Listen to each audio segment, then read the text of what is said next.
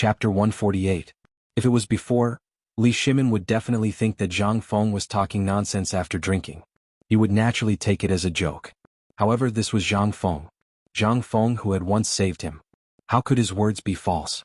However, thinking about it, Li Shimin felt particularly awkward. Such a good thing, how could he not recognize it in front of him? How could he not feel uncomfortable? Moreover, Zhang Feng had just said that there was a treasure mountain in Jinla. Wouldn't Li Shimin be the same? Li Shimin's face was about to turn green. He stared and asked, "Then do you mean that there are treasures everywhere by the sea? Are you questioning the current emperor's blindness?" No. You don't dare to say that. Zhang Feng hurriedly stuffed Li Shimin's mouth with a fried yellow crab. If someone were to hear this, they would be dug out of their graves and whipped their corpses. Although Zhang Feng had no relatives in this world, he was afraid. In this feudal society he did not dare to be careless. "Lao Li, I say you're stubborn. If you continue to talk about the state affairs and the current emperor so foolishly, our fate will end here." "Who is that?" "That's the current emperor. The good emperor who almost knelt down to the people for the sake of the people. Take a lantern and look for him. Look through the history books and see which emperor is better than the current emperor." Zhang Feng's method of giving a piece of meat with a stick made Li Shimin extremely uncomfortable, but he also enjoyed such treatment. He did not know if he was cheap or not. But at this time it was no longer important. He was short of money. Now, as long as he heard that he could make money, he would want to take it as if he was crazy. Moreover, Zhang Feng said it in such a mysterious and dignified manner. Could it be that this little Jinla is so important? What you just said, I believe there are also some in the waters of the Tang dynasty, right? Why should Jinla benefit while the people of the Tang dynasty suffer? Before you do. Don't they always say that they want to stimulate the economy and set up cooperatives? Why is that? I said you're stupid. You're still a god, you're really stupid. Zhang Feng was filled with disdain. Let me ask you, this ocean is only so big, but how many people did the Tang dynasty have? If it was prosperous, the Tang dynasty would have to rely on the sea for the rest of its life. What about the next generation? The next generation, they ate up everything in the sea. What are you eating now? Are you stupid? Even rabbits don't eat the grass near their burrows. Why do you always want to eat all the grass around your nest? Wait for the hunters to come and become a delicacy? Li Shimin was once met with a supercilious look. But this time, Li Shimin was not angry. Instead, he was incomparably shocked. Zhang Feng was very direct. They had enough to eat for the rest of their lives, but what could they leave for their descendants? Just leave behind a mess? How could they be immortalized? They would go down in infamy for 10,000 years. Li Shimin could not help but break out in a cold sweat. His forehead was full of sweat. Priceless advice. Li Shimin smiled bitterly. I've read poetry and books, but I've forgotten such an obvious truth. As he spoke, Li Shimin stood up solemnly and bowed to Zhang Feng. And Zhang Feng accepted it happily. Li Shimin could understand this truth and he was very satisfied. At the very least, if there were more such merchants, the Tang dynasty would not only last for 300 years. And there would be a lot more legacies that could be left behind. This was what Zhang Feng was most satisfied with. He was not satisfied. When the time came, he would buy Australian sponges from abroad for a few hundred yuan per caddy. This thing was not valuable, but he could only watch it be cheated. What? Because it was extinct. Because of those idiots in history, it was extinct. The future generations wanted to eat it. Sure. Please go abroad and buy it for tens or hundreds of times the price. If Zhang Feng's plan was implemented with Lao Li, Zhang Feng could foresee that in the future the whole world would be bought by the Tang dynasty and the people of Wuxia. After it was all bought, sorry, but do you want to eat it? Come. Lao Tzu could sell as much as he wanted. You don't want to buy it? Get lost. That was heroism. Wuxia lacked such heroism. That heroism was originally there, but it was obliterated by the extension of history. Zhang Feng's appearance was to prevent Wuxia from suffering any humiliation in the future, although he did not have any illusions. But the moment he transmigrated to the Tang dynasty, he had such a dream. Since he was here, the most prosperous Tang dynasty in history. Then let the Wuxia people, in their heyday, let them surpass everything, cross the ocean, and let the flag of the Tang dynasty be planted on every inch of land in the world. Let them be free labor for the Tang dynasty. Only then would it be worthy of Zhang Feng's title of the Emperor of Eternity.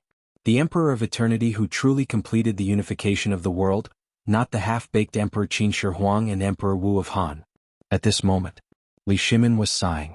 His heart was spreading and burning. And Zhang Feng was the same.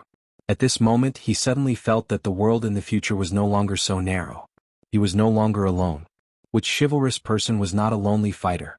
It was just that he let the trajectory of history, under the premise of normal operation, let him turn faster and farther. That was what he wanted to do in the future. Since he was here.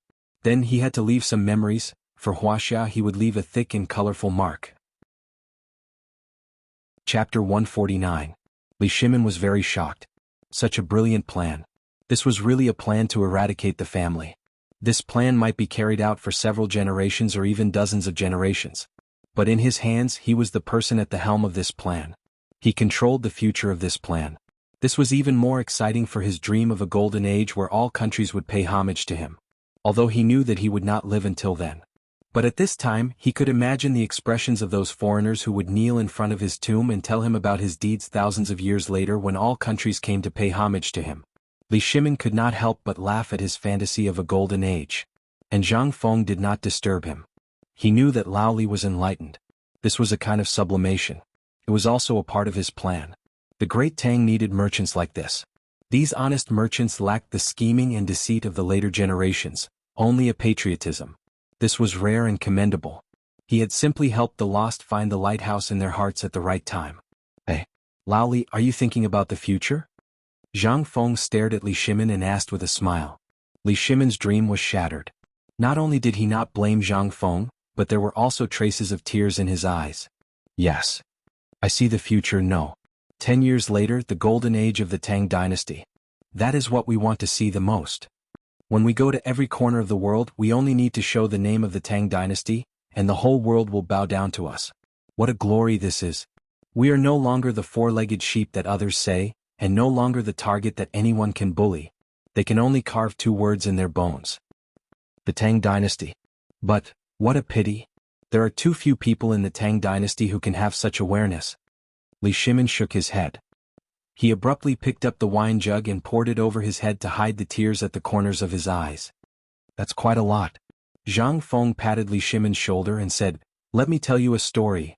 Once upon a time, heavenly lightning struck a forest, and a huge fire burned in the forest for more than 100 days. There were flames everywhere in the air, just like the stars in the sky. Among them, one of the sparks was the size of a fingernail at first, but it drifted and drifted, and in the end, it was only the size of a needle tip that was about to extinguish. When he was about to die out, he landed on a withered grassland. Then he slowly used the remaining heat of his ashes to ignite the entire grassland." Li Shimin listened attentively. It was as if he was the spark in front of him. Li Shimin cried out in surprise when he heard that spark had used its last bit of heat to ignite the entire grassland. And then? Zhang Feng glanced at Li Shimin and patted him on the shoulder. After that, the grassland burned for an entire year. The soil was burned until it was bright red. Everyone shook their heads and sighed. This place could no longer grow a single grass seed. However, after a rain, everyone was shocked to find that this grassland had once again bloomed with even more luxuriant weeds than before. This? Li Shimin was shocked. Zhang Feng looked at him, dipped the brush in the ink box and waved the brush on the gray-white wall. A single spark can start a prairie fire. The spring breeze moistens things silently. Fire can start a prairie fire silently.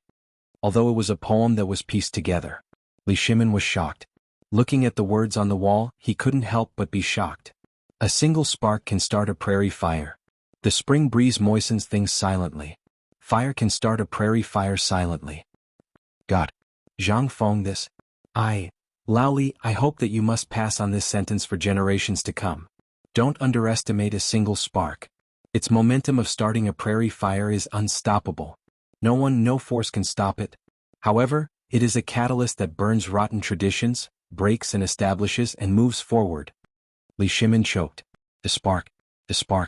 Right now, what his imperial court needed the most was a spark of fire. Everyone was adhering to the rules. How could they let the cavalry of the Tang dynasty take another step forward? Although there was a powerful strategy and an unprecedented planning ability, no one carried it out.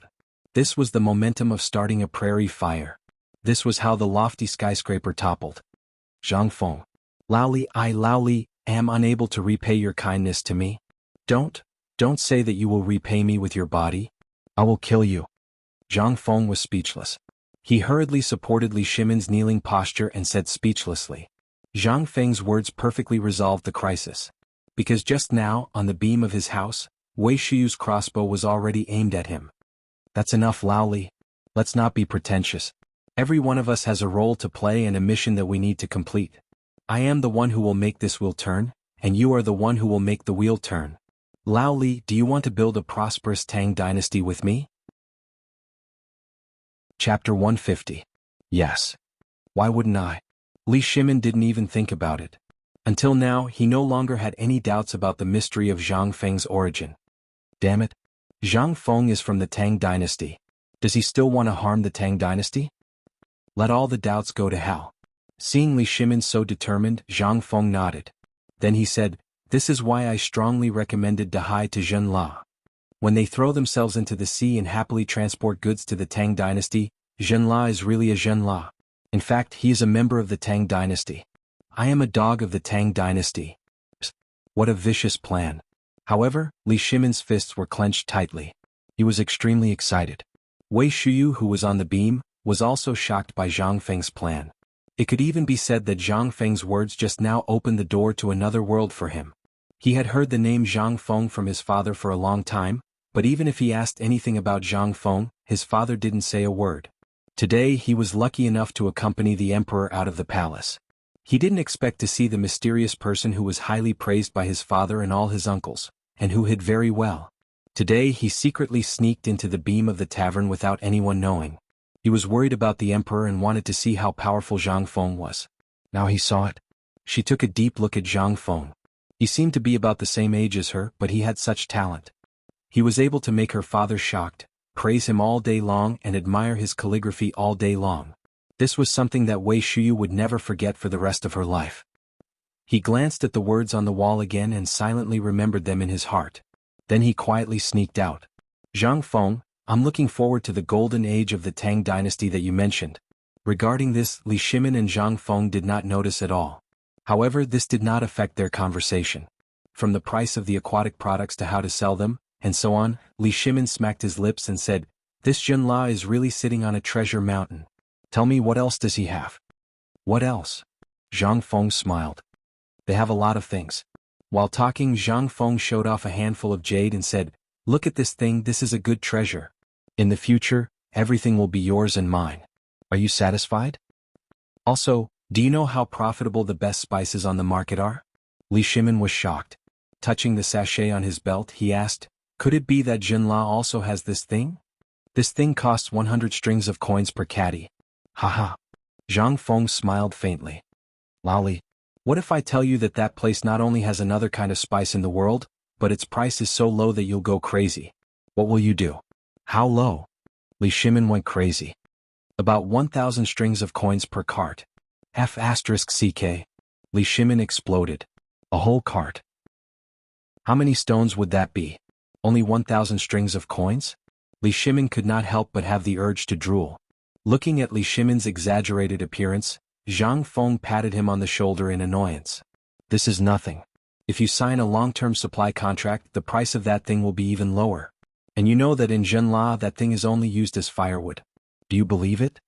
Li Shimin had the urge to order the troops to send out now. Such a good thing, and Zhen La wasted it like this? What a waste. What a reckless waste of resources. How good would it be if it was given to me? How good would it be if I had this thing in the Tang dynasty? Li Shimin went crazy. Zhang Feng looked at Li Shimin's crazy eyes and laughed a few times. He seemed to be a little drunk. He had been drinking since noon.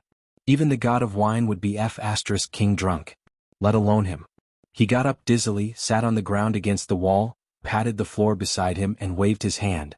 Li Shimin simply sat cross-legged on the floor. Zhang Feng said mysteriously, this thing is just one of them. There is another thing that you should have heard of, that is lychee and bananas. You are used to calling them ganjiao. There are also many strange fruits. Because of poor preservation, they have only been sold in the places closest to the Tang dynasty. I gave them an idea. Let these fruits and seafood be transported to Chang and fresh. What idea? Li Shimin asked. Among the tributes of Zhen La there were indeed fruits, but they were basically dried fruits. He craved those things. Not only him but the empress and the others also liked those things. Moreover, every time Zhen La came to offer tributes, the noblewomen of Chang, and would pester the ministers and often come to him. What idea could he have? Everyone was wringing their hands. If only there were fresh ones. But now, Zhang Feng actually came up with an idea? This aroused Li Shimin's great interest. What else is there? It's just a water wheel. Zhang Feng rolled his eyes. Are you stupid? That thing could be used to fight the drought and it could even be sold. Otherwise, are you going to use the useless water wheel to chop firewood? Chapter 151. Li Shimin's head was swollen and hurting badly now. He felt dizzy. It was as if someone had hit him hard with a stick. His original plan was to sell the remaining 80,000 water wheels to Tubo or Tuyuhan. But now it seemed that this plan had to be changed. There was a way out for what was originally a headache. Do you want it or not? If you don't, I'll turn around and use it for business. This was far more cost-effective than buying a water wheel. How much would it cost to build one? As long as you Tubo or Tuyuhan have food, my Tang dynasty will make as much as you want. Oh, now it had to be changed. He couldn't use the wood of the Tang dynasty. If you want it, exchange it with wood. Li Shimin suddenly felt that he was so wise and mighty. Brother Zhang Feng, just say it. What other good things do you have? Just tell me all of them.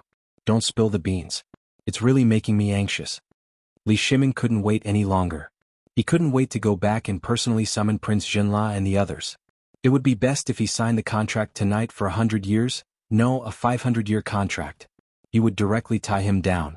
Zhang Feng saw that Li Shimin was really smiling at this time, without the worry when he entered the door and said slowly, actually, the map outside Jinla is very big. They are very wild and barbaric. There are even places where people are still eating raw meat and drinking blood. There are countless resources in such places waiting for us to explore, so Jinla is our first step. And Jinla is actually nothing, Laoli. Zhang Feng couldn't help but sigh. He was afraid that what he was about to say would scare him. An endless supply of salt. Even if it was recorded in history that it was mined from the Tang dynasty, at least during Zhang Feng's time, there were still people mining. Although at that time no one cared about salt. He only went to take a look out of curiosity when he heard the old man in Sawadika talk about it when he was traveling. This was enough to show how abundant the production of this thing was, right? Even after thousands of years they still couldn't finish digging. If this wasn't a treasure, then what was? Zhang Feng wanted to completely turn salt into a cheap commodity. The Jinla was the key to this. Otherwise, with the amount of salt produced in the Tang dynasty, not to mention selling it, it wouldn't even be enough for them to eat. But now everything is fine. With this toy, those with big necks could scram to the Tubo Turks, Dashi Empire, and other places. The Tang dynasty does not welcome you. No, it's Lao Tzu. Zhang Feng doesn't welcome you. Brother Zhang Feng? Brother? Brother, wake up. Originally, Li Shimin had been waiting for Zhang Feng to say something, but after waiting for a long time, he finally realized that Zhang Feng was laughing sinisterly. That smile was so cheap that Li Shimin wished he could slap him away. He shook Zhang Feng to wake him up speechlessly. Zhang Feng coughed without blushing and said, Laoli, I think you'd better be prepared first. What I'm going to say next don't talk nonsense. Just say it. You're a porcelain hammer. Fine. I'll say it. Zhang Feng was a little speechless. He couldn't even pretend to be cool anymore. If I'm not comfortable, you won't have it easy either. Thinking of this, Zhang Feng smiled and said, Do you know what's the most valuable and precious thing of Jinla? What does the Tang dynasty need the most now? Don't talk about food. If Jinla had food, he wouldn't have come to the Tang dynasty to ask for food. Li Shimin curled his lips. It's not food. It's something else that concerns the people's livelihood. Li Shimin couldn't figure it out. He was very anxious. There were too many things that concerned the people's livelihood. How could he know what Zhang Feng was up to? Just as Li Shimin was about to strangle Zhang Feng's neck, Zhang Feng stretched out a hand to stop Li Shimin, and then said a word faintly. Salt. There are countless salt mines that can at least supply all the people in the Tang dynasty. They won't dry up even after 500 years of free trial. Boom. Li Shimin felt like he was struck by lightning. Otherwise, how could he fall to the ground? And there was a big bump on his forehead. However, all of this was not important. Li Shimin grabbed Zhang Feng's collar and asked with a very serious expression, What did you say? Say it again? Zhang Feng was also confused. This Lao Li, why did his expression and aura look a bit like a person? However, at this time he was drunk and dizzy. How could he have the mind to think about who Li Shimin looked like? He patted the shocked Li Shimin and said, Lao Li, that's where you're wrong. I told you to be prepared. You didn't wet your pants, did you? Under Li Shimin's murderous gaze, Zhang Feng was terrified. Okay, I won't tease you anymore. Actually, this is true. I was just casually asking. I didn't expect that at least one city area in Jinla is a poisonous salt mine that even birds and beasts don't dare to enter. I estimated that if we can get it, within 500 years of the Tang dynasty, everyone can buy a caddy of salt for only 1 coin. Li Shimin still didn't believe it. However, he also knew that his attitude was a bit too excited. Fortunately, Zhang Feng was drunk at this time. Otherwise, he would definitely give himself away. Li Shimin smiled bitterly. He still couldn't be as calm as an ancient well. He put his arm around Zhang Feng's shoulder and asked, "Then what kind of price did you pay? I believe that the people of Zhenla can't think of this, right?" You may not be able to guess my answer. Chapter 152. Li Shimin was speechless. He wished he could strangle Zhang Feng to death. This bastard always pretended to be mysterious to keep him in suspense.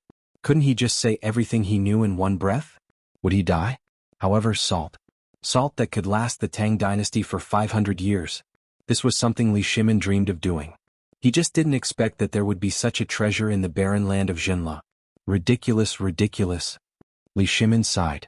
He smiled bitterly and said, "Jinla used to be a barren land because of that, but after what you said, didn't it become a land of treasures?" Treasures? Zhang Feng smiled. "If I told you that in the south of that place rice can be grown 3 times a year, would you believe me? If you control the port of Mai, you can make all kinds of seasonings and aromatherapy for food. At that time, if the wheat and sorghum of the north could be successfully cultivated as well as the rice of the south, and they could be obtained from that small tribe, how could there be a famine in the Great Tang by then? By then, even if you don't control Tubo, Tuyuhun, and other countries, the food of the Tang dynasty will be enough to fill people to death. Other countries will beg you to give them some food." Zhang Feng didn't plan to say this. He was going to keep it as a trump card. When he entered the imperial court, this thing would be the capital for his rise. Although he knew that the imperial court had always been a battlefield, who would dare to oppose him when he controlled the food lifeline of the Tang dynasty? Lao Tzu wouldn't give you any food even if he had it. "You'll starve to death, you bastard." This was Zhang Feng's life-saving trump card. He didn't dare to use it easily. This encounter with the people of Jinla reminded him of the richness of that place. That was why he kept scolding those people who were sitting on a mountain of treasures and starving to death. They deserved to starve to death. They deserved it. Zhang Feng spat again in his heart before he patted Li Shimin's neck in satisfaction. "Brother, just you wait and see." In their eyes, it was indeed poisonous salt. But as long as it's in our hands, it's a treasure trove. Not only will the people of the Tang dynasty have salt to eat, but we can also guarantee the consumption of salt in the surrounding countries. The 500 years I said is a conservative estimate. It's an estimate based on the predictions of all the people in the surrounding countries. Gulp. Li Shimin swallowed hard. His voice was a little hoarse. "Brother Zhang, brother, you are my true brother. Let me ask you, what price did you pay? Could it be that you want to marry that dark-skinned princess? Are really a good person? Marry that Darla? No. Lao Tzu was not blind. How could he be interested in such an idiotic woman? He's just sitting there all day, not even letting out a fart. What do I need him for?" Li Shimin sighed again, revealing a, "You know what I mean" look. The look in his eyes was complicated. Although he was trying his best to quibble, Li Shimin understood from the first time he saw Zhang Feng send the two of them off. The princess and Zhang Feng were reluctant to part with each other. Men who was not lustful. Men who were not lustful. One was a gentleman who loved openly, and the other was a man who sacrificed his life for the sake of righteousness. Li Shimin suddenly felt that he and Zhang Feng were the same kind of people. They were doing this for the sake of righteousness. Gentlemen. Nothing could be better than this. When we enter the palace, if I let you suffer even a little bit, I, Li Shimin, will pronounce my name backwards. Li Shimin secretly swore. Zhang Feng, on the other hand, was furious. The more furious he was, the more Li Shimin felt that this was likely to be true. In the end, Zhang Feng did not explain. "Who cares? Son of a bitch. Was it easy for Lao Tzu? Come on, don't be so upset. Man. Although the Jinla girl is a little tanned, I've been there before. It's the same even if I blow out the lamp. But to be honest, I saw that girl. Other than being a little tanned, her figure is really good. In Chang, and city, you can't find someone like her. Enough. If you continue, Lao Tzu will get angry with you." Zhang Feng was furious. If he had known, he would not have brought this up. Zhang Feng hurriedly changed the topic. The price I paid this time is actually not much of a price. A cart of poisonous salt or in 10 caddies of food. Do as you see fit. Get lost, get lost. Lao Tzu wants to sleep. Zhang Feng was speechless. He did not want to talk to Li Shimin anymore. This old pervert was always staring at women. Lao Tzu was a good youth of the 21st century. If he did not even have this bit of aesthetic sense, then what was the point of living? I'd rather die. Li Shimin was also furious. He stood up with a bang. He did not even care that his robe was torn. He asked in a trembling voice, "You said, a cart of poisonous salt, 10 caddies of food?" Zhang Feng said in a low muffled voice, "Just 10 caddies. As for what kind of food you give him, it's up to you. I don't care. But you must keep the price as low as possible. Give him a blow and give him a sweet date. Otherwise, if others take advantage of the loophole, or if those people from the Ministry of Revenue and the Ministry of Agriculture find out, you will lose your life." Are my Ministry of Agriculture and Ministry of Revenue so unreliable and greedy? Chapter 153. Li Shimin was at a loss for words. Although he knew that the Ministry of Revenue and the Ministry of Works were very pedantic, was the monthly payment really that serious? What kind of person would be described by Zhang Feng as someone who valued money as much as his life? Brother Zhang Feng, what you said is a little too much. Although I've heard of the Nashi people, they are a little pedantic, but it's not like what you said, right? Li Shimin still wanted to fight for it. He was definitely burning up. Was this his imperial court? This is the imperial court. Zhang Feng testified for him. Zhang Feng's expression was solemn. Although he was tongue-tied, his face was red and his head was dizzy. He still knew the seriousness of the matter. Lao Li, we are brothers. That's why I'm saying so many heartfelt words to you. You must remember that the people don't fight with the officials. You must remember this. Although the current emperor is a good emperor, the group of officials around him are a group of people who have lived a life of wisdom. If it involves their interests or makes them feel that you threaten their interests, they will not hesitate to kill you. This is the reason why I asked you to get in touch with Zhang Sun Wuji. He is the Minister of Justice, the Emperor's brother-in-law, and an experienced official. He knows a little about the ways of the world. So, get along with Zhang Sun Wuji more. Even if you earn a little less, don't provoke the Ministry of Works and the Imperial Court. If such a day comes, you'd rather hand over all the technology and assets you know, or throw them to Zhang Sun Wuji. Run as far as you can. That's the best. The Imperial Court is a nest of quarrels. Your every move is no different from a flea in their eyes. But once a flea like you touches the foundation of their life, they will slap you to death without hesitation. Zhang Feng said with a heavy heart. Li Shimin was silent. He knew best what the Imperial Court was like, but he was still very grateful to Zhang Feng for his advice. He only dared to say such words because he truly regarded him as a brother. If it were anyone else who would dare to say such words, who would say that? Although Zhen La looked like a fat piece of meat, once this fat piece of meat made people jealous, he would immediately become a piece of smelly meat that attracted flies and smelly bugs. Thinking of this, Li Shimin wanted to get up and give Zhang Feng a Confucian bow, but he couldn't get up after a long time. After a few jars of wine they were all drunk. How could he still have the strength to get up? Li Shimin didn't get up anymore. After some jesting he asked, "In the middle of Jinla there is Nanzhao. It won't be easy to get there." Why? Not a fart. Zhang Feng couldn't take it anymore. He roared with bloodshot eyes. "Do you have a pig's brain? I just told you to get closer to Lord Zhang Sun. It would be best if you could pull in that fearless Qing Yaojing. At that time, when you go to Jinla, you only need one token from the two of them, and it will be enough for you to go unimpeded. And you can get the goods just by sitting in Chang'an City. Why do you have to go to Jinla? Do you think it's too easy?" Li Shimin was despised again. But Li Shimin didn't care. He asked about the specific industry plan again. That was the extinction plan. The more he talked about this plan, the more excited Li Shimin became. At the lowest price they would exchange food for poisonous salt mines and then process it a little. The first salt, which was the poisonous salt, would be sold to the Turks, Tubo and Tuyuhan. Then they would exchange the salt for food without silver. 1 caddy of salt would be 1 caddy of fine grain.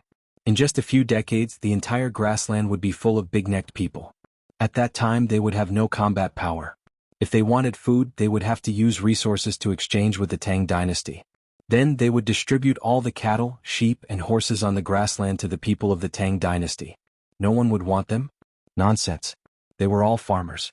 Who didn't want to have a mule to farm? At that time, not to mention that there were many cattle and sheep on the grassland, such a big Tang dynasty with one sheep per person would be distributed to them in minutes. At that time there would no longer be a sheep, a cow or a horse on the grassland. Would a people on horseback without a horse be worthy of it? And what would the Tang dynasty pay for it? His decision was to put in a little effort, collect the goods, and then throw them to the people who were lining up to ask for them. Done. He didn't even need to carry them on his back. Who wouldn't be willing? The more Li Shimin listened, the more excited he became. In the end, his whole body trembled like a pendulum. Extinction plan. This was really AF * King extinction plan. Moreover, the Tang dynasty didn't even have to pay a penny, but they made a lot of money and firmly controlled all the countries in their hands. Li Shimin almost choked. Brother Zhang Feng, are you really not an immortal? Immortal? Zhang Feng, who was dizzy, laughed and said, have you ever seen any immortal? Li Shimin shook his head. That's it. No one has ever seen an immortal. How can I be an immortal? If I were an immortal, wouldn't it be great if I could turn stone into gold in one breath? Would I have to work so hard? Li Shimin blinked and didn't say anything. He knew he couldn't win. However, this plan caused him to become anxious again. He cupped his fists, staggered up from the ground and was about to slip away. But he was caught by Zhang Feng. By the way, Lao Li, I almost forgot. Why did you come to me? Did you encounter any difficulties? Chapter 154. Li Shimin was also stunned when he heard that. He rubbed his groggy head for a long time before he remembered the purpose of his visit. He personally went to the counter to take a herbal teapot and drank a mouthful of cold tea. Then he threw it to Zhang Feng and said, if you didn't mention it, I would have forgotten. I think you did it on purpose. You even saw through that? Zhang Feng took the teapot with a smile and leaned himself against the wall to drink. Sigh. When Li Shimin thought of the business, his whole spirit was refreshed. This is my family's business, so it's not good to talk about it. But I really have no choice. Say it. As a brother, I don't have any other skills, but I have a glib tongue. Li Shimin ignored Zhang Feng and seemed to be immersed in his memories. Originally, there were 3 of us brothers. My father built a family business with his good friends in the Guanlong area for the sake of singing. At that time, I was going to take the imperial examinations and become an official, but my father promised that as long as I helped the family work hard, he would let me be the head of the family in the future.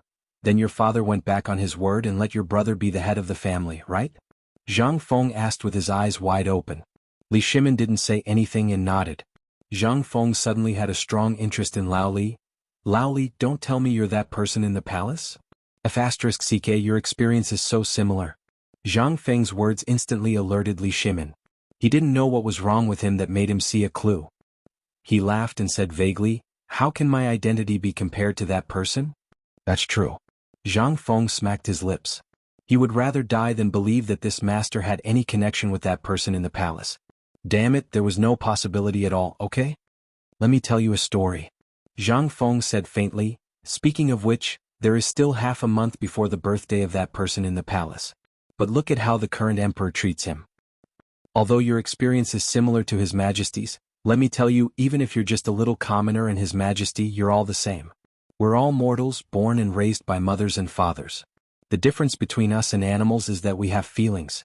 Although the current emperor has used some tricks, he still wholeheartedly wants what his father wants. Even if he has to run hundreds of horses to death, he will still get it for him from the ends of the earth. Li Shimin fell silent. His eyes were filled with worry. Zhang Feng patted his shoulder and said, actually, have you ever heard of this saying? The son wants to raise, but the father doesn't wait for him. Is it the father's fault for not teaching him well? If your father didn't make a promise back then, you might not have achieved what you have today, and you might not be able to see me today. You should be glad that your father didn't let you enter the big dye vat in the imperial court. But I'm already in it. Li Shimin shouted in his heart. Brother Zhang Feng, you said that the son wants to raise but the father doesn't wait for him. I'm indeed facing this problem now. My old father, because I fought for the position of the head of the family, and my brothers left the Tang dynasty one after another, so he has always hated me and doesn't like me. He's very similar to His Majesty. I also want to redeem myself. Previously, I was young and impetuous and my brothers joined forces to mess with me. How could I not resist? Zhang Feng fell silent. Was Lao Li wrong? That was right. He was the same as His Majesty. They just wanted to survive in the cracks. This might be the characteristic of the men in Guangzhou. Where the hell did this tradition come from? For a lousy reputation, to destroy the false title of the head of the family, they didn't even understand the principle of family harmony and prosperity? Did they have to fight to the death? Lolly. Actually, I have no right to ask about your family's affairs, and I don't dare to make decisions for you because every family has its own difficulties. I can only say that all of this today is your family's own fault. Listen to me first. Zhang Feng pressed Li Shimon's shoulder to shut him up and then said, I don't want to hear about your past. I think it's not as wonderful as His Majesty's. But you have to remember that there's no overnight hatred between father and son. Your original intention is for the family business. This is understandable, but please remember one thing. Admit defeat. You're a father now. Do you want your children to learn from you in the future? Li Shimon was abnormally shocked. He really hadn't thought about this matter. It's the father's fault if the son doesn't teach. He knew this sentence from Old Man Kong. But, I know you have concerns, but you must remember one thing. Think more for the future generations. Admit defeat and lower your head to your father. I know your personality and you're not that hard to talk to. Otherwise, do you think I, Zhang Feng, am willing to be friends with anyone? If that's the case, then right now the streets are filled with my brothers and friends. Please, Brother Zhang Feng, enlighten me. My father's birthday is in a few days. I'm also thinking about how to resolve the conflict between us at this time, but I have no way, so it's like this. How is there no way?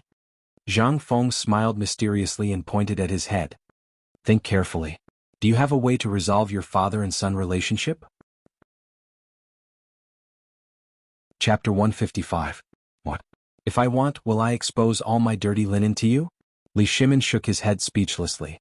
Zhang Feng wanted to slap Li Shimon's head hard to see if he was a blockhead. However, he reached out his hand and stopped in the end. He couldn't reach it and he didn't have the strength. He staggered and fell to the floor. The teacup in his hand was thrown into Li Shimon's arms. In an instant he looked like he had wet his pants. Li Shimon frowned at the sight. Zhang Feng acted as if nothing had happened and simply laid on the floor. The cold floor made him feel a little less drunk. At this moment he finally understood. Why did those drunkards prefer to sleep on the floor and the curb instead of sleeping on a bed when they were drunk? It was so damn comfortable. You're a blockhead. To think that I've told you so much before. You didn't listen to me at all. Let me ask you. Why is your father unhappy with you? Are you the one who snatched the position of the head of the family? Wrong. He promised to give it to you, but you snatched it from him. This is his fault. If you can't do it, don't agree. But why can't he get along with you? Is it because I drove my brothers away? Li Shimon asked hurriedly. No. Zhang Feng stamped on the floor randomly. This is all because of one original intention, which is to revitalize the family business.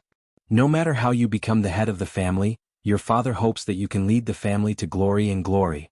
Let me ask you, are you bringing glory to your ancestors now? Li Shimon was silent. He was deep in thought. Although your family business is nothing in my opinion, if you want to resolve the conflict between you and your father, let me ask you something. Before you came here, were you angry with your father? Yes. Because of the grain storage. That's it. Since he's willing to talk to you about business matters, it means that the conflict between you two can be resolved. As long as he doesn't care what I do, I'll just give him a cold shoulder. Zhang Feng was extremely thirsty. He pointed at his mouth.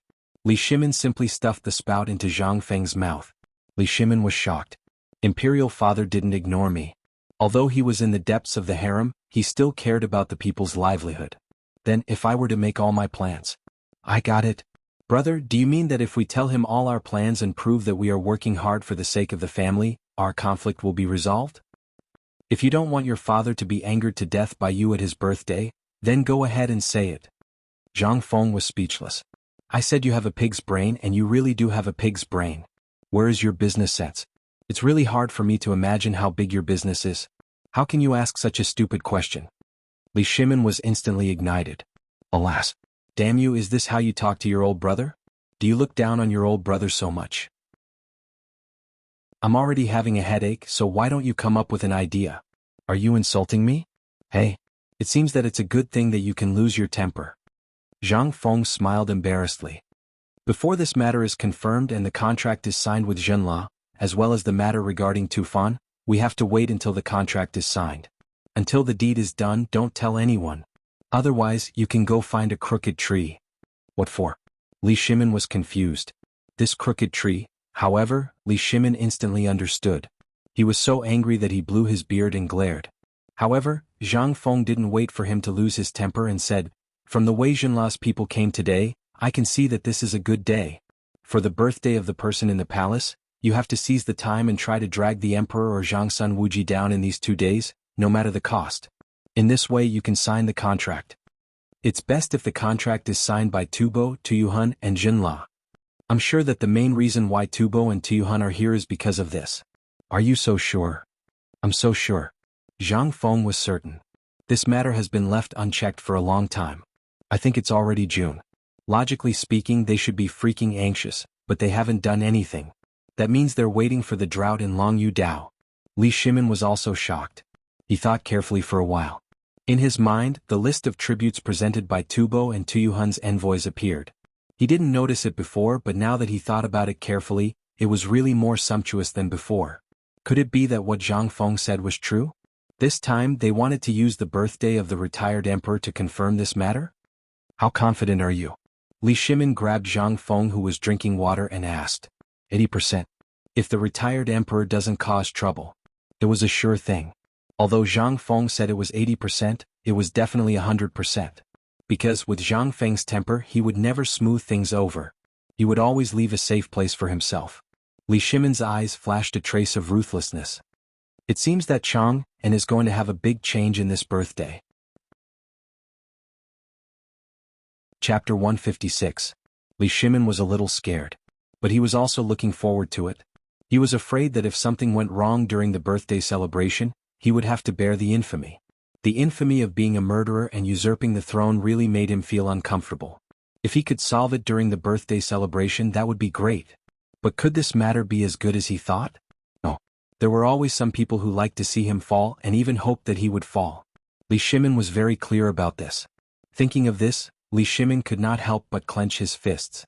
This incident, everything was gathered at the birthday celebration, which also made Li Shimin feel deeply pressured this time. If he could overcome it, then the overall luck of the Tang dynasty would skyrocket. However, if something were to go wrong, he would be plunged into an irrecoverable trouble. The most important thing was that these plans could not be known to anyone. At this time, a trace of murderous intent flickered in Li Shimin's eyes. "Brother Zhang Feng, tell me, I Lao Li also know about this matter. Everything seems to be very colorful, but it is also very dangerous. If something goes wrong, then the birthday celebration of that person in the palace will be the day that I, Lao Li, will be exterminated. Just tell me how I should deal with this matter, and also solve the conflict between my father and me." Zhang Feng sobered up a little. "Actually, this matter still depends on one person."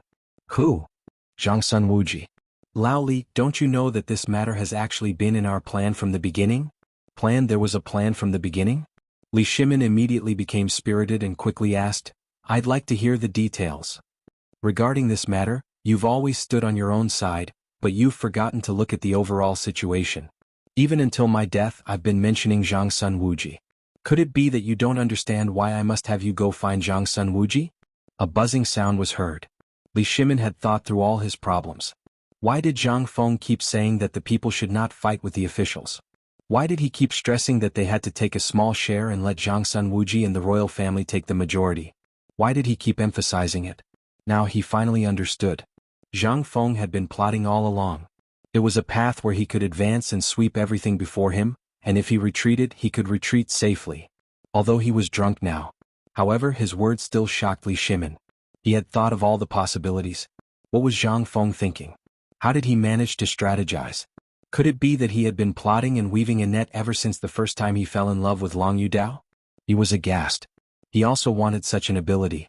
Although he and Zhang Feng were now brothers, he also knew that Zhang Feng was teaching him. He was teaching him everything. During this period of time, Zhang Feng was like a mentor, opening many windows for Li Shimin. However, he was a little hesitant. He fell into Zhang Feng's flowery words and lost his ability to strategize. He also ignored Zhang Feng's words. Zhang Feng was teaching him how to rule a country. Li Shimin looked at Zhang Feng, who was leaning against the wall in a daze. He wanted to ask, but in the end he could not say anything. He struggled to help Zhang Feng up, put together 2 or 3 long stools and laid him flat on it. At this moment, Zhang Feng woke up. Instead of saying that he was awake, he had not slept all this time. Lao Li, we are brothers, aren't we?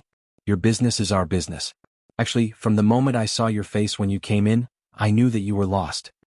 Remember this, the way of business is the way of the wolf. I believe you know about the animal called the wolf, right? Think of yourself as a wolf. Although you are in the middle of a storm, you still have to control the overall situation. This is very important. This is very important for the continuation of the whole tribe. You have forgotten what it looks like. I know. Li Shimin now felt like he had returned to the time when he was a teenager studying. He humbly remembered these two words. The way of the wolf. Come on. I'm very sleepy, so you should go back quickly. Don't let your wife wait too long. On the day of your father's birthday, remember to send a waiter to my shop.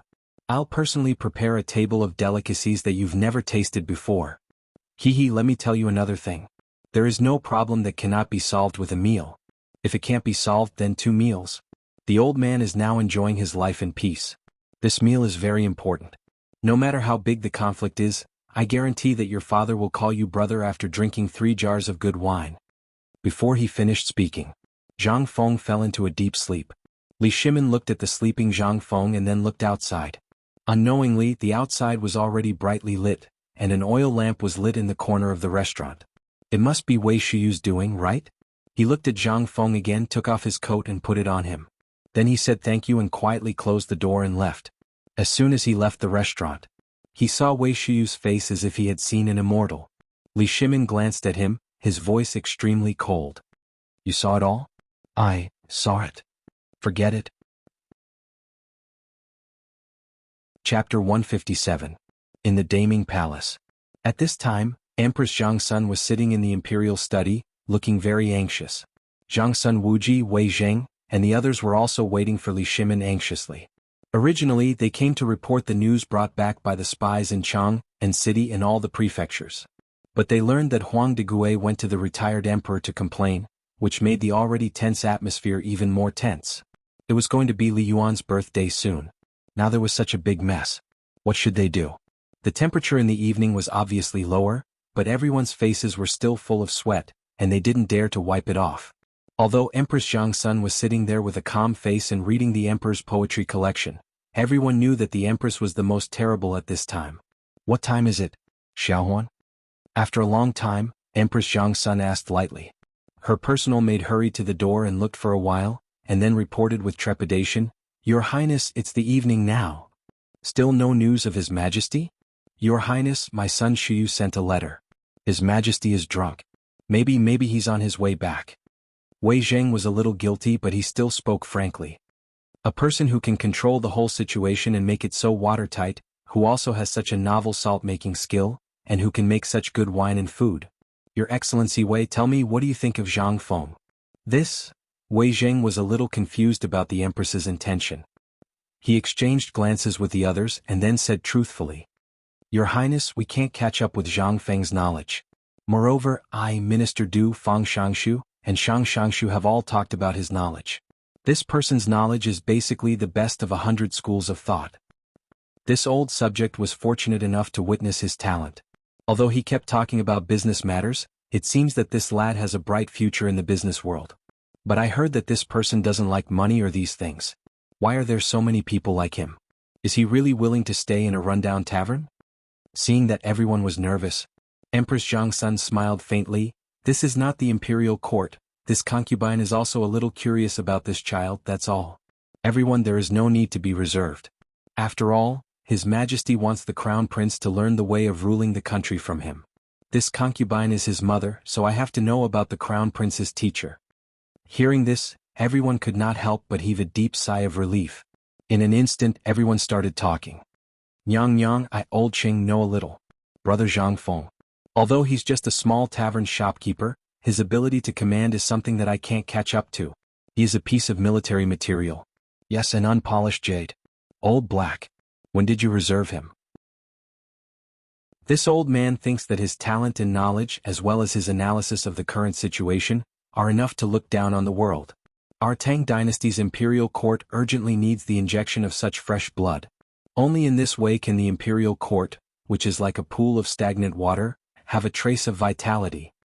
If I may be so bold as to ask, what? I haven't made a decision yet. Are you all in a hurry to rope him in? Just as Wei Zheng was about to kneel down and ask the Empress for permission, Li Shimin's voice suddenly sounded behind everyone. Everyone was so scared that they hurriedly knelt down to welcome him. Li Shimin's face was full of unhappiness. He glared at Wei Zheng and the others. Under the worried eyes of Empress Jiangsun, he sat down on the dragon throne. Li Shimin was very surprised. Wei Zheng and Zhang Feng had only met 2 or 3 times. How could such an upright and plain-spoken person like him be willing to lower his noble head and humbly beg the Empress for Zhang Feng's sake? How rare. This was truly a rare sight. From this, it could be seen that Zhang Feng's charm was very strong. I know that all of you are thinking of the Tang dynasty, but let's talk about this later. I have an extremely important matter to discuss now. Empress Jiangsun heard this. She stood up and said, "Your Majesty, I'll take my leave first." As the Empress left, everyone's eyes were burning. Everyone knew why the Emperor left the palace this time. They couldn't tell whether the Emperor had solved this matter or not, but from his words they could tell that he was in control of the whole situation. Everyone couldn't help but breathe a sigh of relief. "Your Majesty, have you found a way to solve the problem with the retired Emperor?" "Let's not talk about this first. There's another matter which is more important than this. If it goes well, the Tang dynasty will immediately enter a prosperous era. If it fails, the Tang dynasty will face a disaster." "What? A disaster?" Everyone was shocked. Was it really so serious? What was it? Did the Turks march southward? No. I just received the news that Longyu Road didn't receive any sign of the Turks' army. There was no one else except for the group of envoys who came to the capital. Everyone was anxious, but they couldn't figure out what was going on. However, Li Shimin heaved a long sigh. "I saw the crown prince and princess of Jinla entering a tavern today." Chapter 158. Jinla? Isn't that the small country on the border in the south? "Your Majesty, the Jinla diplomatic group is in Honglu Temple today. The envoys from other countries are basically in Honglu Temple, accompanied by Minister Yan Zhen of Honglu Temple. We didn't find the Jinla diplomatic group going out." "No." As Fang Xuanling's voice fell, Du Ruhui's eyes darkened. "Today, when this old subject received the imperial order to receive the foreign envoys, I found that they brought many people of the same generation. I heard that they wanted to experience the glory of the Tang dynasty, so this old subject let them out of the palace as usual." The more Du Ruhui spoke, the paler his face became. The tavern was a secret in everyone's heart. It was actually discovered by the Jinla people, and it was even seen by the Emperor. This was serious. Du Ruhui was ready to punish, but Li Shimin waved his hand indifferently. "This matter is not your responsibility. I was careless. I also didn't expect them to sneak into the tavern, but I found something interesting." Speaking of this, Li Shimin actually smiled slightly. "Can you guess how miserable the crown prince and princess of Jinla were when they came out? Zhang Feng actually robbed them clean." "What?" Wei Zheng was shocked. If this matter alarmed the Jinla diplomatic group, the tavern was bound to be exposed. But Li Shimin was still very indifferent. He waved his hand and said, "I was also worried before, but when I finally entered the tavern, I found that this kid actually liked that Princess Jinla." Everyone was stunned when they heard this. Zhang Feng liked that kind of person? Oh my god. This taste? Qing Yaojin smacked his lips. "Brother Zhang Feng, you should have said so earlier. If he likes this kind of person, wouldn't it be better if I bought hundreds of huji and sent them to him?" Li Shimin glared at him. "I was also wrong about this matter. Maybe I was thinking too much?" Zhang Feng actually blushed for the first time. Ha. Li Shimin wanted to laugh when he thought of Zhang Feng's embarrassed look. Everyone was even more confused, but they felt that it was awesome. She wondered if she should send some women to Zhang Feng to satisfy his cravings. Li Shimin shook his head. "Let's not talk about this for now. Actually, these are all my guesses. Don't try to use them to make up stories about him. However, I learned of 2 important things today. If he hadn't gotten drunk with Prince Jinla, and if I hadn't poured him a jar of wine and made him drunk, I wouldn't have known that he knew so much. At that time when I heard about this, I was so shocked that I broke out in cold sweat." Everyone was even more confused. What kind of major event was this? It actually made the Emperor, who was always calm and collected, break out in a cold sweat? "Your Majesty, are you saying that this matter is related to Jinla?" Zhang Sun Wuji asked softly. "Yes. This matter is indeed related to Jinla." Brother Zhang Feng had a few ideas. He squeezed out all the valuable items from the crown prince and the princess. When the two of them left, they still kept the calligraphy that Zhang Feng gave them as if they were treasures. I knew that something big was going to happen. Sure enough, Zhang Feng has another big plan. Zhenla is in the sea and is surrounded by water on all sides. There are many waterways and, correspondingly, there are also many aquatic products. Let's not talk about these. These are all trivial matters. Also, he said that the spices in that place were used by the aboriginals as firewood after some minor adjustments.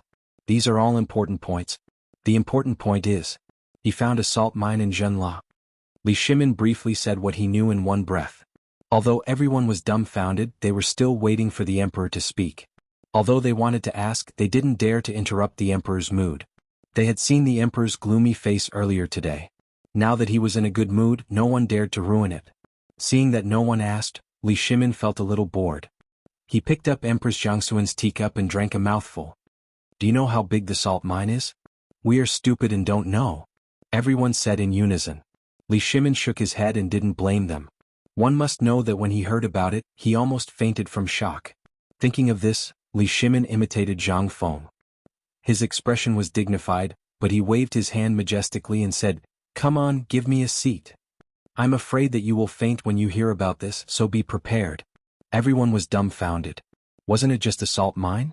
Was there a need for this? Although everyone cursed in their hearts, they still thanked him and sat down. At this time, Li Shimin said mysteriously, "Fang Xianling, tell me about the landscape of Zhenla."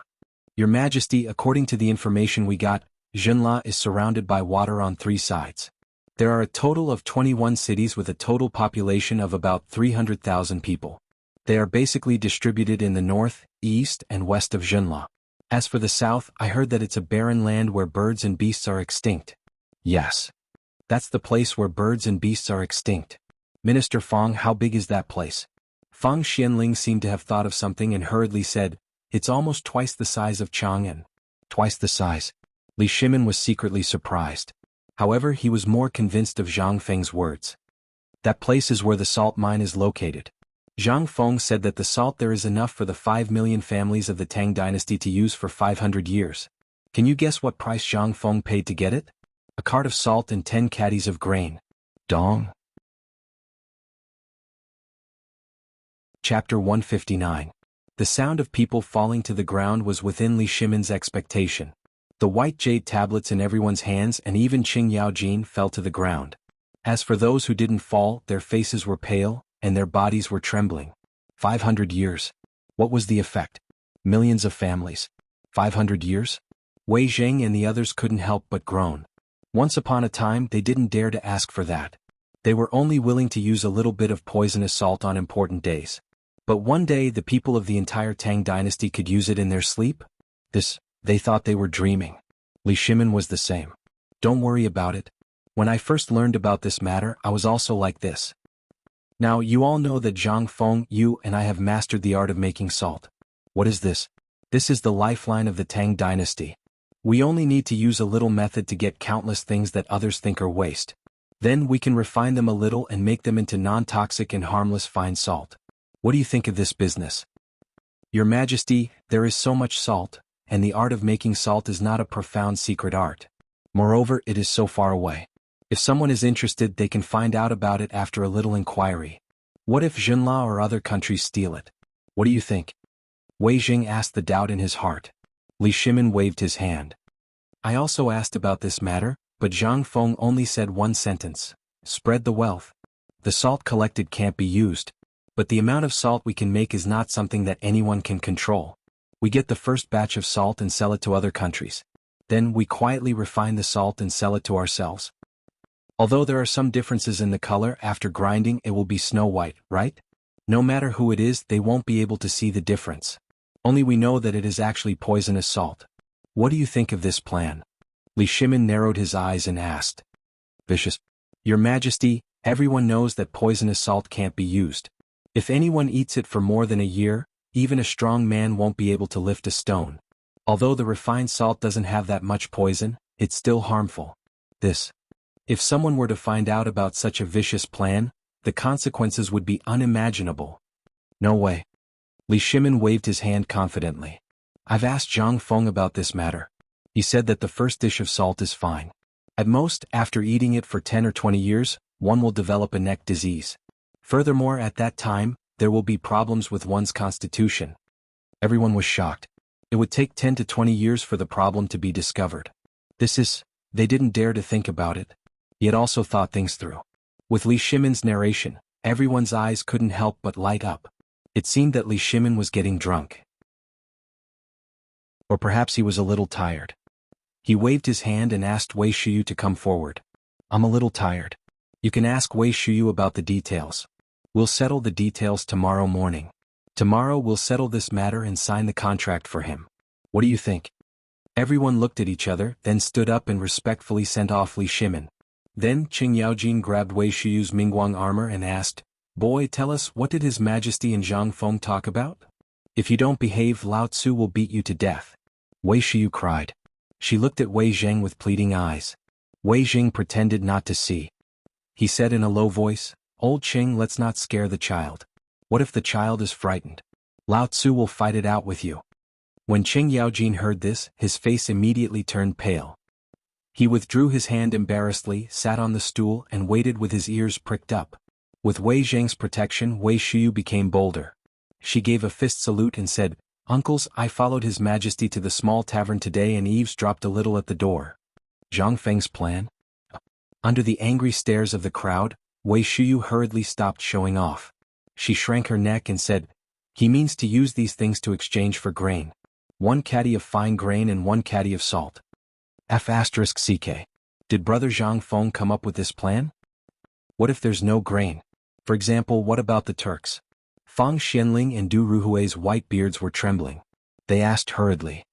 Zhang Feng didn't say anything about the Turks, but I think he means to exchange cattle and sheep. Moreover, he said that the horses will only be exchanged for grain, not salt. Hearing this, everyone cursed in unison. F***CK. I knew it. This bastard's plan is vicious. Using horses to exchange for salt.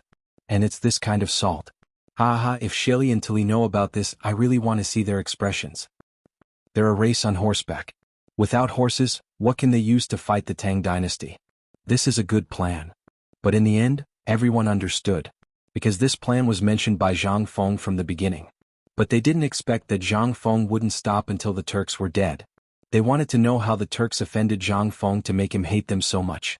But let's not talk about Zhang Feng. Which one of them didn't hate the Turks? Under Wei Shuyu's baffled gaze, everyone burst into laughter for a while. Then everyone fell silent.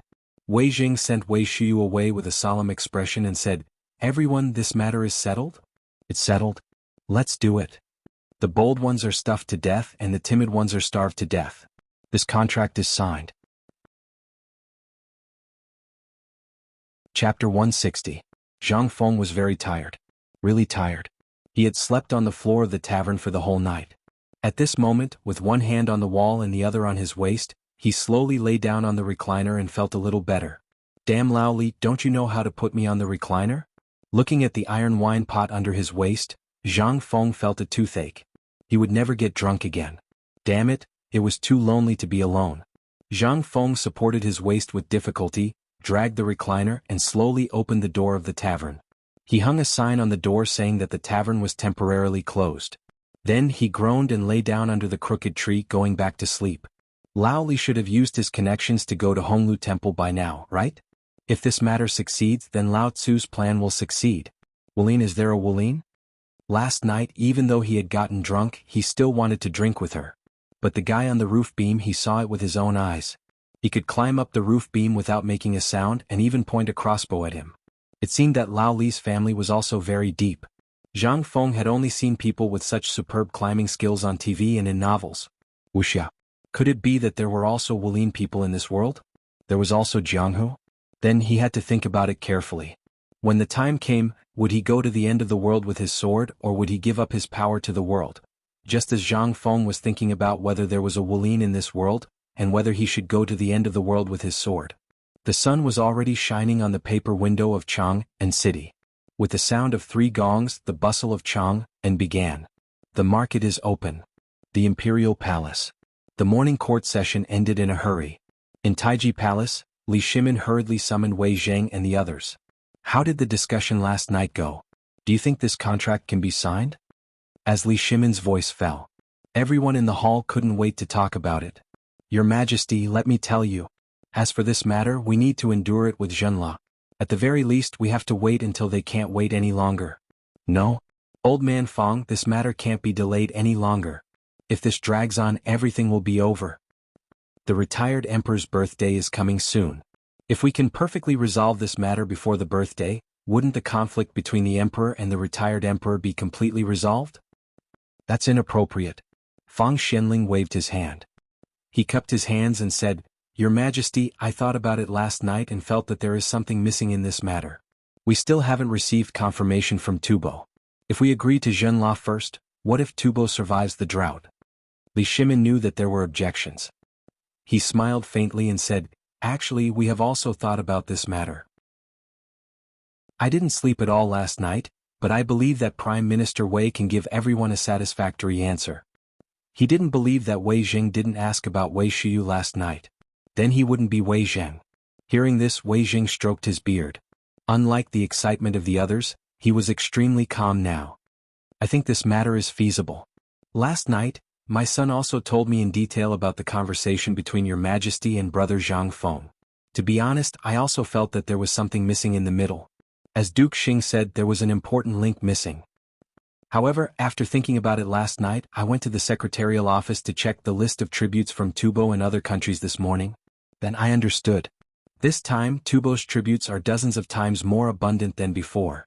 I think they want to reduce the cost of this matter to the lowest during this birthday, and then get the manufacturing method of the water wheel at the lowest price.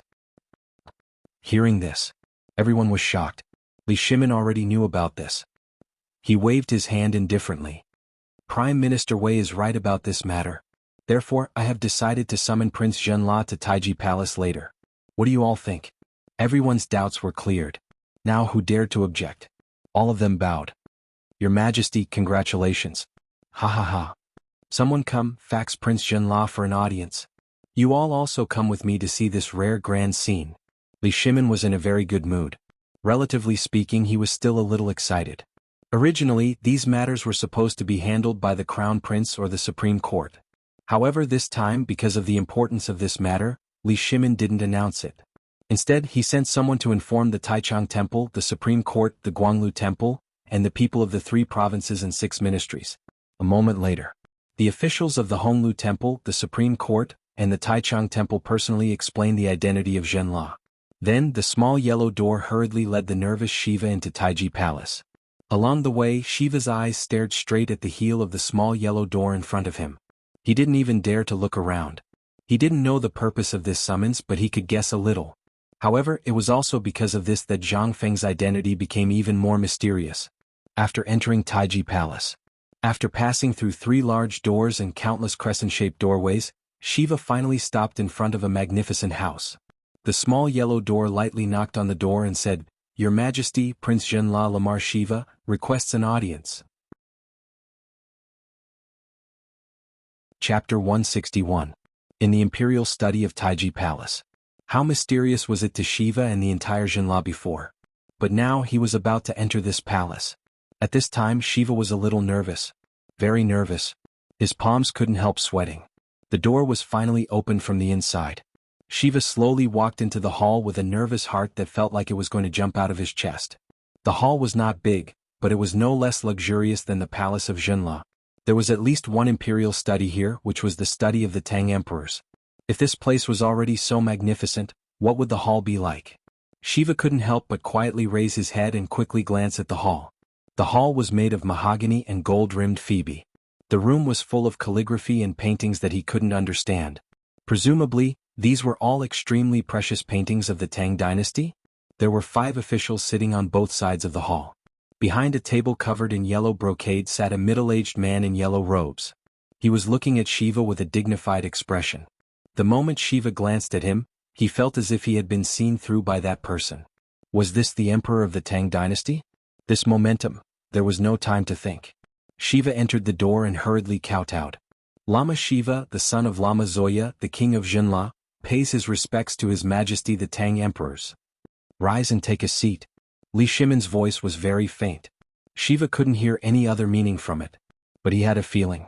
This summons seemed to have something to do with the tavern. Could it be that the conversation between him and Master Jiang was overheard by the Tang Emperor? Or, the person Master Jiang was talking about was His Majesty the Tang Emperor's? Then who was Master Jiang? What kind of ability did he have? A little eunuch brought in a chair and placed it next to Qing Yaojin.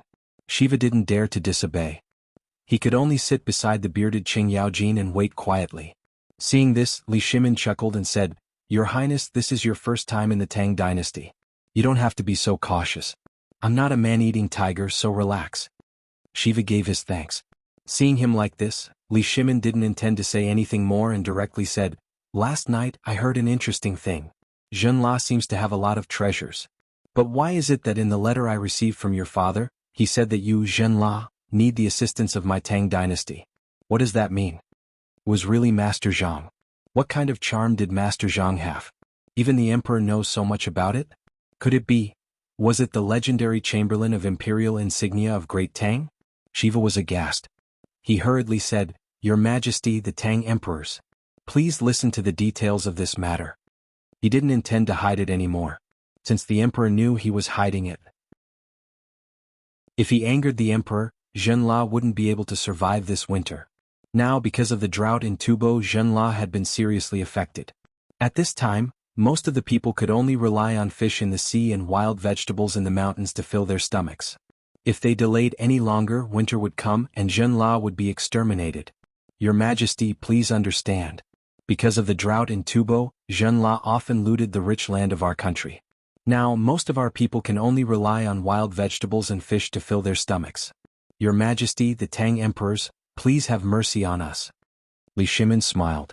If he hadn't gone to Jiangfeng yesterday and learned so much, he would have waved his hand and given a lot of money and food. "I know about this matter. Do you have anything to say about what happened yesterday?" "Your Majesty, please understand. Yesterday, Sister Wang and I went to Chang and City to take a look at the magnificent scenery of Chang and City. However, we inadvertently saw the front door of a small tavern. A handsome man was sitting in a strange chair and swaying. In front of him was a flagon that seemed to be made of iron. Wasn't it comfortable? Therefore, Sister Wang and I wanted to find out more about it. Then we saw Master Jiang." Hearing this, Wei Zheng and the others had a strange look on their faces. Seemed to be made of iron? What was that? Why didn't Brother Zhang Feng take it out? But among these people, only Zhang Sun Wuji touched his nose and was calm. Li Shimin glanced at him and understood. He asked, "I've heard about the place you mentioned, but don't you want to talk about the treasure mountain?" Shiva was sweating profusely. "Your Majesty, please allow this humble subject to explain in detail." This humble subject didn't know about this before, but after Master Zhang's advice yesterday, this humble subject was enlightened. However, although these things are good, they are meaningless to our people. What we need is food. Wei Jing narrowed his eyes and interrupted Shiva's words very mysteriously. He asked, "Your Majesty, you know the details. Your Majesty, what you want to know is, how are you going to deal with this matter?" How to deal with it? Did Shiva have a choice now? Last night, he thought that the person Master Zhang introduced might be a small businessman. But he didn't know that the person he introduced was the Emperor of the Tang dynasty. Didn't he come here to see the Emperor and then solve the famine problem? So what choice did he have now? Shiva prostrated himself excitedly and said, "Your Majesty, please establish an eternal trade with Zhenla and save our people." Chapter 162. What else could Shiva ask for? Last night, because of this matter, he didn't sleep at all. He discussed with Zhenla's delegation for the whole night, but in the end they all hesitated.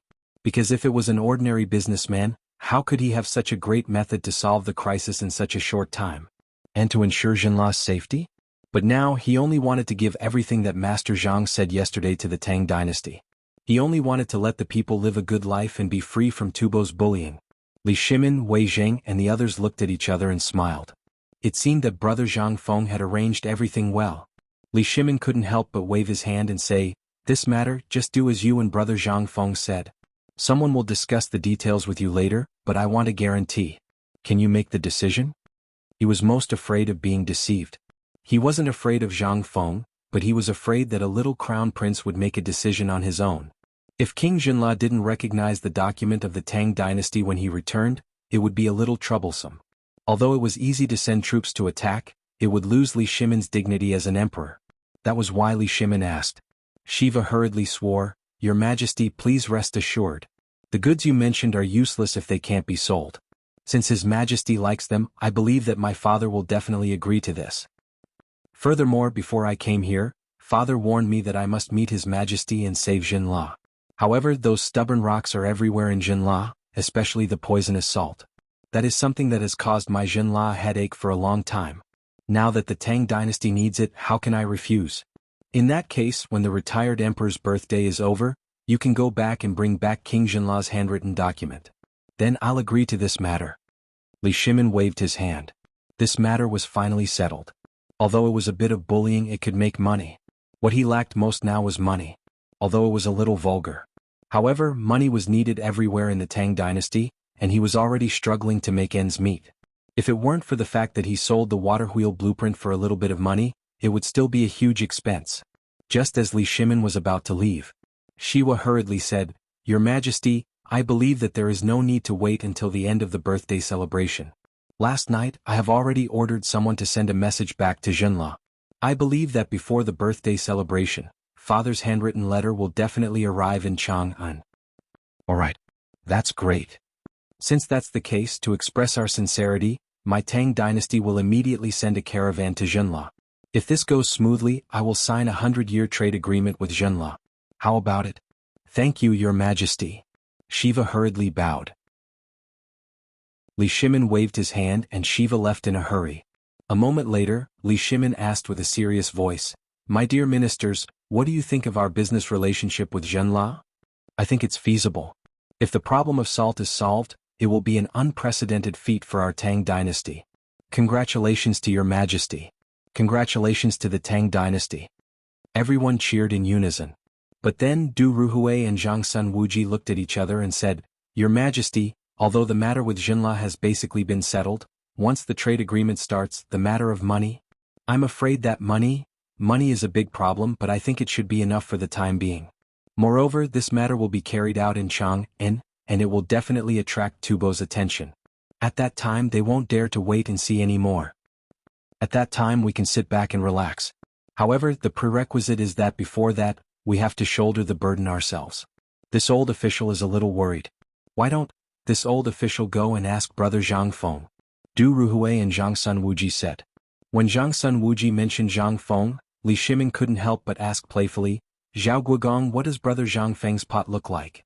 Have you seen it before?" "No. What pot? I don't know." Zhang Sun Wuji played dumb in a very bored manner, and this caused everyone to twitch their lips. They wondered if they should go to Zhang Feng's tavern next time to find a treasure. After everyone left, Empress Zhang Sun came out from the back door of the screen. She looked at Li Shimin and asked worriedly, "Second brother, isn't this a little inappropriate? Although I don't know much about state affairs, this matter is still unknown. Is it really as magical as Zhang Feng said? Are you so sure? Guanyin maid, do you think I still have a way out? Now, money is needed everywhere in the Tang dynasty, whether it's the military expenses at the border or other aspects. This salt is extraordinary. If I don't have it in my hands, I won't be at ease. What's more, Jinla has a huge amount of salt. Haven't I mastered the art of making salt now? Then think about it. After this year and next year, the Tang dynasty will really enter an era that I dare not imagine. Isn't this what we want? Isn't this what all the people in the world want?" Empress Zhang Sun didn't say anything. Looking at Li Shimin's back, which was no longer tall and straight, she felt sad and couldn't help crying. "Second brother, I understand."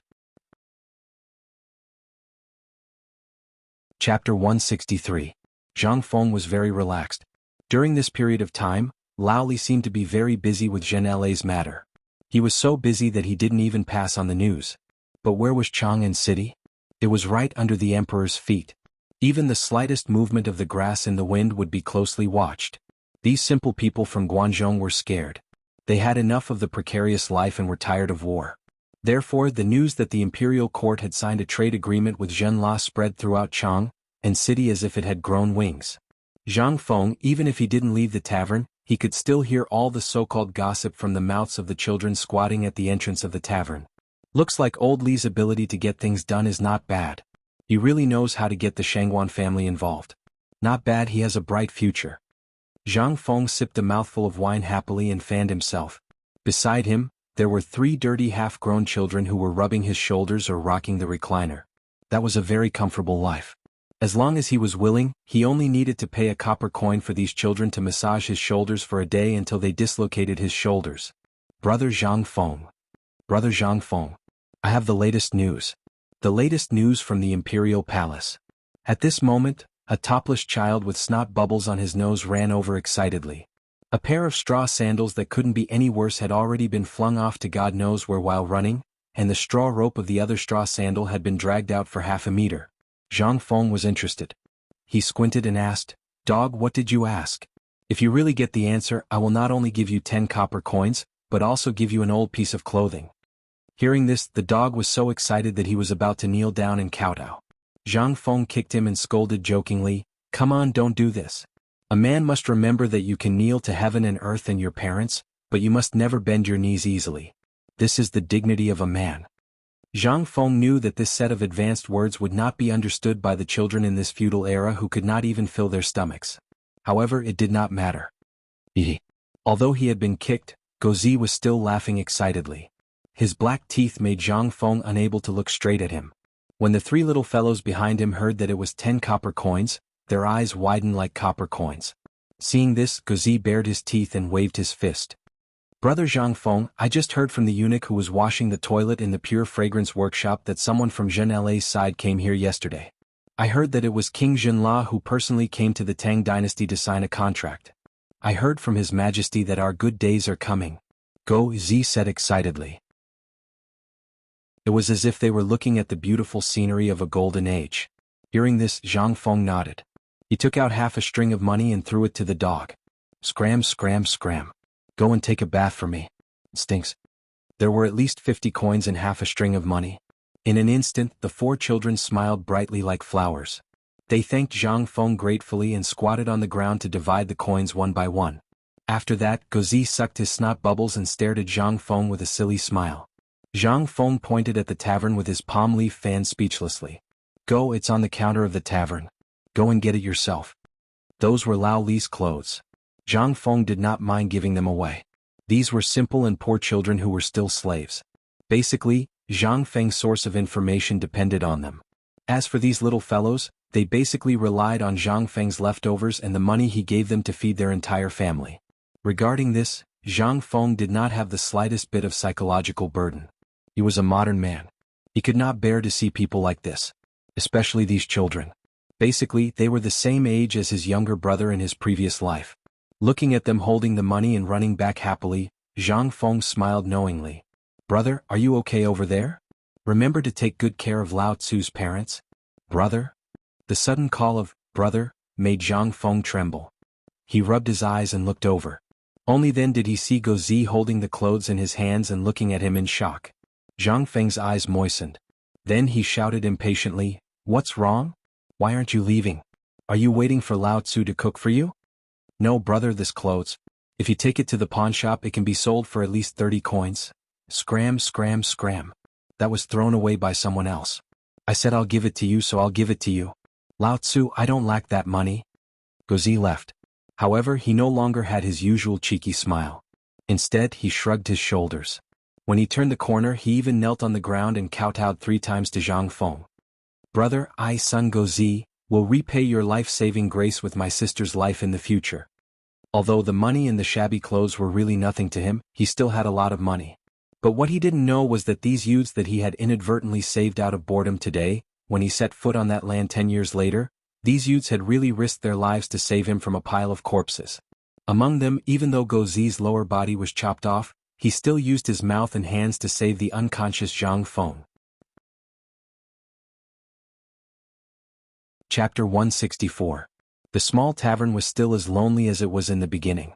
Rich people looked down on such a vulgar and dilapidated place, and poor people could not enter. On the contrary, the entrance of Zhang Feng's shop became a paradise for wild children. When they had nothing to do, these children would gather beside Zhang Feng and listen to his stories. They knew that Zhang Feng loved cleanliness, and it was summer now. Before these children came, they would go to the river outside the city to wash themselves clean before coming. They even wanted to peel off the layer of skin on their bodies. Sometimes when they caught some snakes in the wild, some wild game or even a big turtle by the river, Zhang Feng would make a pot of tempting delicacies as if he was performing magic. And they would be able to get a delicious meal and a few copper coins. Sometimes when Zhang Feng was happy he would even reward them with an ingot of silver. Everyone did not fight for it and just sat on the ground to share the spoils. The people of the Tang dynasty were also strange. Zhang Feng felt that it was very strange. Even if one of them caught a long worm, snake, in a large group of people, if you gave him money he would share it equally with his friends. This kind of spirit made Zhang Feng very touched. Sometimes, when there was no information that Zhang Feng needed for a day, they would climb up the treetops or squat at the city gate. They would stare at the city gate with their eyes wide open to see if there were any high-ranking officials, nobles or prostitutes. The bearded man came. Sometimes, when there was no information at all, these children would even squat in the corner and cry. Perhaps this was a kind of spirit. It was a spirit that modern society had forgotten. However, Zhang Feng did not care. No amount of gold could buy his happiness. Anyway, he was not worried about making money. With the money that Lao Li and the others gave him, plus the money that he robbed Prince Jinla last time, even if he spent it in 8 lifetimes, he would not be able to spend it all. Therefore he was also very generous. Business? Business? My ass. If it were not for Lao Li and the others, Lao Tzu would have closed the door and slept. Even if someone came because of his reputation, there was only one word. Get lost. Lao Tzu did not serve him. However, for this group of children, now Zhang Feng was more like the king of children. These children surrounded Zhang Feng and relied on him for food. Zhang Feng knew this but he didn't care. If he could help one person he would help one person. It was too boring. Most importantly, it was too boring. Brother? Big brother Zhang Feng. I have good news. Just as Zhang Feng was half awake from his daydream, a sturdy young man hurriedly ran up to him. Seeing that Zhang Feng had woken up with a start, Gozi was furious. He threw the cattail leaf fan in his hand to a skinny monkey next to him, then went up and hammered him. Damn it! Can't you see that brother Zhang Feng is sleeping? Were you chased away by a ghost? *CK your mother. I'll kill you. Doggy. Zhang Feng rubbed his sleepy eyes and ordered Gozi to leave. That young man seemed to know that he had been too rash. Although his clothes were already tattered from the beating and were now in tatters, he still licked his lips and apologized. Zhang Feng was speechless. Was he such a lowly person? All right, tell me. What did you find out? Brother, I heard the night watchman say that the Emperor Emeritus's birthday is on the day of the Dragon Boat Festival. Tubo's people seem to want to ask the Emperor for help today. Tubo finally couldn't take it anymore? Zhang Feng curled the corner of his mouth slightly. This group of monkeys was very smart. They must have seen that the Tang dynasty had signed a trade contract with Zhenla, so they couldn't take it anymore. But they couldn't take it anymore? If the emperor wasn't an idiot, Tubo would definitely be cheated to death this time. Anything else? Zhang Feng asked with interest. No. By the way, I heard that Tuyuhan's people are also following behind. I don't know what they want to do. Zhang Feng nodded. Finally, he fumbled in his clothes and threw the most expensive silver ingot to Gozi. He stared at him and said, Go and apologize to Zhu Zi. Why did you hit him? Today you'll get half of your money as a punishment. Oh. Gozi pursed his lips and didn't care. He waved his hand. In an instant, 8 half-grown children squatted on the ground and used the spindle on the ground to throw the silver ingot. Then they divided the silver ingot bit by bit. In the end, they couldn't divide the silver ingot and ran away with Gozi. They seemed to be going to the bank to exchange for copper coins. Looking at Gozi's new straw sandals and new linen clothes, Zhang Feng yawned and turned over to continue watching. But a moment later he was so hot that he rolled over and cursed. He went into the tavern while cursing. Damn kid, he's so greedy for money. Now that he has money he doesn't care about Lao Tzu anymore? Although he was cursing, Zhang Feng didn't care at all. It was just 10 taels of silver. But even if he didn't care, someone else did. Just as Zhang Feng was about to close the door of the tavern, a smelly man like a black tower blocked the door with a plop. He asked in shock, Shopkeeper, did you lose this silver ingot? As he spoke, the iron-towering man's hands trembled as he lifted a piece of flattened silver ingot and some scattered pieces of silver high up in front of Zhang Feng. Zhang Feng scratched his head. Who are you?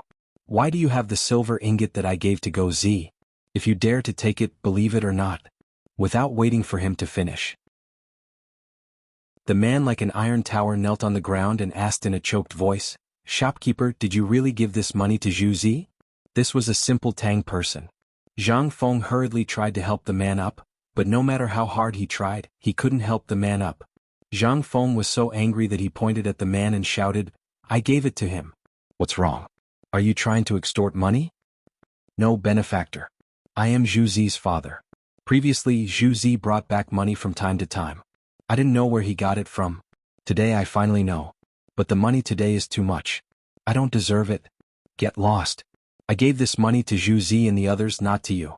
If you don't want it, Lao Tzu won't give it to you. Give it back to Zhu Zi. Otherwise, Lao Tzu will report you to the authorities and put you in jail." After saying that, Zhang Feng didn't even bother to close the door. He dragged the recliner and walked into the kitchen, ignoring the man. The man choked with sobs. His whole body trembled as he kowtowed a few times. Then he gently wiped the place where he just knelt, closed the door and left. "Benefactor, thank you." Chapter 165. The man left. Zhang Feng didn't have much psychological burden. It was still the same sentence. This was a deal, a business deal. He thought it was worth it and he would give as much money as he wanted. He never cared about money. This thing, he couldn't bring it with him when he was born, nor could he bring it with him when he died. If he didn't use it, what should he do? Throw it away? He wasn't stupid. Moreover, he knew that Zhu Zi's father was a man with a hard life. Although the news this time was useless, it was enough to hear about it. Moreover, he really couldn't bear to see this. He did all this for no other reason than to help as much as he could within his power. This was enough. As for what others said, he couldn't care less.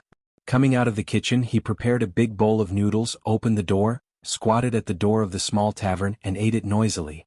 However, at this moment, a pair of dark little hands held an egg and held it in front of Zhang Feng. Accompanied by the sound of swallowing saliva, she said charmingly, "Brother, mother said that this egg is for you." Zhang Feng was dumbfounded. He raised his head, sucked the noodles into his mouth and looked carefully. An 8-year-old little girl wearing tattered clothes, and even some clothes that didn't cover her body, was looking at him timidly. Zhang Feng's nose twitched. How could he still eat? Looking at the egg, which was still warm, Zhang Zian smiled.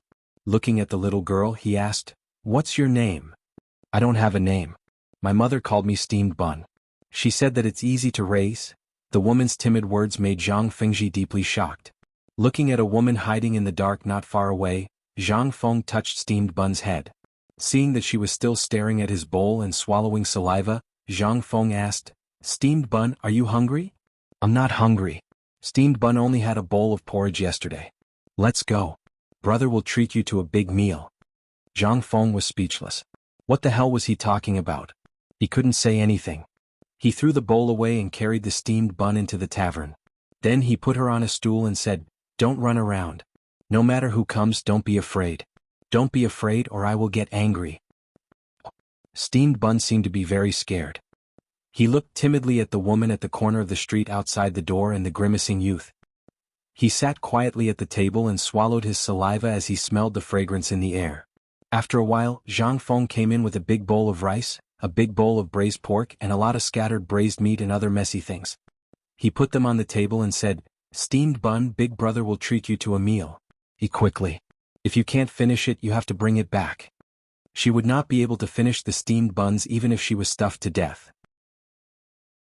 However, he still took out everything that could be taken out of the store. Not for anything else but to be happy. An egg. After the emperor listed chickens and ducks as important objects of protection, these things were very precious. How could ordinary people be willing to eat them? However, she still brought it over. In fact, he saw Zhu Zi, his father and his mother. Although Zhu Zi's father pretended that nothing had happened and walked past him, his eyes could not fool Zhang Feng. She was Zhu Zi's sister. In a slave's family, the old hen that laid eggs was their lifeblood. They could not bear to part with it. Only this egg was the only gift they could give. Looking at the steamed bun wolfing down the food, Zhang Feng looked at her and smiled until he cried. Steamed Bun foolishly wiped his lips with the back of his pitch-black hand. He took out the egg from his pocket and handed it to Zhang Feng. "Big brother, you eat too. Big brother is not hungry. Didn't you see that big brother just ate a big bowl? His stomach is so full that it flipped over." As he spoke, Steamed Bun forced the egg into Zhang Feng's hand. "Big brother, eat it tonight. Or eat it during the new year. Steamed Bun has never eaten this before. I heard that this is very delicious." "Okay. Big brother will keep it for the new year. Steamed bun ate very quickly. Zhang Feng looked at steamed bun carefully. The hand holding the egg was so hot that it was trembling. He had been at a loss before. But today he knew what he had to do. He had to set up a cooperative. If Lao Li did not come tomorrow, Lao Tzu would beat the drum and look for him all over the city. Damn it, no one could stop Lao Tzu from setting up the cooperative this time. Even if the emperor came, Lao Tzu would not be able to get it out. Zhang Feng was excited. He had mentioned the cooperative before. It seemed that Zhang Sun Wuji was very concerned about it. Even the emperor was very concerned about it. However, for some reason there had been no movement. Perhaps it was preparing for Jinla and the Emperor Emeritus Christmas? But Zhang Feng could not wait any longer. There were so many people hungry now. He could not bear it. He had to set up a cooperative. Otherwise, with the current economic situation of the Tang dynasty, even if the Yu8 Jinla opened up a mutual exchange, it would be useless. No money. And in this way would Tubo be a vegetarian? If you don't have money, others will take care of it for you. How would you make any money? Not only that, all the plans he had made before would be ruined. A single egg suddenly made Zhang Feng feel that something was wrong. Steamed bun ate very quickly. As if she was afraid that she would disturb Zhang Feng by smacking her lips, she basically swallowed when eating. Her small face was red. Zhang Feng smiled and rubbed steamed bun's head. He watched her burp and put down the small bowl. Zhang Feng put down a full bowl of rice and a bowl of vegetables and roared, "Zhuzi, get over here." Chapter 166. Zhuzi heard this. He couldn't stand it anymore. Looking at his sister eating the meat bite by bite, he was greedy. His saliva was like water in a smelly ditch, flowing all over the floor. Seeing Zhang Feng shouting, he hurriedly ran to the door of the restaurant, but he refused to enter. "Brother Zhang Feng, hey your ass. Come, bring the food back for your sister. This food is rotten, it's useless." Zhuzi was stunned. Looking at the table full of delicious food, he stopped drooling. He thought that Zhang Feng was angry. He was about to scold his sister. "Steamed bun. See how I'll deal with you when we get back. I only asked you to send an egg, how did you provoke brother Zhang Feng? Shut up. If you dare to talk, Lao Tzu will beat you to death." Zhang Feng scolded impatiently, "Steamed bun is my sister now. If you dare to bully her, I'll break your leg. Take the food and go. Lao Tzu wants to take a nap." How could Zhu Zi not know Zhang Feng's temper? He had a sharp tongue but a soft heart. Once he decided on something, he wouldn't change it even if he died. Hearing Zhang Feng's words, Zhu Zi's parents, who were eavesdropping outside the door, hurriedly knelt in front of the restaurant and cried in grief. "Shopkeeper, we are your—" All right, get up, don't kneel. Lao Tzu isn't dead yet. I'm sleepy, let's go. Also, I'll acknowledge steamed bun as my sister. Since you feel bad, then this meal will be my acknowledgement gift. Zhu Zi, get the wine." Zhu Zi laughed silly. Brother Zhang Feng actually wanted to acknowledge his sister as his sister? This was a blessing from the heavens. Zhu Zi's parents kowtowed at the entrance of the restaurant again. Zhang Feng was speechless. "The two of you, are you trying to send me away? If you continue to kneel, I'll change my mind." Zhu Zi, steamed bun, take the food away. Don't block my door. Alright, take your wine too. Originally, Zhang Feng wanted to open a jar of wine or ask Zhu Zi's father to drink a bowl of wine. But looking at his cowardly appearance, Zhang Feng was not in the mood and simply sent them off. "Take these as my payment for the eggs." As Zhu Zi's father knelt down and closed the door for Zhang Feng held the egg and spoke slowly. After a while it was quiet outside the door. Zhang Feng sighed deeply and stared at the egg in a daze. However, at this moment, creaking sounds could be heard. The door was pushed open. Zhang Feng habitually roared, "Mother f***, are you done yet? Lao Li? Why are you here?" He was about to scold her. But when he turned around, it was actually Li Shimin, whom he had not seen for many days, who appeared at the door. Zhang Feng immediately shut his mouth. "What's wrong with you?" Li Shimin looked at Zhang Feng speechlessly. He was scolded before he even entered the door. Although he knew that he was not being scolded, he was still speechless. Moreover, he had already seen the scene from the outside. Actually, he did not want to come just now. His nose was sour and he wanted to turn around and leave. But when he thought of what happened over there, he had to bite the bullet and come in. He had to pretend that he did not see anything. Could he pretend that he did not see anything? No way. Those are his people. He also felt that it was very embarrassing to be an emperor in this position.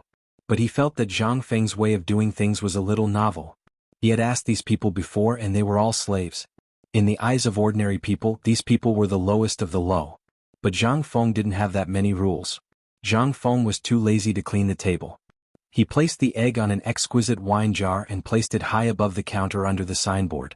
This scene could not help but make Li Shimin curious. "Brother Zhang Feng, this is not an egg. It's a favor." Zhang Feng's voice was very calm. "Lao Li, do you know? This egg, do you know what it means to a slave family who can't even fill their stomachs? This egg is probably the cost of a day's worth of food for their entire family. But because of a little favor they resolutely took it out and gave it to me. It was just to thank me for giving them a little wage." Li Shimin was silent. What could he say? What could he say now? Everything was because they were too poor. He also wanted everyone to be rich and no longer have to go hungry. But all of this was an extravagant hope. There was still a long way to go. "Brother Zhang Feng, I know what you're thinking. I know what you've done during this period of time.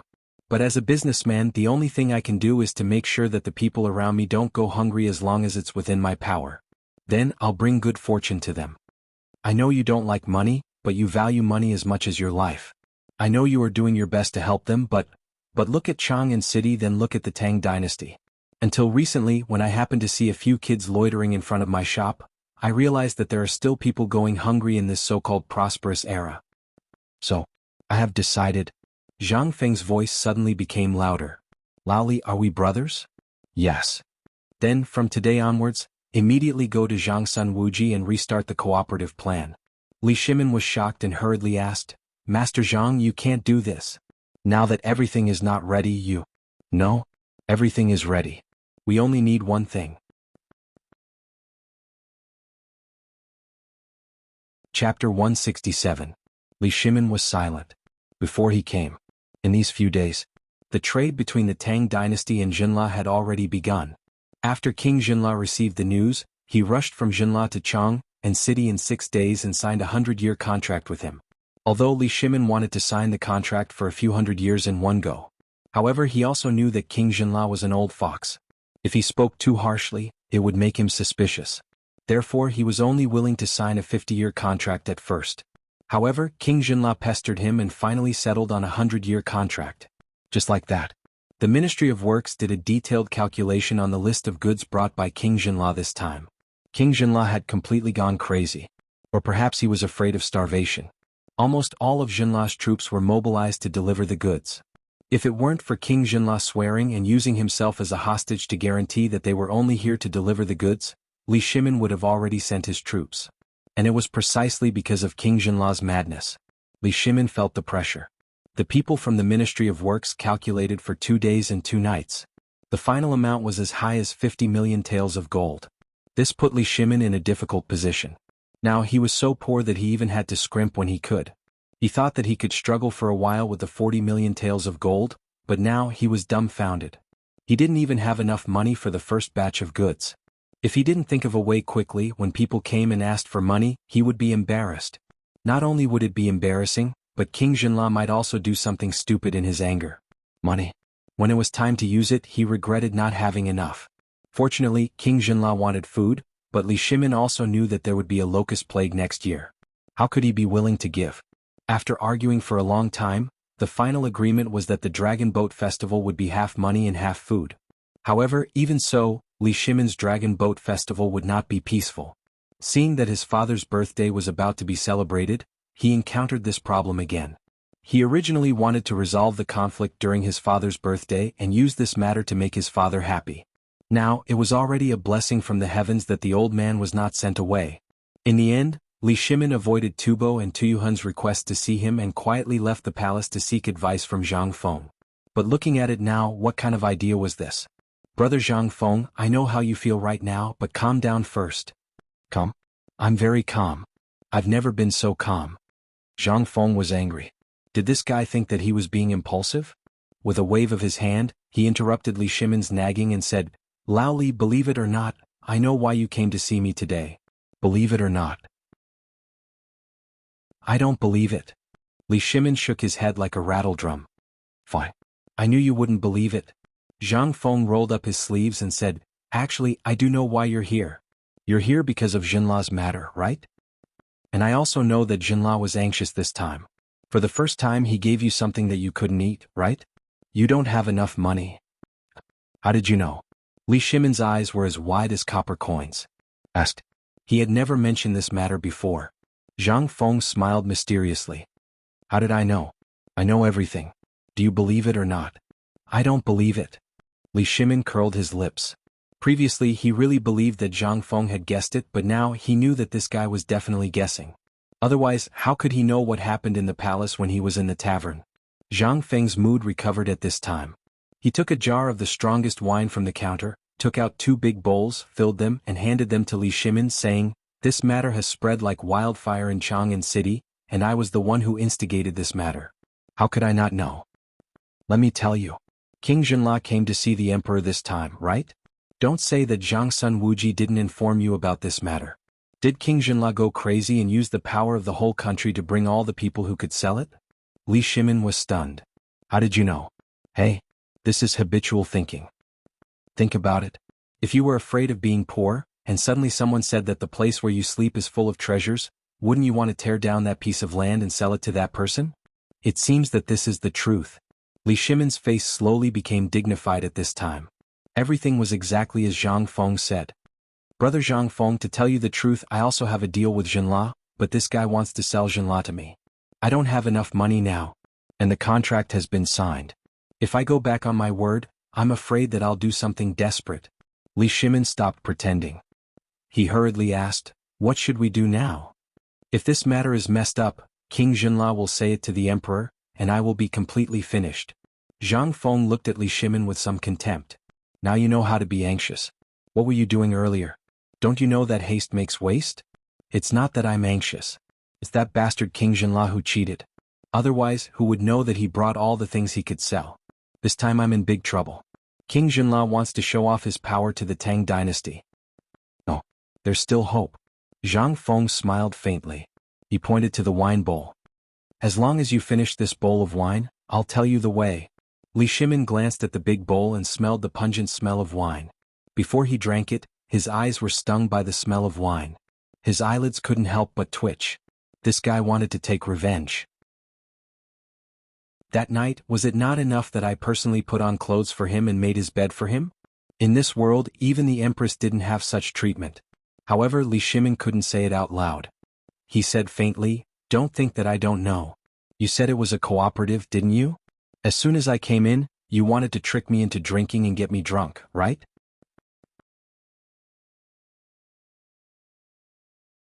Chapter 168. Li Shimin looked at Zhang Feng with disdain. Zhang Feng could not help but go crazy. Why did he suddenly become enlightened?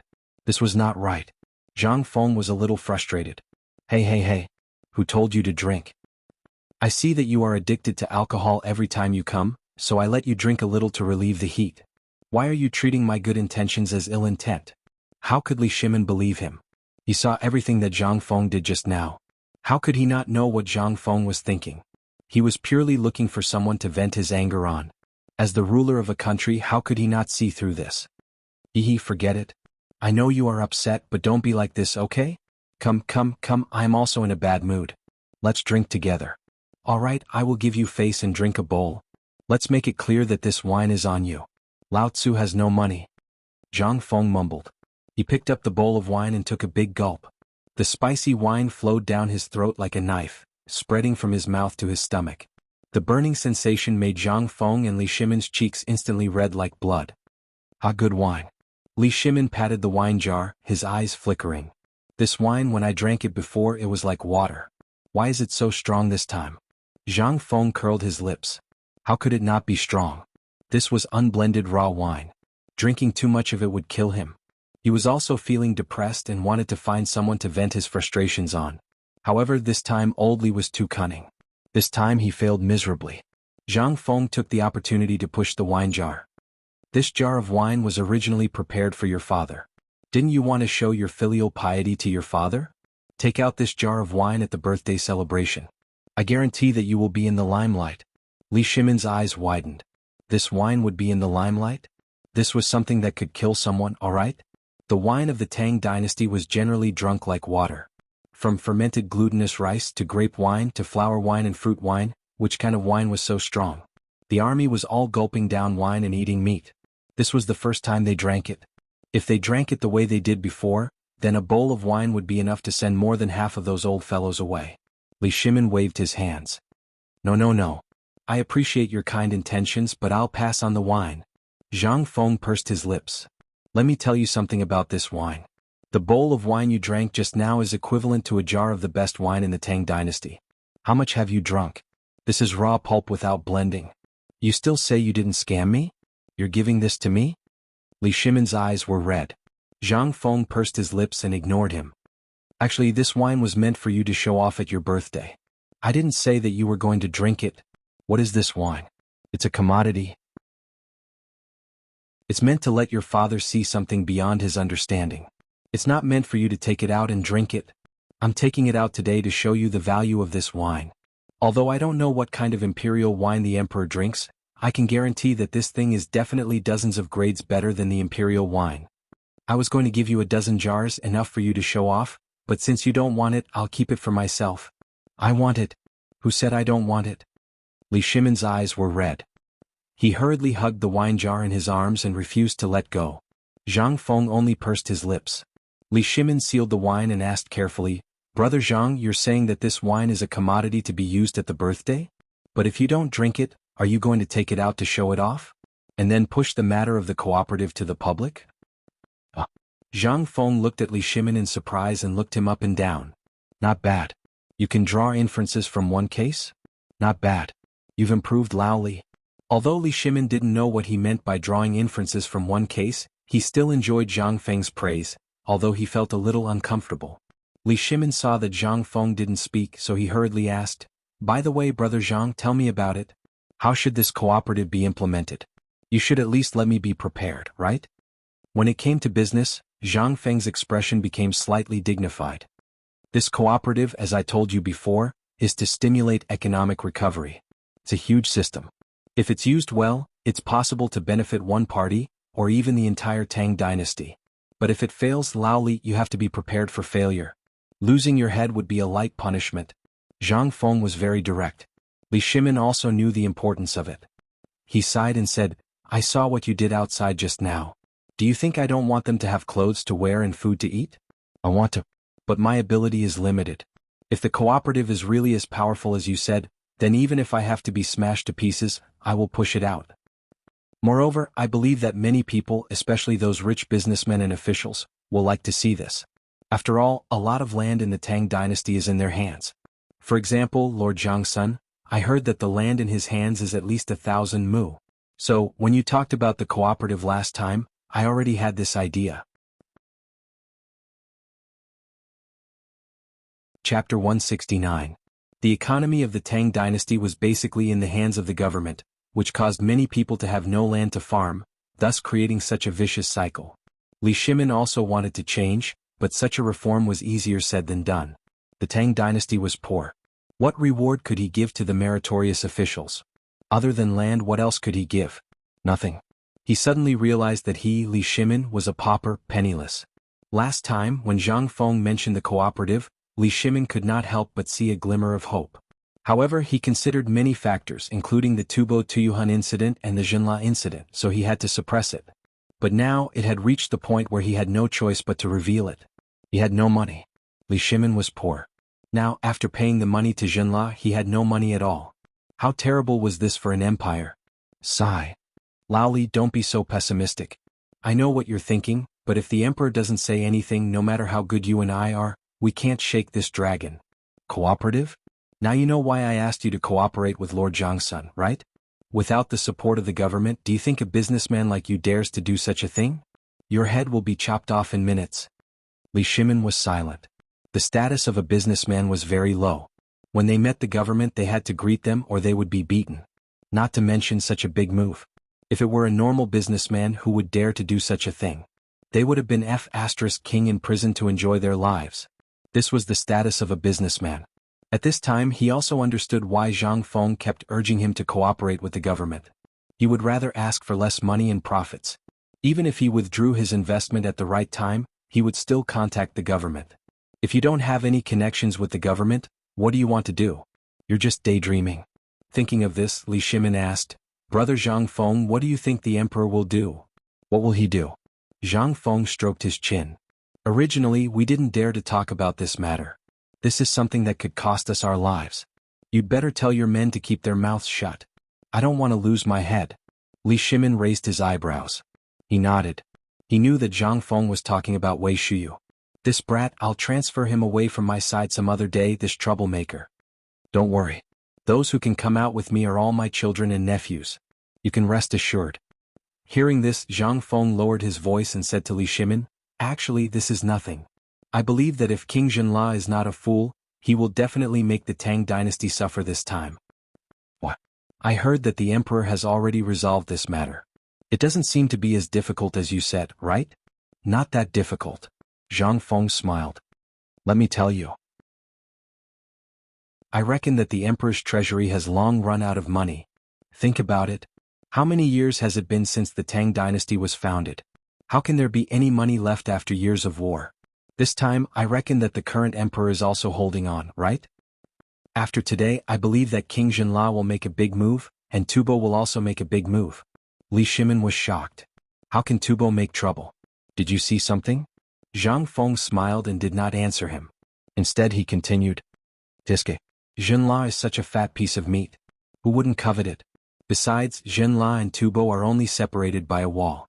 How can he not know about Zhenla's big move? And Zhenla might also know, so this time he directly emptied the Tang dynasty to raise some funds for Zhenla. Moreover, Zhenla has another plan." As Zhang Feng spoke, his eyes could not help but narrow. Li Shimin was really anxious. If he had known, he would have met Tubo's envoy early this morning. But it was too late now. "Brother Zhang, you are Lao Li's brother. Just tell me, how should we deal with this matter? Why are you so anxious?" Zhang Feng looked at Li Shimin doubtfully and said, "The emperor is not in a hurry. You're just a commoner. Why are you in a hurry?" How could he not be anxious? How could Li Shimin not be anxious? He was standing next to Zhang Feng. Now he wished he could pull this bastard's ear and tell him that he was Li Shimin. "Just tell me. If something goes wrong, I'll use all my belongings on Zhenla. If something goes wrong, I'll die. Okay? Since you're in such a hurry, I'll tell you about it. But you have to promise me that you won't tell anyone about this. This is really a state secret. For this matter, we have to start from the drought in Tubo. The drought in Tubo is far more serious than you think. In addition to the incident with the water wheel, I believe that Tubo is in chaos now. The only reason it hasn't exploded yet is because he's deliberately suppressing it. Are you saying that Tubo and Tuyuhun are biding their time to see what the Tang dynasty will do next?" Li Shimin narrowed his eyes slightly and suppressed the wisdom in his eyes. "Yes. Tubo came to the Tang dynasty this time because he really wanted to ask for help from the Tang dynasty. Think about it. What do you think a hungry dog will do when it sees its owner throwing a fat piece of meat to another dog? He will rob Zhenla?"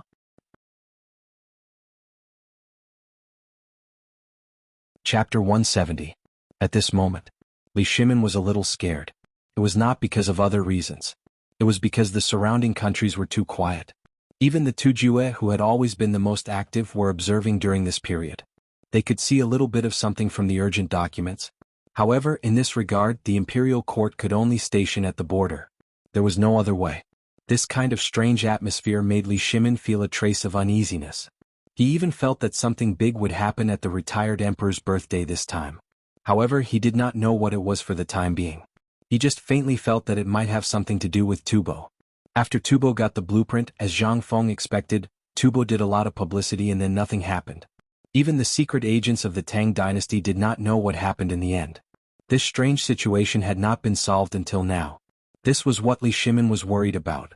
Today, if Zhang Feng did not mention it, he would have been kept in the dark. Li Shimin could not help but ask hurriedly, "Do you think Tubo will rob Zhenla's goods, or will he? Do you think Tubo is stupid?" Yesterday, I heard the group of children at the door say that they overheard the conversation of the palace maids and Hejian of the Pure Fragrance Workshop. They said that the envoys of Tubo and Tuyuhun went to the emperor yesterday.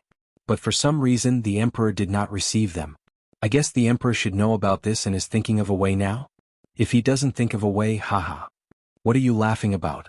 Li Shimin was so anxious that he was about to go crazy. Seeing Zhang Feng chuckling in the middle of his sentence, he felt unwell. Zhang Feng stared at the wine bowl and said to himself, "Tubo has a purpose for enduring until now. Even a fool can see it, let alone the emperor. I think the emperor should also be thinking of a way, right? Lao Li, I advise you to quickly think of a way to sell the things in your hands. If the emperor really did not think of this, then what will happen? Why don't you tell me everything in one breath? Li Shimin was so anxious that he wanted to climb the wall. Suddenly, Li Shimin's eyes flashed with surprise. Do you mean that Tubo will rob the Tang dynasty's goods after they leave Chang'an? Isn't it obvious?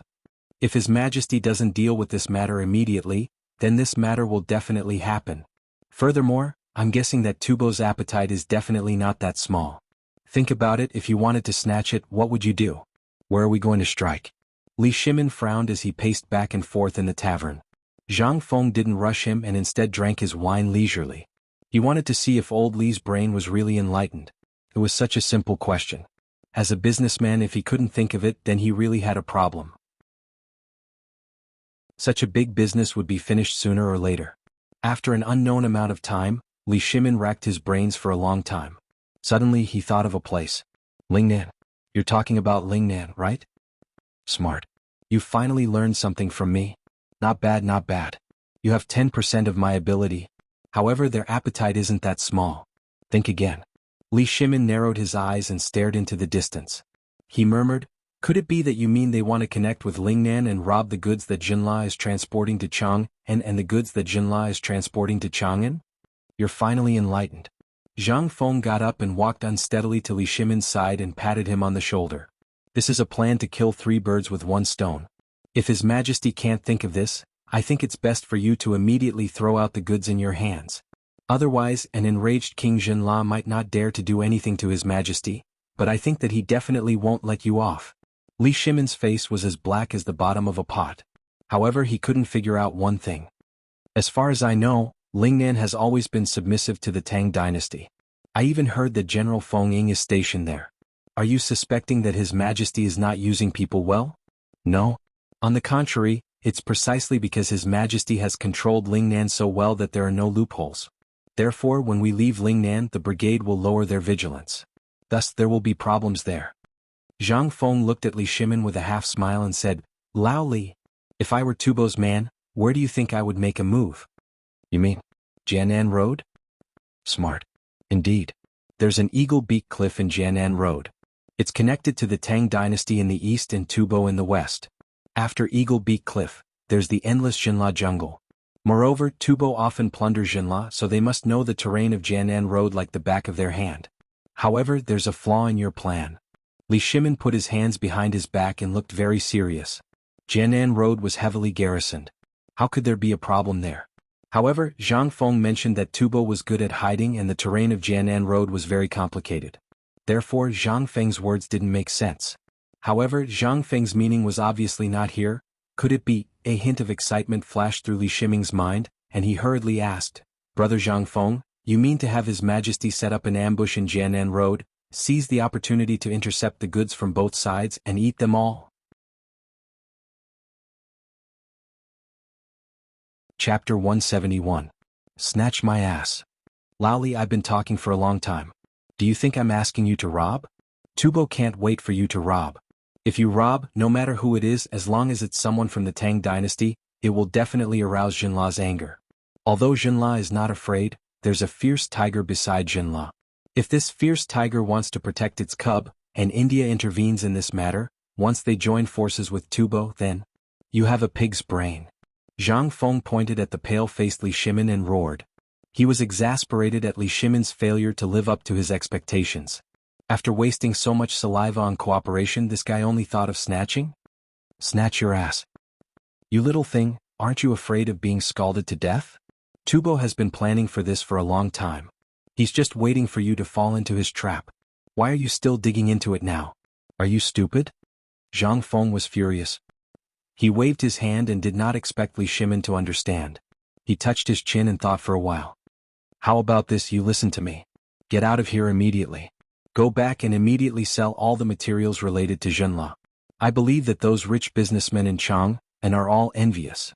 This is a good opportunity. Also, tell Zhang Sun about the cooperative right away. Regardless of whether he cares about it or not, all of your trading companies must act immediately. At the very least, You must establish the model of the cooperative before this incident happens. Gather all the finances. After this incident, you, Lao Li, may become the richest man in Chang, and in an instant. Li Shimin was already dumbfounded. He stared at Zhang Feng with his eyes wide open. Zhang Feng was now looking at Li Shimin angrily. He kicked Li Shimin's butt and said, "Why aren't you getting out of here? Are you waiting to be beheaded or lose your family fortune? Don't King drag me down." Only then did Li Shimin react. When he walked to the door, Li Shimin stopped and said, "Brother Zhang, I plan to send my good-for-nothing sons to you. It doesn't matter. You can just use them as an assistant, okay?" Zhang Feng exploded. "So, you really think I'm a charity hall? If all your sons were like you, wouldn't I have a headache? I still want to eat and wait for death in peace." Seeing that Zhang Feng did not agree, Li Shimin cupped his fists and left in a hurry. Zhang Feng felt that something was wrong, but he scratched his head and couldn't figure it out. In the end, he lay on the recliner and fell asleep. Li Shimin's face was very gloomy. It was so gloomy that it seemed like water was about to drip out. Wei Shuyu was so shocked that she didn't even dare to breathe loudly. She just silently lowered her head and followed Li Shimin. But when they walked out of the alley, Li Shimin suddenly stopped and said, "Pass down my order."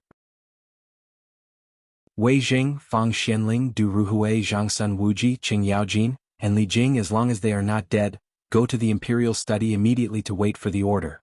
Wei Shuyu was shocked. She hurriedly cupped her fists and said, "Yes, your majesty." This matter was too big. Li Shimin had a faint feeling that something was wrong with the Turks before. But he couldn't tell what was wrong. On the other hand, the matter of Tubo this time made him neglect it. All his goals were on the Turks. But if it wasn't for Zhang Feng's reminder, he wouldn't have known until now. This matter seemed to be very good, but once there was a trace of negligence, it would be disastrous. Finally, he knew why Zhang Feng wanted him to set up the cooperative. Although it was a business matter, Li Shimin felt that this cooperative must be set up. On the one hand, the Tang dynasty was indeed out of money. If the Turks found out the truth, they would definitely invade at this time. This was what Li Shimin had been paying attention to all along. There was another aspect. It was to strictly prevent Tubo from robbing them halfway. Whether it was Jinla, Tubo, or the Turks, these three forces seemed to have no connection at all. But with Zhang Feng's suggestion, were these three forces really not connected? No. In fact, Zhang Feng had seen through it and also mentioned it. But he was worried that there were spies around Li Shimin, or people who didn't keep their mouths shut. If this was leaked out, it would be a disaster that would destroy the entire clan. Behind all this, the Turks were behind it. But he didn't understand the real intention of the Tang dynasty, nor did he know the actual situation of the Tang dynasty. So he joined forces with Tubo to pressure King Jinla, forcing him to use the entire country's strength to exchange all the resources sent by Ning Yun. This was a difficult problem to begin with. Not to mention that King Jinla came so quickly. As for the Crown Prince of Jinla, it was just a coincidence that he met Zhang Feng and triggered this matter. If it wasn't for Zhang Feng tricking the silly Prince Jinla, then Li Shimin felt a chill down his spine when he thought about this matter. "Jinla, you're really tired of living. Do you really think that I, Li Shimin, am a fool?" Li Shimin was furious. He felt that he had been fooled. He should have noticed the Turks long ago. When had the Turks ever been obedient? Never. If there was even the slightest problem with the Tang dynasty, they wouldn't let go of the chance to take advantage of it. Not to mention that the Turks were also in trouble now. Li Shimin looked at the swaying sedan chair and slammed his fist on the soft couch. He gritted his teeth and shouted, "Turks, it's time to settle our scores." Chapter 172. Li Shimin was very angry. So much so that his face was gloomy all the way. He even turned a deaf ear to Crown Prince Li Qingxian's report about Tubo. As soon as he entered the palace, he rushed into the imperial study angrily without changing his clothes. However, the moment he entered the imperial study, the coldness on his face suddenly disappeared. He became calm like an ancient well. This caused the eyes of the 6 people waiting here to flicker with a trace of hesitation. Then they hurriedly bowed and said, "We welcome your majesty." Li Shimin waved his big sleeve and said, "Li Jing, Qing Yaojin, have you received any information about the Turks recently?" Li Jing and Qing Yaojin hurriedly stepped forward. "Your majesty, for the time being, the Turks have not detected any abnormalities in Yuzhou. Even the secret agents and our spies disguised as merchants have not detected any abnormalities. On the contrary, I heard that a large number of cattle and sheep have died innocently. Tuli has sent the tribes to drive the cattle and sheep to other places. Your Majesty, the garrison in Longyu Road has reported that Shili has not done anything recently. Even the garrison patrolling the border has been reduced. Hearing this, Li Shimin was surprised and asked, "Have you noticed how many garrison troops have been reduced? Previously, there were 130,000 troops stationed at the border. 5 days ago, I heard that the garrison troops have been reduced by 30,000. It is said that they have gone back to deal with the famine in the tribes." Shili, famine. Withdraw 30,000 troops? Tuli's military is abnormal? No, there is something wrong. Li Jing, I ask you, has there been any abnormalities in Yuzhou recently? Recently, everything in Yuzhou has been normal. However, General Cheng just said that the garrison in Longyu Road has been reduced. I just noticed that there seems to be some Turk garrison troops in Yuzhou. Your Majesty, did something happen? Could it be that Tuli and Shili want to go south? Everyone also heard that something was wrong.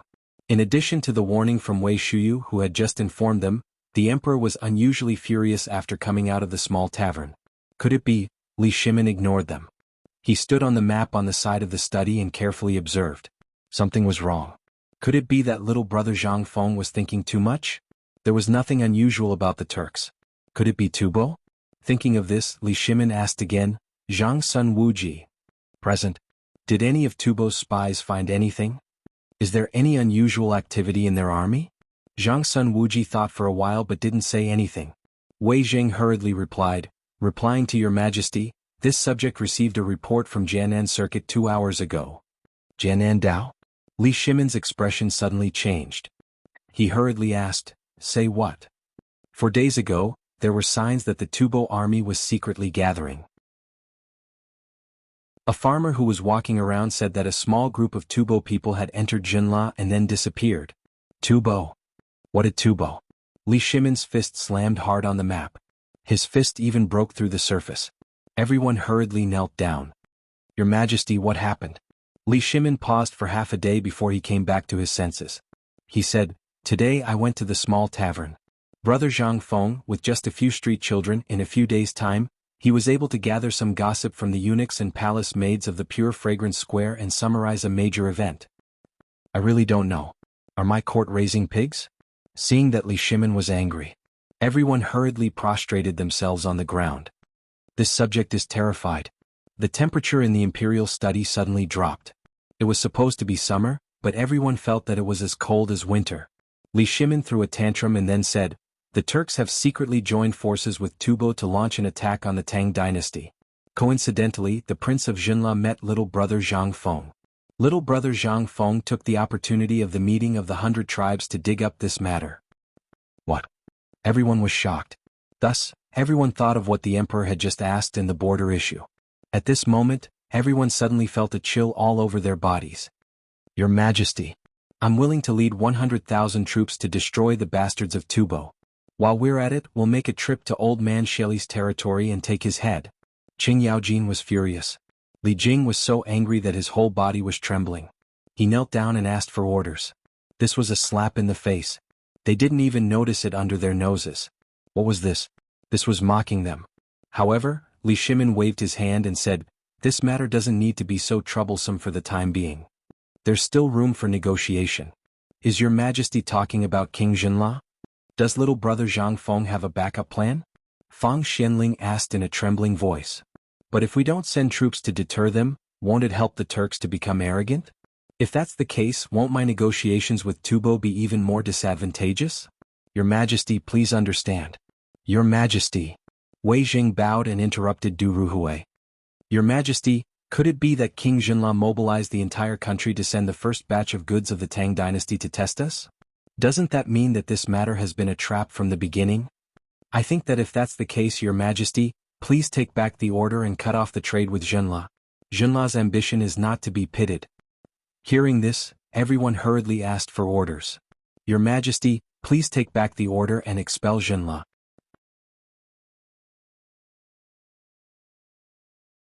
Chapter 173. In fact, Li Shimin had also thought about this. However, after thinking about it, he finally rejected this idea. This way the effect would be the same. Moreover, if this trade was really cut off, wouldn't King Jinla's 300,000 troops instantly invade the Tang dynasty? This was an army of 300,000. I was too careless. Li Shimin felt waves of dizziness. Brother Zhang Feng. You've really given us a difficult problem. Once it's dealt with, the Tang dynasty will really be able to suppress the surrounding areas. However, if it's not controlled well, it'll be like shooting yourself in the foot. Li Shimin knew Zhang Feng's intention. If it was a small business transaction or if Li Shimin was really a businessman, then the threat caused by the whole thing to Li Shimin was next to nothing. At most he would go to jail, at most he would lose his head. However, he was different. He was Li Shimin, the emperor of the Tang dynasty. Although Zhang Feng had inadvertently found out about this matter and wanted to find the problem from this clue, once this problem was revealed, Li Shimin really couldn't bear it. Li Shimin couldn't help but rub his aching head. When I first learned about this matter, I indeed had the same thought as you. However, have you ever thought that this is a series of traps? Even without King Jinla's interference, think about it, how will this birthday celebration be? Why has Tubo been suppressing this matter? Why has the Turks been deliberately hiding the snow disaster? Until now, apart from the snow disaster, why has Brother Zhang Feng guessed that there will be a famine in the grassland after the snow disaster? Have you ever thought about these questions? I also just remembered that the Turks are planning a huge conspiracy. And Zhang Feng just happened to inadvertently tear open a hole in their plan, causing a trace of a flaw to appear in their originally perfect and impeccable plan. Li Shimin couldn't help but close his eyes. He didn't dare to think about this conspiracy. Once Tuli and Shili joined forces with Tubo and Tuyuhun to launch an attack at the same time, could the Tang dynasty really stop them? Obviously they couldn't stop them. The Turks were good at deceit and now they were connected to India. In this case, the situation of Tubo's drought was worth thinking about. At this time, everyone's expression was extremely solemn. Zhang Sun Wuji stood up and asked, "Your Majesty, since Brother Zhang Feng saw the clue, does he have a plan to deal with this matter?" Everyone slapped their heads, only then they thought of Zhang Feng. That's right. Damn it. Since Brother Zhang Feng could see this, it meant that he already had a plan to deal with it. Otherwise he wouldn't be called Zhang Feng. This guy couldn't be judged by common sense. Since he was able to say such words, and the emperor was angry but not anxious, it seemed that there was still room to turn this matter around. Your Majesty, does Brother Zhang Feng mean that he has a way to deal with this before the birthday? The birthday is a key point in this matter. Zhang Feng didn't say much because of his concerns, but how can I not know what he means? His meaning is very clear. This birthday is the turning point of the whole thing. Either we live or we die. There is no other way. Live or we die. So serious? The few old foxes were now a little confused. Zhang Sun Wuji, start the cooperative immediately. Carry out secret experiments in several states near Chang'an. This must be done in the shortest time possible. Cooperative. This? Zhang Sun Wuji was dumbfounded. Your Majesty, isn't it a little? Li Shimin shook his head. No. This is the right time. That King Jinla made a second batch of goods before the first batch was delivered. All of you know of this, and you also know of the Great Tang's current situation. Once the second batch of goods arrives, how will we have any money left? This is a test by Tubo and India against the Tang dynasty. Because of the blueprint and the rapid relief of the drought in Longyu, they can't see the situation clearly. Originally, Brother Zhang Feng and I thought that this natural disaster seemed to be an advantageous condition to clamp down on the situation in the surrounding areas. But I was still a little afraid.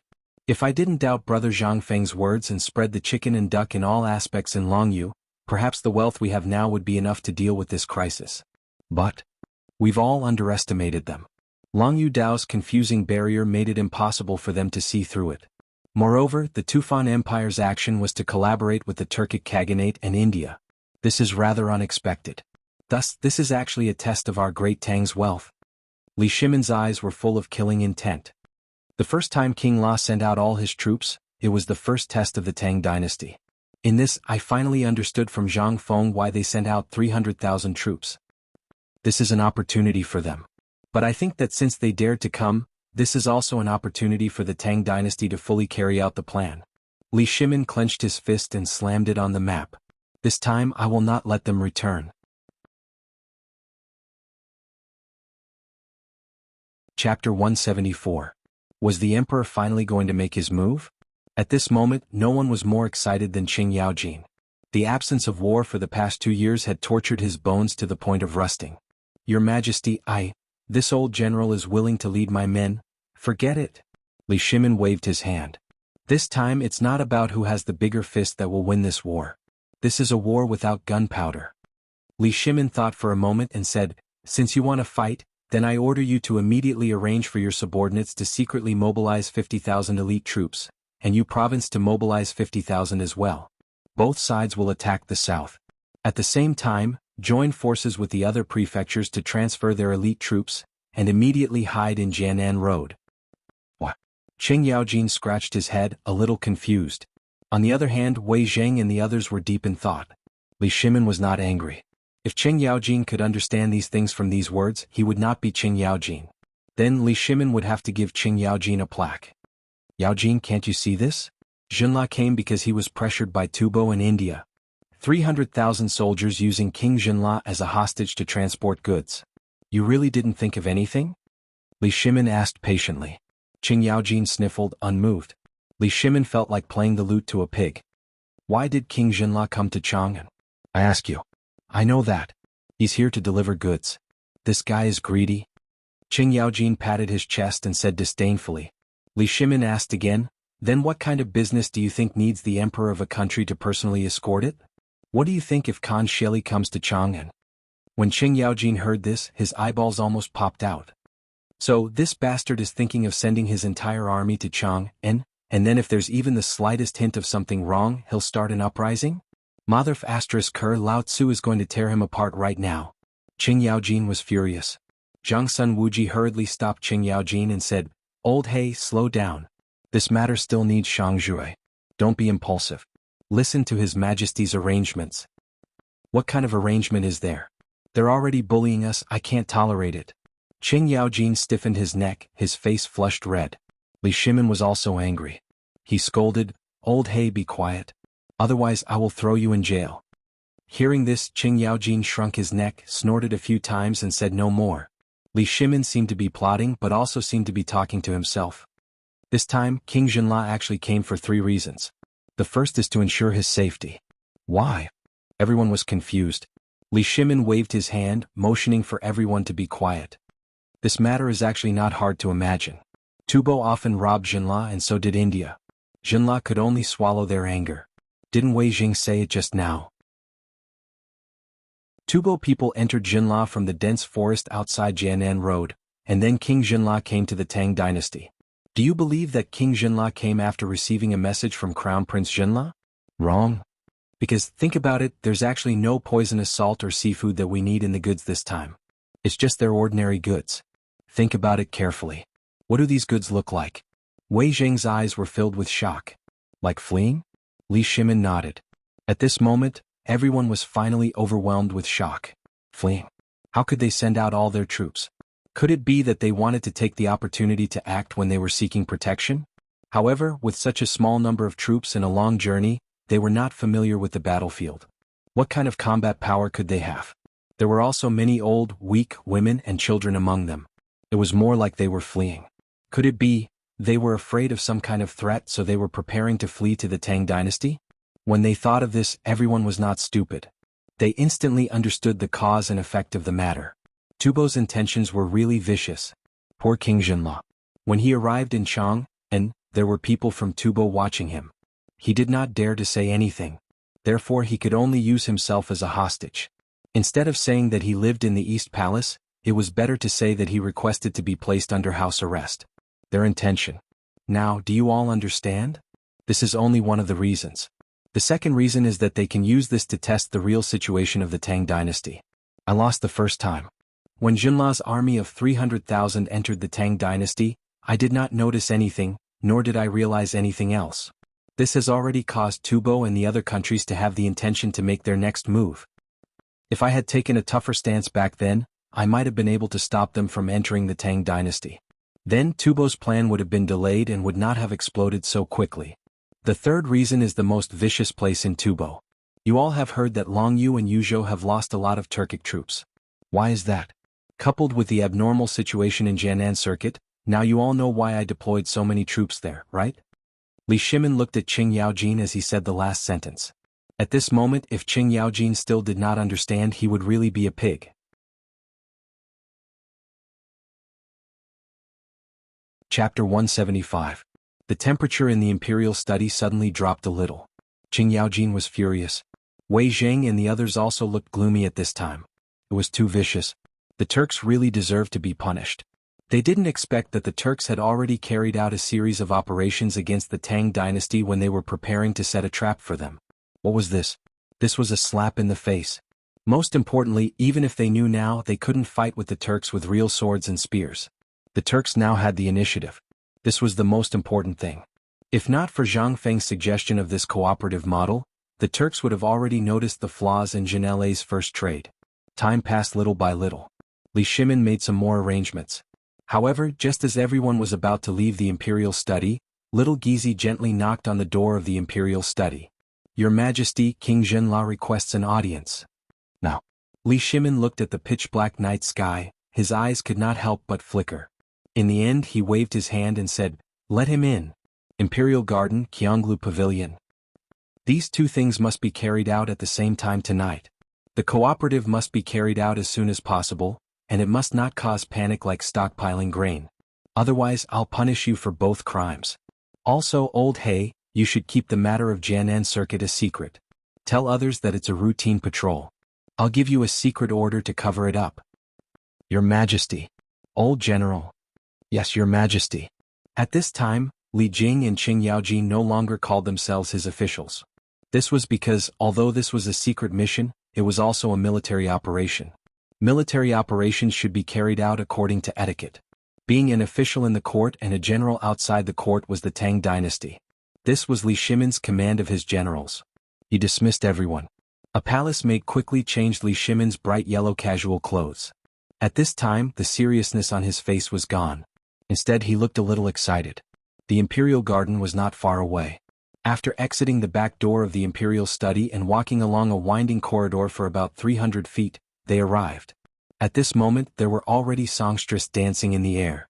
On the second floor of the Cheong Pavilion, they were like butterflies fluttering in the light. Below the attic, rows of golden guards looked solemnly at a short and fat man with a dark complexion who was waiting at the foot of the Jade Tower. The man wasn't fat. Instead he looked rather sturdy. However, she was not as tall as the palace maids, not to mention the Jianghu guards. She was only as tall as Wei Shuyu's chest. This person's expression was calm, and he didn't show any dissatisfaction because of his height. Just like that, he quietly stood below the Jade Tower with a guard looking straight ahead. This person was King Zhenla. Li Shimin's entourage was very large. Rows of palace maids held up dragon head lanterns, illuminating the entire corridor. Before they arrived, they heard Xiao Gizi shout at the top of his voice, "The Emperor has arrived." Wah! Immediately, all the golden guards, with their modeo in their hands, hit the Mingguang armor in front of their chests, and their bodies stood straight. "Welcome, Your Majesty." The songstress on the Jade Tower also knelt on the ground at this moment. King Zhenla Lama Zoya smiled heartily, bowed slightly and said, "Your Majesty King Tang." Li Shimin smiled casually. "Aha, King Zhenla, quickly rise. Have you been living comfortably in the palace recently?" "Good. Very good. This is the best place I've ever lived in. Compared to Your Majesty King Tang's palace, my house is similar to that cow shed." "Ah, King Zhenla must be joking. Please. It's rare for the weather to be good tonight. Man, bring my imperial wine. I want to accompany King Lama Zoya and not return until I'm drunk." The weather was good? Wei Shuyu glanced suspiciously at the dark sky. Now, it was just short of thunder and rain, right? The sky was dark like an ugly linen cloth. Where did the weather come from? However, even though Wei Shuyu was complaining, he also knew where his duty lay. Last time, he told his father about what happened in the tavern without permission. Although the emperor didn't say anything, Wei Shuyu, who was guarding outside the door, was really scared and broke out in a cold sweat. Since then, the emperor didn't seem to like him very much. Hearing that bastardly Qingqian say that the emperor seemed to be dissatisfied with him, but for the sake of his father, he escaped a disaster. Wei Shuyu couldn't help but be frightened. At this time, seeing Li Shimin, he was like a mouse seeing a cat. He was trembling with fear, for fear that he would be beaten if he didn't do a good job. Under Wei Shuyu's evasive eyes, Li Shimin glanced at him and walked up the Jade Tower with King Zhenele's arm around his shoulder as if they had not seen each other for many years. However, looking from behind, it was as if the emperor was holding King Zhenla with his armpit. It was awkward. In the Jade Tower, the music sounded again. After the guests sat down, Li Shimin picked up the glass cup and said, "Brother Zhuya, come on, let's toast to the friendship between the Tang dynasty and Zhenla. Hearing this, King Zhenle's eyes flashed and he laughed and said, come on, it should be me, King Jing Tang. The two of them pushed each other for a long time. In the end they drank the wine. But they just drank it. However, because of this, the topic began to unfold. King Zhenla surveyed his surroundings, his gaze drifting about unsteadily. King Tang, I have a presumptuous request for you this time. Li Shimin's eyes flashed. He waved his hand lightly. In an instant, a group of men in black hiding in the dark quickly lurked out.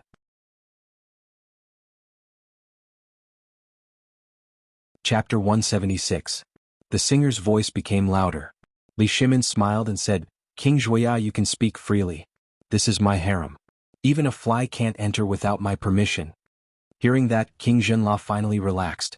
At this moment his back, which had been stiff from the collapse, was completely relaxed.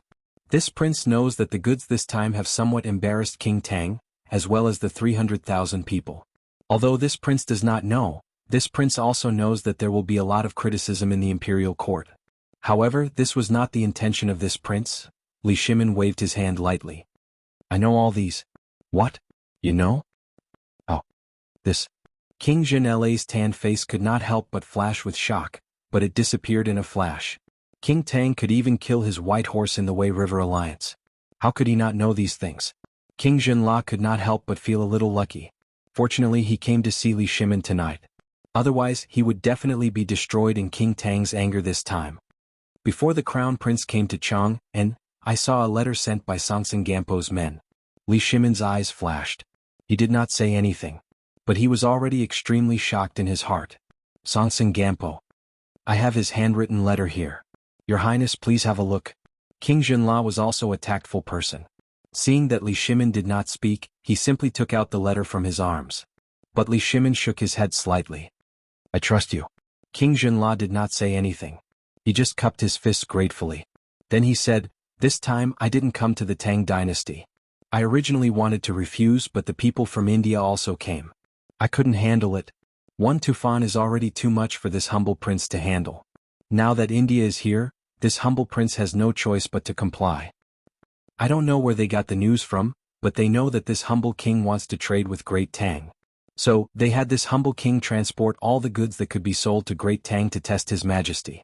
Seeing that Li Shimin did not show any emotion, King Zhenla said again, I also know that things are not that simple, so I took this opportunity to bring all the goods I could bring out. This way they can't threaten me. This will require His Majesty King Tang's assistance. You're too kind. As a neighbor, I will definitely help my friends when they are in trouble. But what do you mean by bringing all the goods you could bring out? Could it be that you can't stay here any longer? Sigh. King Zhenla sighed, took a big gulp of wine and said, India has already sent out more than 3,000 scouts. Tubo seems to be preparing to amass troops in Jiangnan. This time, whether I succeed or not, I can't hide it anymore.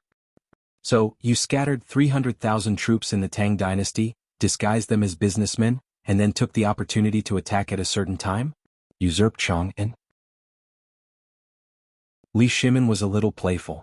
King Zhenle's attitude was a little shaky. You're dishonest. In that case, Li Shimin had to knock some sense into him. I already knew about what you said when you entered the Tang dynasty. Otherwise, how could I let your 300,000 troops enter the country? Moreover, I also know about the matter regarding Tufan. So why did you come here tonight? King Zhenla did not expect that the Tang dynasty already knew all this. The chips he had prepared before seemed to be in vain. He hurriedly got up, bowed and said, How can I not know the seriousness of the matter? This humble prince's visit tonight is to express my sincerity. This humble prince also knows my own weight. Therefore, on one hand, this humble prince is here to inform your majesty of the conspiracy between Tubo and India. On the other hand, it is for the sake of mutual exchange in the future.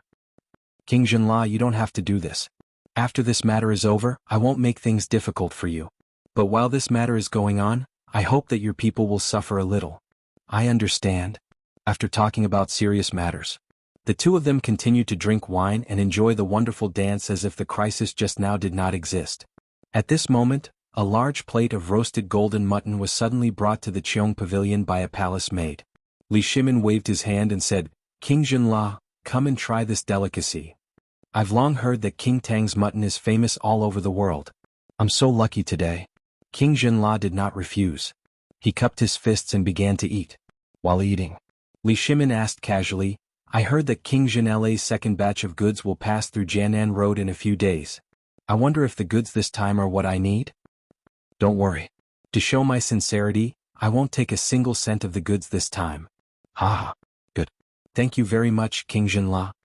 Li Shimin did not call King Jinla by his full name, because at this time the matter had been explained.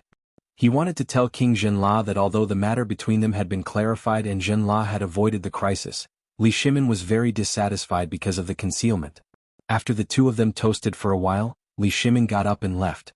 At the moment of leaving, Li Shimin suddenly said, When are your people going to escort the goods back to the city? 3 days later. Then replace them with mine. Yes. Chapter 177. King Jinla sent Li Shimin away. The smile on his face slowly turned into desolation. At this moment, looking at the pitch-black palace, he felt incomparably terrified. It was like a huge cage. Not only was this huge dragon looking down on the common people coldly, but it would also extend its sharp claws and teeth at any time. And he was a chess piece crawling at the feet of this huge dragon. It was very sad. But this was his true situation. He had to choose a faction to rely on. Otherwise, what awaited him would be complete destruction. Tubo. There was no need to think about it. This was a hungry wolf that ate meat without spitting out the bones. In India? Was the same. Previously, King Jinla was still wavering. However, after receiving the letter from his son, he made up his mind. Since they all forced him, he would take everyone away. He knew that the Tang dynasty. He had also looked up to it before. He didn't know if the bet this time was right or wrong, but he had to consider Jinla's future. The Tang dynasty was his last backer. Father? Unknowingly, King Jinla had returned to that cold cage. At the door, the crown prince and the princess consort were looking forward to it. Although it was already late at night, their eyes were full of rewards. King Jinla waved his hand, indicating for the princess consort to go to sleep. Then he closed the door and sat quietly in the dark room with Crown Prince Shiva. Silence. A deathly silence. It was as if the two of them had fallen asleep in the darkness. It was also as if there was no one in the darkness. After an unknown amount of time, King Jinla asked in a hoarse voice, Are you saying that all of Jinla's treasures were told to you by that master called Jianghu? Is he really just the shopkeeper of a small tavern? Yes, he is indeed a shopkeeper. In the future, if you have nothing to do, don't go to a small tavern. Yes, I understand. The room was silent again. No one knew what King Jinla was thinking. But at this moment in Li Shimin's bedroom, Li Shimin was still awake. Guanyin maid, do you think we are being merciful to King Jinla this time? Li Shimin told Empress Jiangsun everything that had happened just now as well as what had happened in the tavern today. At this moment his mood was slightly better. At the very least, it was confirmed today that Jinla had no intention of rebelling. Second brother, isn't the current crisis starting to be resolved? Oh. Li Shimin looked at Empress Jiangsun in surprise. Empress Jiangsun pursed her lips and said, Originally, I shouldn't have interfered with second brother's decisions, but I feel that now, we have already made a counterattack. The people of Tubo and India probably still don't know that your majesty knows about this matter. Moreover, the moment King Jinla left, I had already cleaned up the mess. This matter won't spread for the time being. And now, the first stage of Tubo's probing has passed. Although Jinla is helping the evildoers, he has revealed everything tonight. This is a good thing for second brother. Second brother can wholeheartedly solve the problem of Tubo. The root of the problem is still Tubo's drought. But I feel that at this time, we should give them a little warning. What kind of warning? Li Shimin's eyes flashed as he asked. He knew the key point of this matter. As long as they firmly controlled Tubo and Tuyuhun, the Turkic people's desire to join forces and invade the south would collapse. Moreover, as long as the cooperative was established, as long as there was a steady stream of economic recovery, they would naturally not have to worry about their probing. After all, none of them could afford to waste time. Now, as long as they dealt with Tubo, would the Turkic people in India be able to cause a ripple? No. Under the situation of being exhausted, everyone knew that it was a military taboo. Moreover, Shui Yintua, who was watching the Turkic people, did not dare to act rashly. Otherwise, why would he need to join forces with other countries? After thinking through all this, Li Shimin's expression could not help but soften. He could not help but smile bitterly. In the end, the Tang dynasty is still short of money. If the country is rich and the people are strong, who would dare to act rashly? Second brother, there's no need to worry too much. No one dares to carelessly start this war. Just as Zhang Feng said, whoever starts this war will be the country that will perish. What they're doing now is simply putting pressure on the great Tang. Tell me about it. Hearing this, Li Shimin's interest was aroused. He wanted to see who dared to put pressure on the Tang dynasty. Tubo. Except for Tubo, there is no one else. Second brother, have you forgotten the last negotiation? They dared to cause trouble in Chang'an City. Do you think they will let it go this time? Last time, second brother, you asked them for 40 million gold.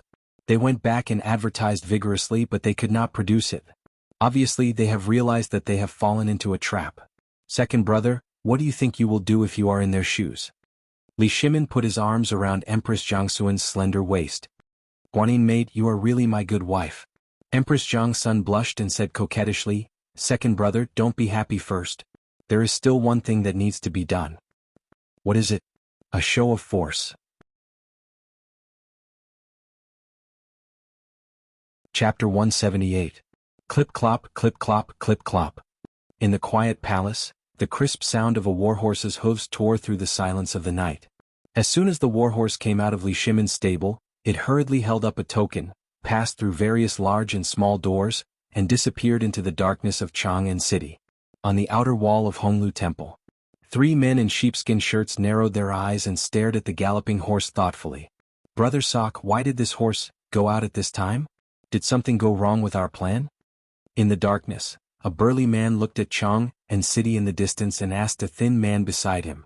The man was very thin, but his arms were unusually long. His palms were also unusual. They were twice the size of an adult's, like a palm leaf fan. The man narrowed his triangular eyes and glanced at Chang'an City. Then, like an ape, he climbed between the houses of Honglu Temple. After a while, he appeared in a room with an oil lamp still on. After a while, the other 2 men returned to the room. One of them was a burly man with a sallow face. He had a horn dagger at his waist and a large wine sack hanging from his neck. He was a Turkic. The other man was a Tubo man named Sok. He wore similar clothes, but his headdress was different from Sok's. He was a Tuyuhun expert named Gokopi. At this time, Sok was playing with a dagger in his hand. This matter may have nothing to do with our plan. If there's nothing else back it, I hope you can keep your mouth shut. You should know how serious this matter is. Although we're not sure if the people of the Tang dynasty can start a war, if we push them too far, we'll be in trouble. You worry too much.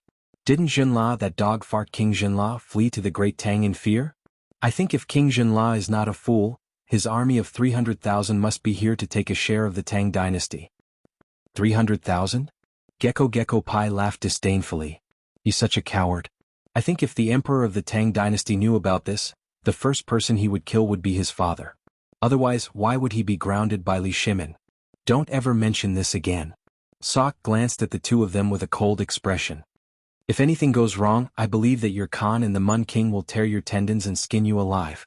When the 2 of them heard this, they awkwardly stopped mentioning this matter. I don't know what the higher-ups have arranged. Why are they so cautious about the Tang dynasty? Wouldn't it be easy for the 4 of us to conquer the Tang dynasty? At this moment, a young man in a purple robe silently appeared in the room through the window. When the people saw this person, they hurriedly bowed. Little prince. The young man lay on the chair with his legs on the table and asked, "What's the horse that just went out for? Did you find out?" I haven't found out yet. The 3 of them lowered their heads and didn't dare to speak. Even their bodies couldn't help shaking. The young man in the purple robe looked at them playfully. Forget it. It's not important. I've already dealt with the person. He's a messenger who went to Longyu Road to deliver a letter. The dog emperor wants to eat locust eggs in the middle of the night. He's really stupid. Okay, you can leave now. Continue to monitor every movement in the imperial city. Don't touch King Jinla for the time being. Now the security there is tight. Even I can't get in. Yes. What could they say? What else could they say? At this time they had no choice but to agree. This person was Sheli's eldest son, the future Khan of the Turks. How could they dare to offend him? They left embarrassedly. However, they didn't know that they were in the Tang dynasty. And they were in the deepest part of the Tang dynasty, the Honglu Temple, which was specially used to receive foreign guests. Their every move and everything that happened just now had been secretly recorded in a small notebook by the palace experts hiding in the dark. As for the person who just went out, he was a prisoner on death row. He was just a puzzle sent to them. If Li Shimin couldn't even think of this, he wouldn't be Li Shimin. After a while, in Li Shimin's bedroom, Wei Shuyu knocked on the door of Li Shimin's room. "Your Majesty, it's done. It's just as your Majesty expected." Li Shimin didn't even open the door. He looked at Zhang Feng's calligraphy and wrote something on a piece of rice paper. Hearing this, Li Shimin's expression didn't change. He said lightly, "Send an order. Keep a close watch on the Honglu Temple. Their every move must be reported at any time. Even if their servants go out, where they go and who they come into contact with, they must be reported to me as soon as possible." Wei Shuyu was silent for a moment. She asked, "Your Majesty, what if they go out in the middle of the night?" Li Shimin said lightly, "Kill them." "Yes, Your Majesty. Also, the people who go to Longyu can set off now. Let the people in Longyu chop the water wheel. There's no need to hide this matter. It's best to let the whole world know." Wei Shuyu trembled all over. She hurriedly accepted the order. "Yes, Your Majesty."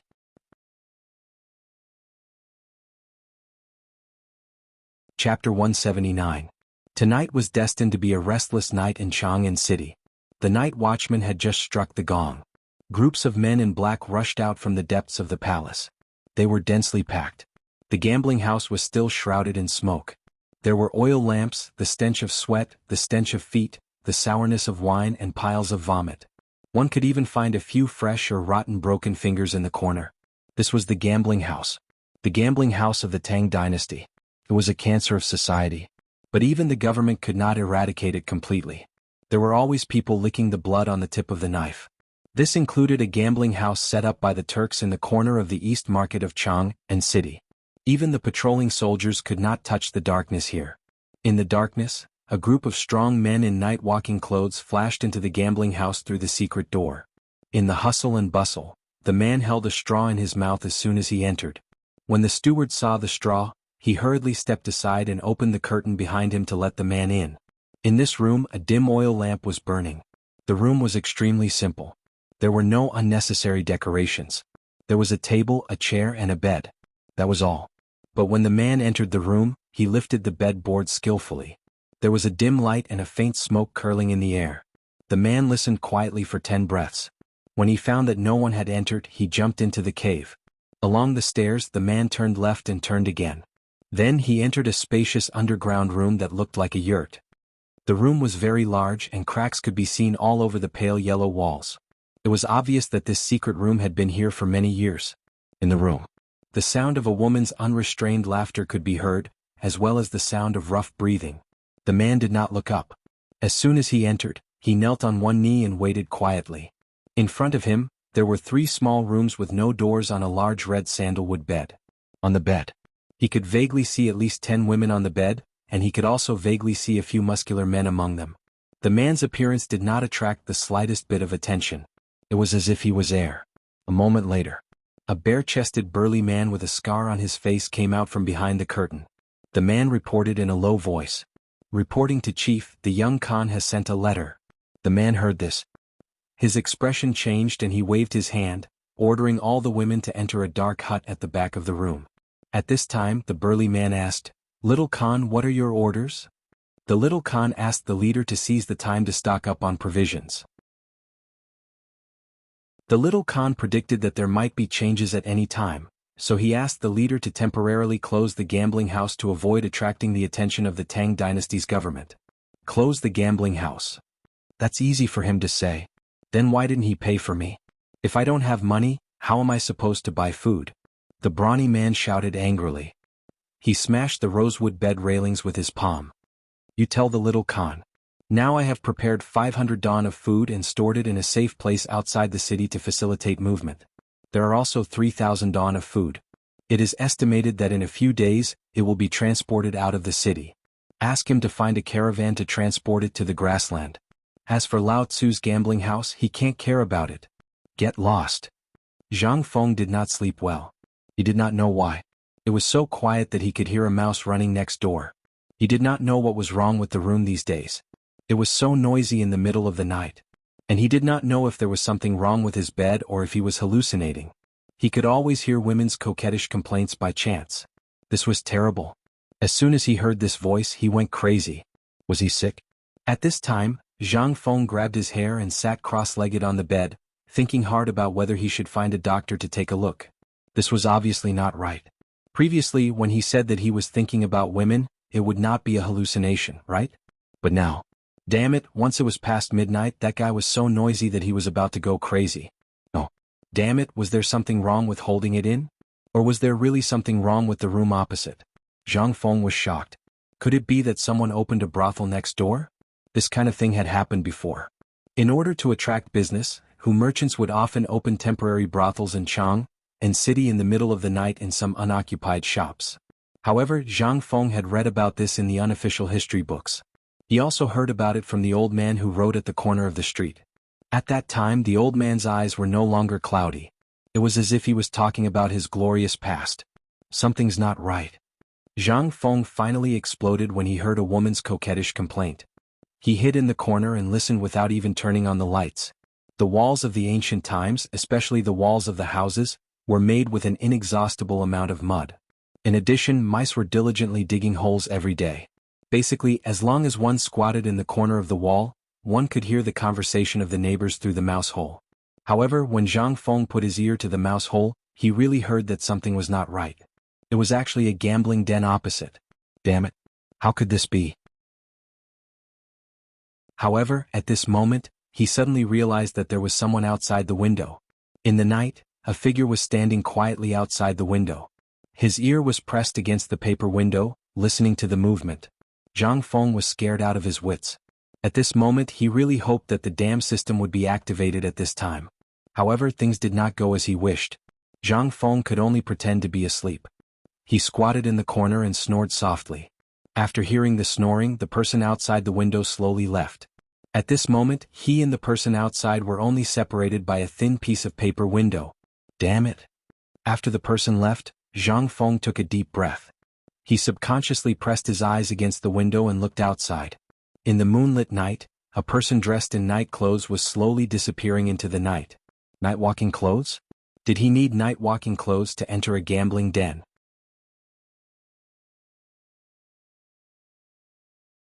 Chapter 180. That night, Zhang Feng slept very badly. So much so that when the sun was high up in the sky, he still had panda eyes and mosquito kisses all over his face. He was snoring loudly in the shadow under the crooked tree. So much so that Guzi and the others came. Seeing that there was no business to be done, they covered Zhang Feng's face with a lotus leaf and left. Gulp. Gulp. After some time, Zhang Feng was so hot that he almost stopped breathing. Then he woke up amidst the protest of his stomach. What entered his eyes was a large patch of green, which almost made Zhang Feng think that he had transmigrated again. After pondering for a long time, he realized that this thing was just a lotus leaf. Zhang Feng was so angry that he cursed Guzi and said that he was going to murder him. It also attracted a few patrolling guards. After confirming that this was a farce, the guards left with a strange expression. There was no choice. It was useless to say anything now.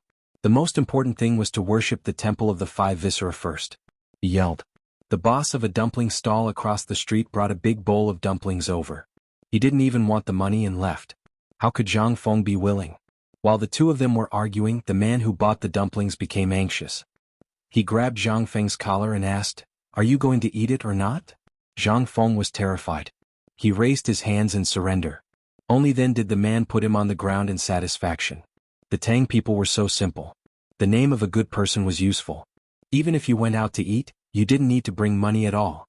If you dared to mention money, the boss of the stall would either hold a kitchen knife, a rolling pin, or a fist as big as a sandbag to greet you. What a cute and simple person. Zhang Feng squatted on the ground holding the big bowl and sucking the dumplings. A bowl of dumplings finally stopped his stomach from making a fuss. Zhang Feng had nothing to do again. He moved the stool to a shady place. Seeing the daughter of the boss of the dumplings staring at him, Zhang Feng waved his hand and said, "Xiaoya, come over here." The little girl responded in a crisp voice and then ran over eagerly. Usually, when Zhang Feng was bored to death, he would find some children to play with him in the shop. What kind of games? They were competing to see who could eat faster. Moreover, all the children were fascinated by the big mouth game that he invented. Xiaoya was only 8 or 9 years old. Because she was malnourished, her hair was still yellow like straw. She wasn't afraid when she saw Zhang Feng. She asked, "Brother, are we going to play the game of Big Mouth?" Brother Guzi and the others aren't here. No, no, no. Look at this. As he spoke, Zhang Feng took out a piece of silver from his bosom and said, Big brother isn't feeling well today. Help big brother fan me and big brother will give you money, okay? No. Big brother is a good person. Daddy won't let me take your money. As she spoke, the little girl didn't even look at the pitch-black silver in Zhang Feng's hand that was full of teeth marks. That was awkward. Zhang Feng scratched his head. Then help big brother fan me. When big brother is better, I'll give you braised pork, okay? Okay. The deal was quickly reached. Zhang Feng lay on the recliner happily. The little girl started fanning with all her might. Although her little clothes were already drenched at the thought of being able to eat delicious braised pork with her mother at night, Xiaoya held back her strength and started fanning with all her might. In fact, Xiaoya's father had already seen it, but he pretended not to see it. Zhang Feng was a good person. That was something that everyone on this street knew. However, Zhang Feng also had a nickname. Slacker. The super lazy kind. Moreover, he was a prodigal. He didn't run the shop properly and only knew how to sleep all day. Not to mention that no one knew where he got the money from. Every day he would take out a handful of money and give it away. This also made the neighbors sigh secretly. He was a good person. However, he was a poor man. At the age of 20, he didn't join the army, nor did he go to the Imperial College. All he did was sleep all day. And he was *King Bachelor. As a man, Boss Hun saw the heavy dark circles under Zhang Feng's eyes at a glance. He was missing a woman. Alas, such a good boy. Is there something wrong with his body or something? At the thought of this, Boss Hun Dun endured the pain and went to the winery next door to buy 2 taels of wine. Then he walked slowly to Zhang Feng's side. Little brother, you're still sleeping there. Seeing that Xiaoya's father was here. How could Zhang Feng still be sleepy? Hey brother, you're not guarding the stall? Hey, what's there to guard? There's no one here. Besides, I have a problem with that guy. Even if I leave it on the street, no one will want it. It's all because I'm popular. Brother, he smiled honestly and said, Feng, I see that you have dark circles under your eyes these days. Could it be that you didn't sleep well? If there's something wrong with your body, go see a doctor. Although I don't have money, I'm familiar with all the neighbors on this street. I know a doctor who specializes in men's diseases. Why don't you? Fine. Zhang Feng's face instantly darkened. Brother, you. Fine, I'm all right. There's no problem. Although he said so, Zhang Feng still felt a little guilty. Damn, he was hallucinating. But he was sure that there was nothing wrong with him. It was embarrassing to say this in front of Xiaoya. Seeing that Mr. He was carrying a bamboo bottle of wine, he pulled Mr. He into the store. Brother we've known each other for more than half a year, but you haven't tasted my cooking. Today I'll let you have a taste. Let's talk while eating. Mr. He was flattered and waved his hand repeatedly. But he couldn't resist Zhang Feng's persuasion. Just now he seemed to have pushed Zhang Feng into a corner. Now Mr. He was holding his collar, but his face was red and he couldn't pull it up. Finally, Mr. He compromised. Okay, let's go in. I have something important to tell you.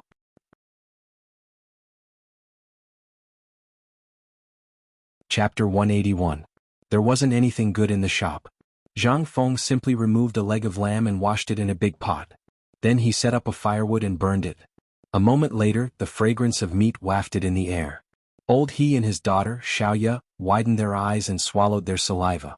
Poor people basically relied on squatting in the wild to eat meat. If they could get it, it would be enough to last them for half a month. If they couldn't, they would go to the river to try their luck and see if they could catch a fish to satisfy their cravings. As for pork and mutton, they didn't even dare to think about it. Usually the wild rabbits around Chang and were extinct. The bigger ones hid in the depths of the Qinling Mountains. Therefore, for the commoners, they were still considered lucky. At least they could start a small business and feed their family. Sometimes, if they were lucky, they might be able to see some meat during the new year. Only Zhang Feng didn't care about their status. Sometimes, when he was happy, he would give Xiaoya a piece of meat and say that it had gone bad and couldn't be eaten anymore. However, old He knew that it wouldn't be a problem to keep it for at least a month. Even if it went bad, it would be boiled in water and eaten together with the soup. How could there be any smell of rancidity? In the end, old He could only sigh that Zhang Feng was a prodigal. The dishes are here. Just as old He's imagination was running wild, Zhang Feng shouted and came out with a big tray. There weren't many dishes. 5 plates. 1 plate of hand-shredded lamb. The other plate was cut into pieces and dipped in vinegar. There were also a few stir-fried dishes and a big bowl of rice. When Xiaoya saw the meat, she pounced on it. Old He was so anxious that he grabbed Xiaoya's yellow braid and was about to hit her. Zhang Feng hurriedly stopped Old He. Hey, she's a child. Let her eat. We don't have much, but we have a lot of meat.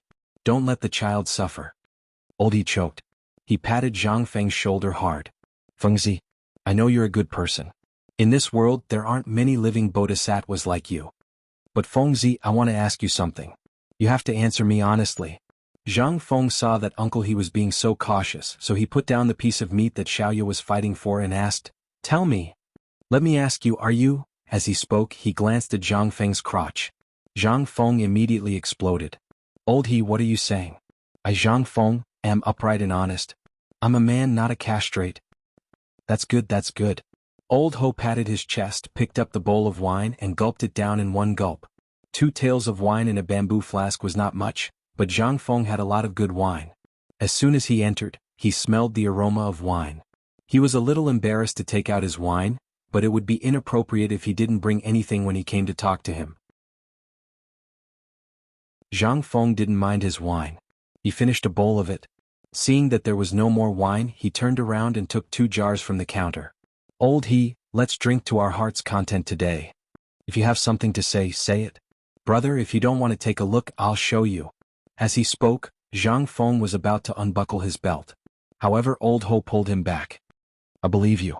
But if you don't find a wife like this, it's not a good idea either. You spend money like water every day. This is not good.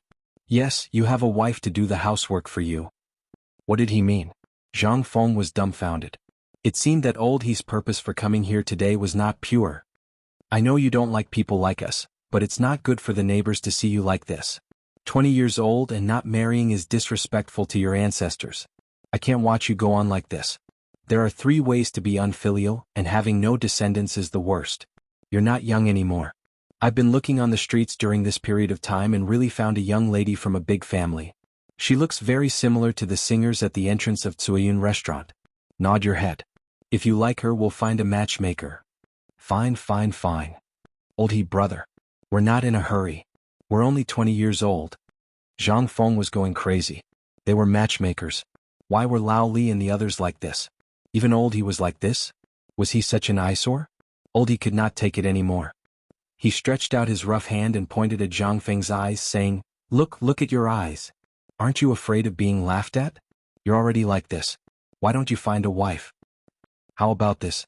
If you don't like her, you can go to Tsuayun restaurant to vent your anger. It's not good to keep holding it in. I heard that the prostitutes there only earn $1 a night. This bit of money is nothing to you, right? Zhang Feng was dumbfounded. Tsuayun restaurant? You want Lao Tzu to go there? Zhang Feng was a little suspicious. Old He had some ulterior motives. Old He, to be honest, I haven't been sleeping well these days. It's not because of anything else.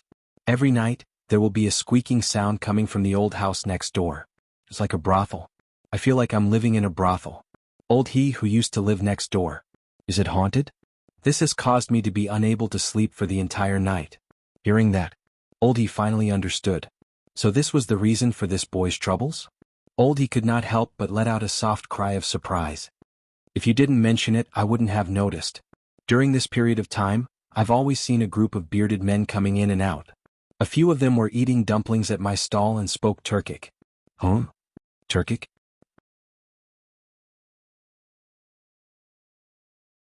Chapter 182. When Zhang Feng heard that, he immediately felt that something was wrong. No wonder. That's what I thought. Usually the house next door was like a haunted house. Why did it suddenly become like this? Zhang Feng couldn't help but come forward and ask, Old He, I just found out that there was someone next door in the middle of the night a few days ago. Do you think the person next door was here before or recently? Old He scratched his head, picked up a lamb bone and said while chewing, Now that you mention it, I also thought of it. This house used to belong to a rich family. I don't know what happened, but they broke the law and were chased out of Chang'an City. No one has lived here for about 5 years. However, about half a month ago, there was a black man who smelled of rank odor in front of this house. He even squatted there for a long time.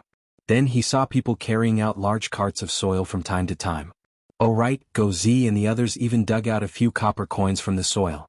I heard that the pile of soil under the old willow tree by the Qingshui River outside Chang and city was from this house. There weren't many people. I even saw some Huzi and Huzi. They all went in when the sky was dark. All right. He patted his head and scratched his sweat towel with his big oily hand. He said, one night I went to a funeral banquet. I had nothing to do at night, so I brought food to my wife. I also saw a Turkic man wearing jewelry go in. I was drunk at that time, so I didn't pay attention to it. If you didn't mention it, I would have forgotten. He said that it was unintentional. But Zhang Feng was shocked. Damn it. What was this? This damn Turkic man was acting like a spy beside Lao Tzu. Damn it. How could this be? Damn it. Seeing Zhang Feng's gloomy face, he didn't say anything. He stopped talking and went forward to ask, what's wrong? Have you been there before? What do you mean? He glanced at Zhang Feng meaningfully. So what if I've been there? I'm a man. What's the big deal about playing around? You really haven't been there? He asked in a low voice. Zhang Feng's head was as white as a rattle drum. No, never been there. Why would I go there? If I want to go, I'll go to those big gambling houses. That would be more in line with our identity. But have you heard what's inside? Why does it always open after the curfew? This doesn't make sense. There was something strange about this gambling house. Generally, the gambling houses in Chang and city were set up by the government. There were also black market merchants, but basically they were all registered in the government office. However, the one next to his was obviously not the case. Which legitimate casino would open in the middle of the night? This isn't right. You don't know? Seeing Zhang Feng like this, Old Ho confirmed that he didn't go next door. He then drank a bowl of wine and said, Here. It seems like you haven't been there before. I'm relieved. You don't know, but a butcher from Ping and Fang went in a few days ago. On the second day, someone found that 3 of his fingers were missing. And I heard that not only did he lose his shop overnight, but he also owed a huge debt. That gambling house is set up for the rich. Many rich people in the city have visited it before. I heard that the gambling house doesn't accept much money. Instead, it has a special liking for food. Sigh. What kind of world is this? The owner of the gambling house doesn't like money, but wants food instead? Although the price of food in Chang and city is unusually high recently, it doesn't make sense to play like this, right? If the government finds out about this, he'll be beheaded sooner or later. But even so, there are still people who want to die. Do you know why? He asked Zhang Feng with a sly face. Zhang Feng's face was extremely gloomy. He pursed his lips. He was extremely disgusted with Zhang Feng, who didn't know anything. There's a woman in there. I heard from the butcher that there's a cave under the gambling house. The decoration there is similar to that of a palace. And there are a dozen or so ladies and women from the Central Plains. They're so beautiful that they look like they came out of a painting. They're even prettier than the top hostesses in Chang and city's top Tsueyun restaurant. You know Tsueyun restaurant, right?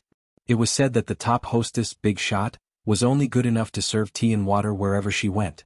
TSK. I don't know which rich family owns it. If you lose money, not only will you chop off your fingers, but you'll also have to pay your debt with food. If you win, you'll get a free night's sleep. He seemed to be drunk. He spoke eloquently as if it was one of the biggest regrets of his life that he had never been in there. However, Zhang Feng didn't think so when he heard it. Now, everyone in Chang and city knew that the imperial palace had issued an imperial edict. Whoever dared to embezzle food would have his or her entire family executed. However, the mysterious man next door not only wanted to store food, but he also seemed to be dragging all the rich families in Chang and city into the water. That was interesting. The Turks. Moreover, they were stirring up trouble here at such a sensitive time. This was a big move. No wonder Lao Tzu could hear that voice every day. *CK Zhang Feng secretly spat. He looked at Old He and said, Old He, do you believe me? Yes. Then don't do anything for now. I'll pay for the losses. I think it won't be peaceful here in the near future.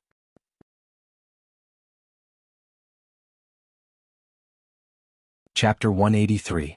In the end, Uncle He did not ask anything. He was a boorish man. Zhang Feng was the most handsome man on the street. He was also the only one who could read and write. Not only that, he was so young. Who would believe if not him? Besides, Uncle He also felt that something was wrong recently. He seemed to have thought of something and said, By the way, Feng Zi, a few days ago I heard from the night watchman Bonzi that 5 days ago, after he knocked on the clock, he was taking a nap in the Wei family's alley when he saw a group of people speaking in Turkic language driving a group of carriages. They threw bags of oilcloth that were big enough to fit a person into the river along the Yong and canal. Erbanzi saw that those people were holding shiny scimitars in their hands. Erbanzi was scared out of his wits. If not for the fact that he was drunk at the funeral last time, he would not have dared to tell anyone. Who else knows about this? Zhang Feng asked. I think it's just me, Erbanzi butcher, and your Auntie Sunday. Zhang Feng could not help but have a playful look in his eyes. He did not ask any more questions. He drank bowl after bowl with Uncle He and pondered about this matter while drinking. The Turks. Before the Tang dynasty, there were businessmen doing business in Chang'an City. It was inevitable that there would be some spies keeping watch in Chang'an City. But why would they take the biggest risk and expose themselves at this time? This matter was not simple. It was extremely complicated to train a spy, not to mention to plant a spy in a place like Chang'an City. The cost of a spy was astronomical. Losing even one would be a huge crisis. Yet the Turks still took such a risk and exposed their spies. Why was that? This was something that Shang Jue needed to know. And most importantly, what was Tubo's attitude now? He still did not know. The whole thing revolved around Tubo. But until now there was no sign of Tubo. And was this the only spy the Turks had? No, definitely not. If he could have a spy doing this, then it meant that all the Turkic spies in Chang'an City were stocking up on grain. What about Tubo? Thinking of this, Zhang Feng gripped Old He's hand and said, Old He, after you go back you must find Zhu Zi's father and ask him to tell Zhu Zi, Guzi, and the others not to inquire about anything strange during this period of time. This matter will become known sooner or later. At that time many people will die. Seeing that Zhang Feng had mentioned this matter twice, Old He couldn't help but become serious. He put down the lamb hoof in his hand and wiped his hands with the linen cloth on his shoulder. He asked, Feng Zi, is it the Turks? Good that you know. I reckon that they are being targeted by someone now. So, Old He, it's enough for you and me to know about this matter. This matter is too important and people will die. Good. I'll go back now. As he spoke, Old Ho grabbed Xiaoya, who was still desperately kicking the meat in her arms, and walked out of the door. Zhang Feng stopped Old He. Old He, take the meat and rice back. I can't eat it alone. Without waiting for Old He to refuse, Zhang Feng went into the room in the backyard. Of course he wasn't going to sleep. After sleeping for a day he had already slept enough. He just wanted to confirm one thing and didn't want to argue with Old He. He suddenly realized that all this seemed to be related to that dark and silly prince. Right. It was Zhenla. Could it be that this matter was caused by Zhenla? Then Zhenla was used by Tubo and the Turks. Then all of Zhenla's goods were transported to the Tang dynasty? This time it was much clearer. Zhenla was just a tool. A tool used by Tubo and the Turks to test the Tang dynasty. Good plan. This was in line with the usual style of the Turks. The whole thing was under control, but the Turks were an accident. He originally thought that the Turks were suppressed by Shui Yantua and wouldn't make a move. Well, he didn't make a move. He quietly carried out this shocking plan. He didn't want the Tang dynasty to have an easy time at all. Zhang Feng actually didn't hate the Turks. Perhaps it was because as a 21st century person, living under the flag of the Turks had this kind of feeling. However, in this feudal Tang dynasty, he didn't have a good impression of the Turks at all. In their eyes, the people of the Tang dynasty were food, four-legged sheep, and tools to produce food for them. He somewhat underestimated these people on horseback. However, just as Zhang Feng discovered this, a voice suddenly rang out. In the palace, one secret report after another had already appeared on Li Shimin's desk. Li Shimin looked at the secret reports on the desk and his face was so gloomy that it looked like it was about to drip water. Prime Minister Wei, what do you think we should do? Kill. Li Shimin waved his hand and pushed the secret reports on the desk to Wei Zheng. Wei Zheng hurriedly stepped forward. It was written on the secret reports. In the west market of Chang'an City, the Hu merchants of Huayuan Square are secretly hoarding food, suspected to be related to the Turks. The pawn shop of Chonghua Square is wantonly collecting money recently and signed a contract with a grain merchant for 300 don of food. In the brothel of Yongding Square in the East Market, the Tubo people are suspected to be active there. The details are unknown. The people of Honglu Temple have been in close contact with the East and West markets recently. Reading the situation on the secret reports, Wei Zheng's face turned pale. Your Majesty, this, I ask you, kill or not?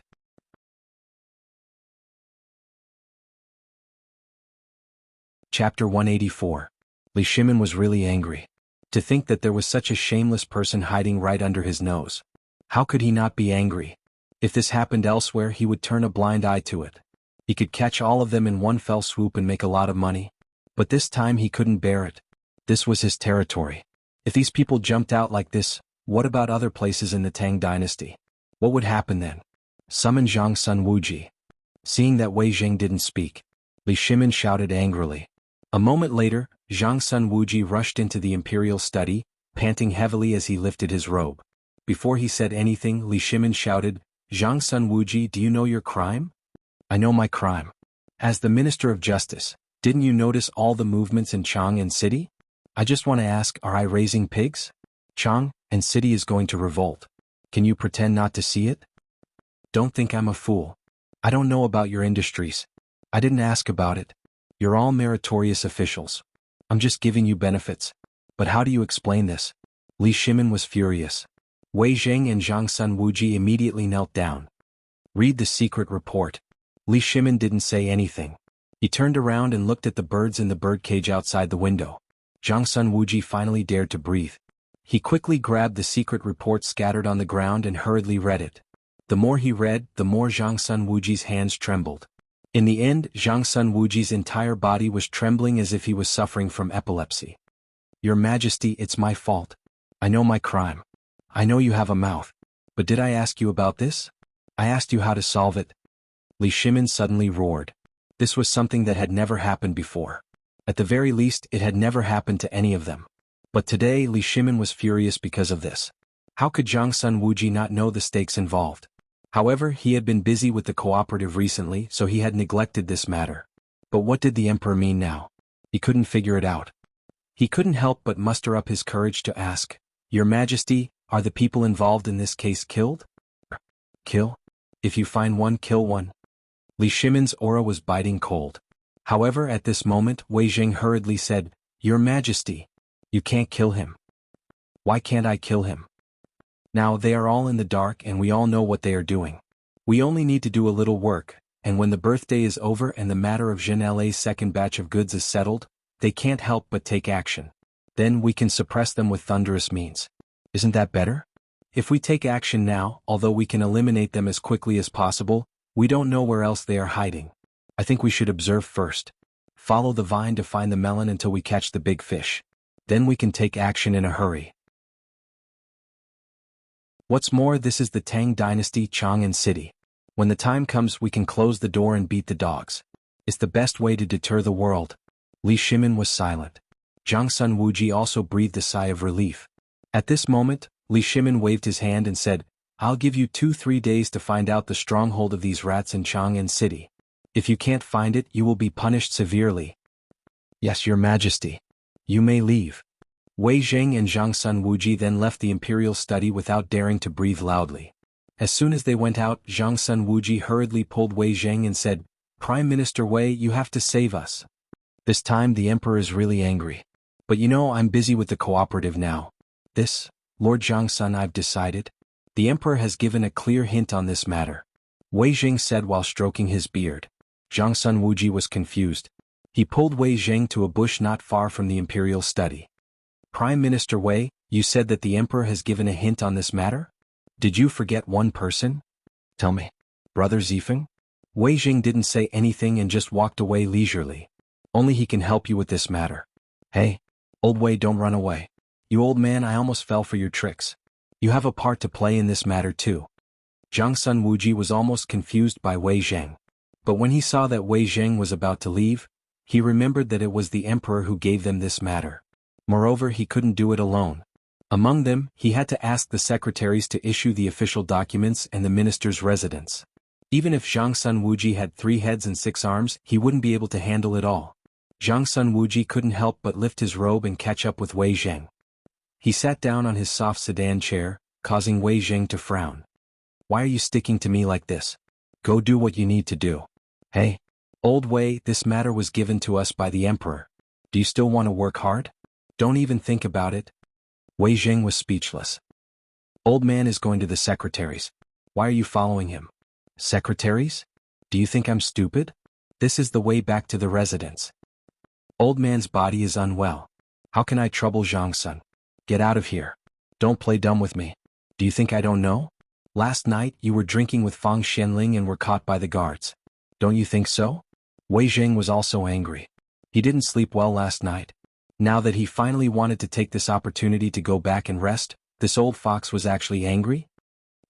Zhang-sun, you scoundrel, what do you want?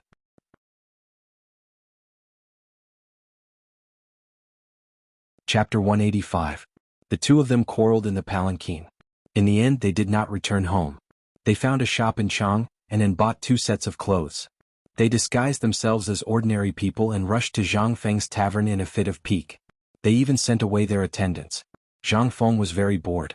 On tidying up day, he slept during the day and suffered in pain and anticipation at night. In 3 days he had basically confirmed one thing. The people living next to him were really Turks. Almost every day, there would be a fixed number of 5 wealthy merchants from Chang, and entering the manor. There were even people from the government mixed in. This did not include some new faces. Fortunately, this place was located in a remote area. Basically, the patrolling soldiers would turn around in front of Zhang Feng's tavern. Although Zhang Feng's tavern was at a crossroad, there was no one in the alley inside the tavern. Usually, even children did not dare to play in the tavern. It was said that there was a rich man in the previous dynasty who offended Yang Guang. In the end, his whole family was executed. The ancient people were superstitious. They always said that there were ghosts that came out in the middle of the night to take lives. As a matter of fact, Zhang Feng was not the only one who was tortured in the middle of the night. At this time, groups of women carrying candles and ingots were on the street not far from Zhang Feng's tavern. They burned so much that the patrolling soldiers thought that the tavern was on fire. Everyone was burning joss paper and begging the ghosts not to take their lives. Even the rich had to hire Taoist priests and monks to perform rituals on the streets. They were so noisy that Zhang Feng could not sleep well. Once, a cow's nose even pulled Zhang Feng and pointed at Zhang Feng's panda eyes, telling the onlookers that he was possessed by evil spirits. In the end, if old he and his father had not guessed the protector with a shoulder pole, Zhang Feng would have been miserably cheated. After that, Zhang Feng did not dare to sleep in front of the tavern during the day. Who knew when someone would use a boy's urine to exorcise him? He couldn't get angry yet. All he could do was stare at the man and mutter, "This is all for your own good. What's wrong with being possessed by evil? You haven't married yet. Do you want me to arrange a marriage for you? That daughter of mine is more beautiful than anything else." But when Zhu Xinyang came to Zhang Feng with a strong woman with a big waist, Zhang Feng held the kitchen knife and was about to go crazy. Only then did the crowd stop wanting to propose marriage to him. It was 2F*King scary. For example, the flowers were scary. If he were to marry her, Zhang Feng would probably be scared to death in the middle of the night. Sigh. It's too damn difficult. Zhang Feng looked up at the sky and sighed. However, he was reprimanded by Zhu Zi's mother. "Man, if you don't find a wife, you'll bring shame to your ancestors. Tell Auntie which family's girl do you like. Even if she's a concubine, you should marry one. If you endure like this, even if you don't feel uncomfortable, we feel uncomfortable watching it. Auntie, I actually have a wife. She's currently studying at Han University." Zhang Feng was helpless. He could only use a girlfriend he had dated online for 3 years in his previous life, whom he had met 3 times, and who was about 9 years older than him. But this time it was over. The entire neighborhood knew in the next moment. "Sai Fengzi, where is your wife from? Is she good at giving birth? Where is Han University? Why haven't I stopped? Fengzi, are you fooling old man? Studying? Do you think old man studied Confucius for nothing? Which girl who can study isn't a lady from a wealthy family? If you can marry her, old man will take your surname." This was the roar of old man who wrote letters for others on the street. As for the purpose, Sima Zhao's heart was enough. The old man wanted to find a good family for his 14-year-old granddaughter. Zhang Feng, who was literate, handsome, and had a family with too much money to spend, had become his target. Now that he knew that Zhang Feng had a wife, how could he be willing? This was difficult to handle. "Old man, I appreciate your kindness, but this marriage was decided by my parents. Moreover, it was decided when I was young. You can't expect me to be an unfilial son, right? This, sigh. Forget it, forget it. This old man doesn't understand young people's matters." Old man flicked his sleeves. When he saw the silver ingot in his sleeve, he said to the crowd, "Everyone leave. Don't worry about Fengzi's matters. Put away your thoughts." Only then did the crowd leave in embarrassment. Zhang Feng couldn't wait to slap himself a few times. If he knew that the silver ingot would be useful, why didn't he take it out earlier? *CK. He even said that he was Confucius's student. Confucius had already ascended to immortality for hundreds of years. How dare he claim to be his student? Aren't you afraid that those Shandong scholars will hear you and beat you with a board? However, he could only think about this in his heart. Who knew if old man was really from Shandong before? Otherwise, he would have been caught and beaten by the authorities if he was an ordinary person who shouted on the street all day long. Zhang Feng was about to close the door with a bang. But at this moment, a teasing voice stunned Zhang Feng. Yo, brother Zhang Feng's popularity is getting better and better.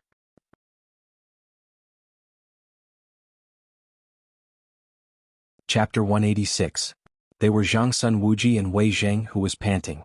Zhang Feng looked at the two men who were sweating profusely and panting like old cows. He was dumbfounded. Old Sun, Old Wei, are you being chased by ghosts? Don't talk. Give old man a bowl of water first. Wei Zheng and Zhang Sun Wuji did not have the strength to speak. They hunched over and held onto the door sill. When they finally sat on the chair, they began to moan. What's going on? Zhang Feng was confused. He hurried to the kitchen and scooped a ladle of warm water for them. When the two men saw each other, they immediately began to fight over the water. Fine, I have to give them some more. Otherwise, neither of us can drink the water. Don't worry. I'll give you some. Both of you have some. Zhang Feng finally managed to serve the two men who were about to explode. He asked carefully, Masters, are you running a race in Chang'an City? Kid, how can you say that? What's a race? It's a competition to see who can run faster. Zhang Feng saw that the two men were flushed and their voices were hoarse. He quickly changed his name. Zhang Sun Wuji said in a rough voice, Brother Zhang Feng, you can't make the decision. This old man is shameless. Lao Li ordered us to do something important. Good Lord, this guy went to drink with prostitutes last night and was caught by the night patrol. He was locked up for the night. He wanted to take this opportunity to go home and slack off. I just said a few words to him. Hey old son, you're good. You didn't do a good job in this matter. Emperor. Lao Li just said a few words to me. You took it seriously? Besides, last night, old man only went to Wentai Lu to drink tea and discuss poetry with his friends. How is that drinking with prostitutes? Then, is it true that he was locked up in prison? Don't deny it. I have evidence. Hee. Yes, so what? Do you think old man is afraid of you? Zhang Feng's face was as black as the bottom of a pot. He looked speechlessly at the two old men who were in their 50s talking about each other like two old kids. What the hell is going on? Lao Tzu was annoyed enough. Zhang Feng was furious. Just as the two old men rolled up their sleeves and were about to fight, Zhang Feng roared, Don't make a ruckus. Shut up. Needless to say, this roar instantly stunned both of them. After a while, the two of them looked at Zhang Feng with red eyes and thick necks. Zhang Feng shrunk his neck. Please continue. Just pretend that I didn't say anything. He was terrified. But how could they continue now? They said fiercely to each other. They sat on the chairs and sulked after fighting again in the future. Zhang Feng carefully hid in the kitchen. He chopped up the pig offal that he had just braised in the morning and put 2 jars of wine on the table. Until now. The two old men wrinkled their noses and sniffed the aroma. Without waiting for instructions, they picked up their chopsticks and waited with shining eyes. Without waiting for Zhang Feng to put down his plate, the two of them took out the plate and picked up a piece of pig intestine. They started to fight over it. When they saw Zhang Feng, they frowned. Old son, I can see that you two have a lot on your mind. Did something big happen? Yes. When it came to serious matters, Zhang Sun Wuji didn't beat around the bush. As he ate the large intestine, he said vaguely, Today there is indeed a big matter. But before we talk about it, shouldn't you tell me where Han University is? Yes. Old man thought that he had seen more than half of the Tang dynasty, but I have never heard of Han University. Zhang Feng patted his head. The people were fooled, but how could he deal with these two old men? He could not say that it was a university thousands of years in the future, right? It would be strange if they were not monsters. Well, let's drink. This is good wine.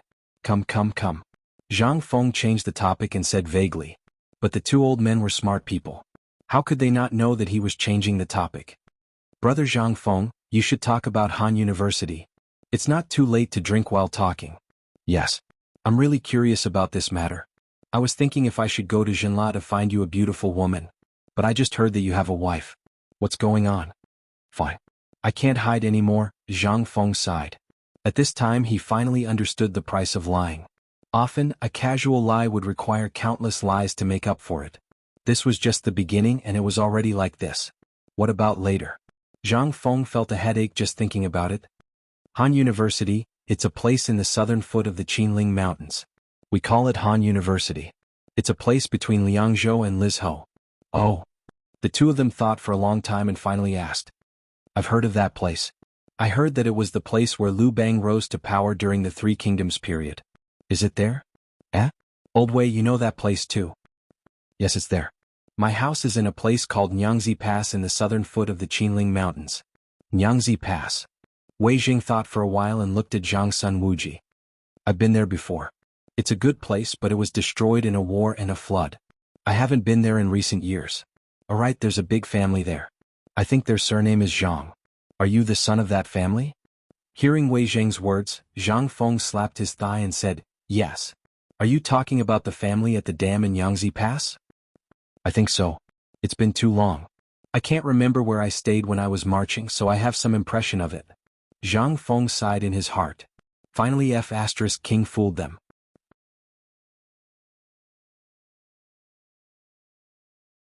Chapter 187. Zhang Feng had the urge to cry. Status was the most taboo thing for a person. Previously, when he was with Lao Li and the others, they would ask him about this and that when they had nothing to do. However, he always played dumb. He knew that there would be a day when he could not hide it. However, there was nothing he could do. However, just a few days ago, when Zhuzi's father was squatting under the crooked tree and telling him about their escape, he found out about the existence of such a place. When Zhuzi's father talked about the glory of the Zhang family, he almost thought that Zhang Feng was the young master of that family. From what he said, Zhang Feng's age seemed to be the same as the young master of that family. They also looked very similar. All right. Since that was the case, Zhang Feng and Zhuzi's father talked about the Zhang family in detail. Basically, the Zhang family's 18 generations of ancestors were revealed. He even clearly stated who the young master of the Zhang family was engaged to. In the end, Zhang Feng asked how he knew so much. In the end, he found out that Zhuzi's father was someone who lived near the Zhang family. He worked for the Zhang family all year round. How could he not know the situation of the main family? This was the reason why Zhang Feng could casually mention these places just now. The matter was explained clearly. At this time, Zhang Feng also seemed to be very comfortable. People had to have roots. The faster they rose, the more they had to have roots. This was the origin of the so-called roots in the feudal era. Zhang Feng was someone who would enter the imperial court in the future. Even if he did not enter the imperial court, he was destined to be extraordinary. If he did not have a status, he would not be able to stand tall. This was society. The system of feudal society was like this. If you wanted to climb up, there would always be people who would obstruct you and want you to be smashed to pieces. Now Zhang Feng was not afraid. Although he did not know how high the price would be, at worst at the last moment, he would use a big lie to cover up today's lie. However, he knew that if he stood high enough one day, even if the emperor found out that there was a problem with his status, he would not do anything to him. Because in his blood flowed the blood of the Han people. That was enough. What's more, the emperor was someone who could even spoil the daughter-in-law of the Tang people. To him it was a piece of cake. Identity? In the eyes of the emperor, that was nothing but a fart. If he says you have it, you have it. If he says you don't, you are nothing. Now, whether it was Zhang Feng, Zhang Sun Wuji, or Wei Jing, they were all relieved. Only now did they truly acknowledge Zhang Feng. At the same time he was shocked. How could a 20-year-old youth have such godly talent? Brother Zhang Feng, do you know what I'm thinking now? Wei Jing looked at Zhang Feng and patted him on the shoulder. I used to think that a man would definitely protect his country or enter the imperial court as an official. That would be the most important thing in life. But today I don't see these two things in you. Don't tell me you don't want to? Yes. Zhang Feng nodded honestly. Who doesn't want to stain the battlefield with blood and be buried in horse hide? That kind of hot-bloodedness makes one's blood boil just thinking about it. Who doesn't want to be in that kind of situation? But Zhang Feng shook his head. Zhang Sun Wuji sucked a piece of small intestine in one gulp and patted his oily hands, praising, what a great saying, the bright mirror grieves for white hair. Brother Zhang Feng, then you want to? Zhang Sun Wuji never forgot his original intention. He wanted to rope in Zhang Feng. Now that he saw the opportunity, he hurriedly tried to rope him in. No. Zhang Feng shook his head. Now is not the time. Besides, who said that serving the imperial court requires one to be buried in horse hide and have white hair in the court? Wei Zheng was shocked. He had read the books of sages all his life. The principles in the books were basically the same as what Zhang Sun said, but why did Zhang Feng have a different meaning? Wei Zheng hurriedly got up and bowed with the etiquette of a Confucian, saying, "Please enlighten me, brother Zhang Feng." Now, the imperial court of the Tang dynasty was spreading the word in order to recruit virtuous officials, but the effect was very little. But today Zhang Feng's words were different. Could it be that he was talking about another academic field? Wei Zheng and Zhang Sun Wuji couldn't help but be in awe. I can't say it explicitly. Zhang Feng smiled. Actually, this is the case. I think there are many ways to serve the imperial court. If it's within your ability, you can help the world. Isn't this a kind of reimbursement? As long as we can ensure that the people are clothed and fed within our ability, even if the power of one person is small, if there are thousands of people in the world like what I said, think about it, what will happen? You will pass down this virtue like a wildfire. This? Wei Zheng was shocked.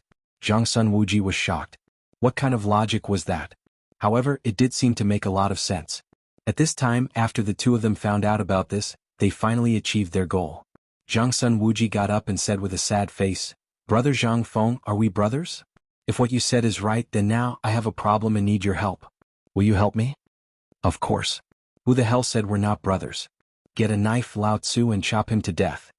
Zhang Sun Wuji was overjoyed when he heard that, but his face changed like a Sichuan opera. As soon as he lowered his head, his face changed into a crying face. Brother Zhang Feng, help.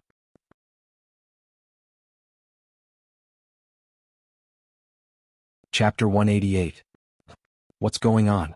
Are you F***king acting? Why don't you go to the Oscars? Lao Tzu guarantees that you'll get the Best Actor award. Really? I swear. Zhang Feng gave Zhang Sun Wuji the middle finger in his heart.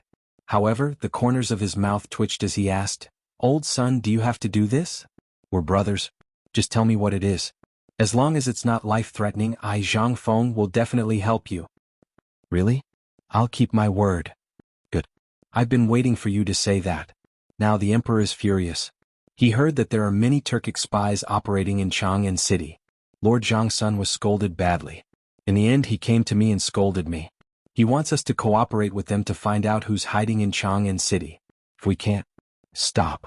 Zhang Feng didn't feel good at all. He immediately got up and gave a fist salute. Please enjoy. I'll take my leave now.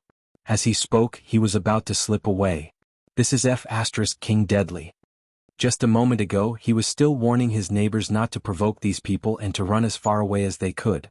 He was even considering if he should find another place to hide. Now look at the unlucky Zhang Sun Wuji. The emperor scolded you because he thinks highly of you. Just let him scold you. You shouldn't F***king hurt others. Now you've F***king hurt others. Lolly too. If you have nothing to do, what can't you do? Even if you wash a piece of mud in the river for fun, Lao Tzu will still praise you. Now look at what you've done. You've flattered the wrong horse. No. You've hit the horse's balls. If you want to die, why are you dragging me into it? Wei Zheng and Zhang Sun Wuji were completely dumbfounded when they saw Zhang Feng making such a big commotion. However, when Zhang Feng opened the door and was about to go out, the two of them sped up and grabbed the back of Zhang Feng's collar to bring him back. I say, little brother. Why are you running? I need to pee. Come on. I knew you were a coward. Zhang Sun Wuji curled his lips and said, "This isn't difficult at all.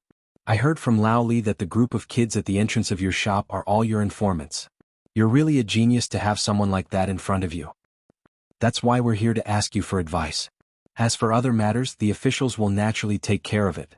If you're afraid, I'll have someone send you a few well-dressed boys. By the way, my son has practiced a few moves before.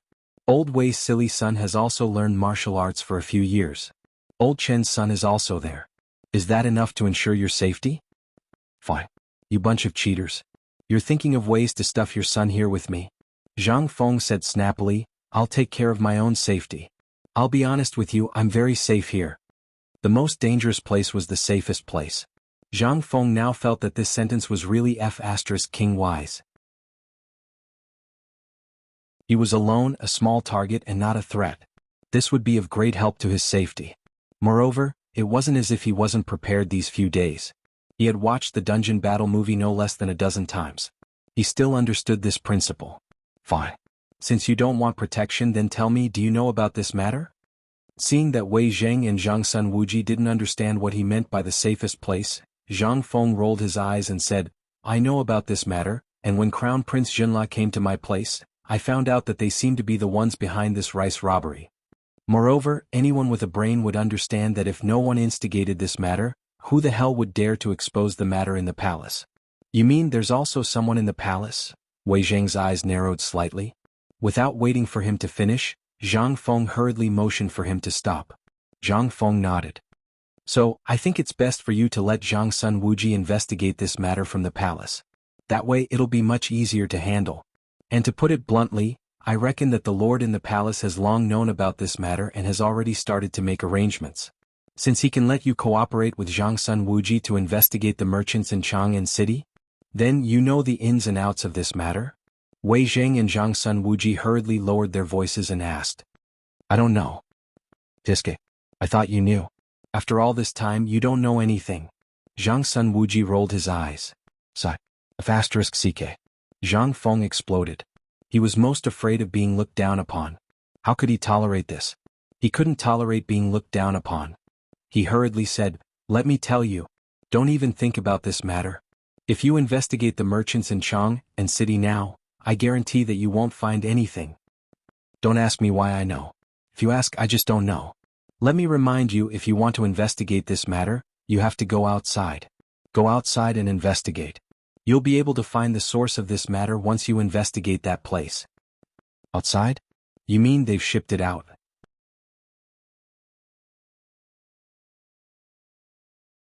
Chapter 189. Ahem. Zhang Feng drank a bowl of wine mysteriously. He leaned back on the recliner and snorted a few times. There are some things that need more of this. If you don't use it, you'll lose it sooner or later.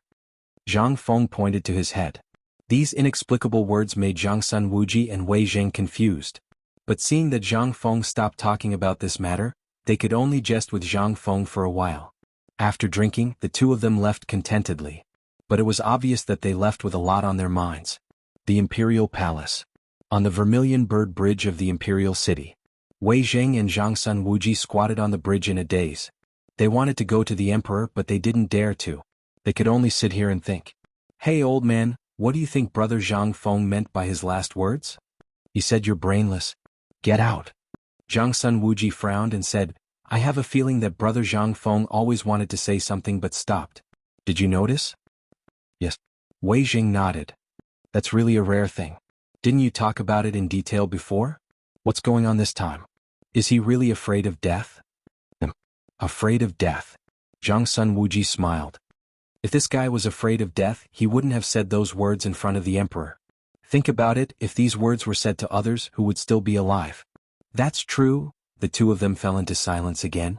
However, at this moment, from afar a small yellow door ran over, gasping for breath.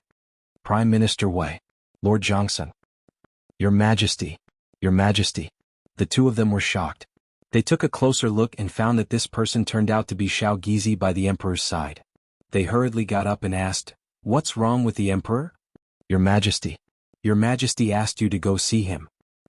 In the pavilion in the middle of the lake in the Imperial Garden, Li Shimin sat on the soft couch and flipped through the memorials. As for Zhang Sun Wuji and Wei Zheng, they were like air, standing outside the pavilion with their bodies bowed under the sun, standing there. Sweat and the effects of alcohol almost made the two of them faint. However, the emperor acted as if he didn't see the two of them and continued to read the memorials. Even Xiao Gizi, who was beside him, wanted to speak twice, but after thinking about it, he still closed his mouth.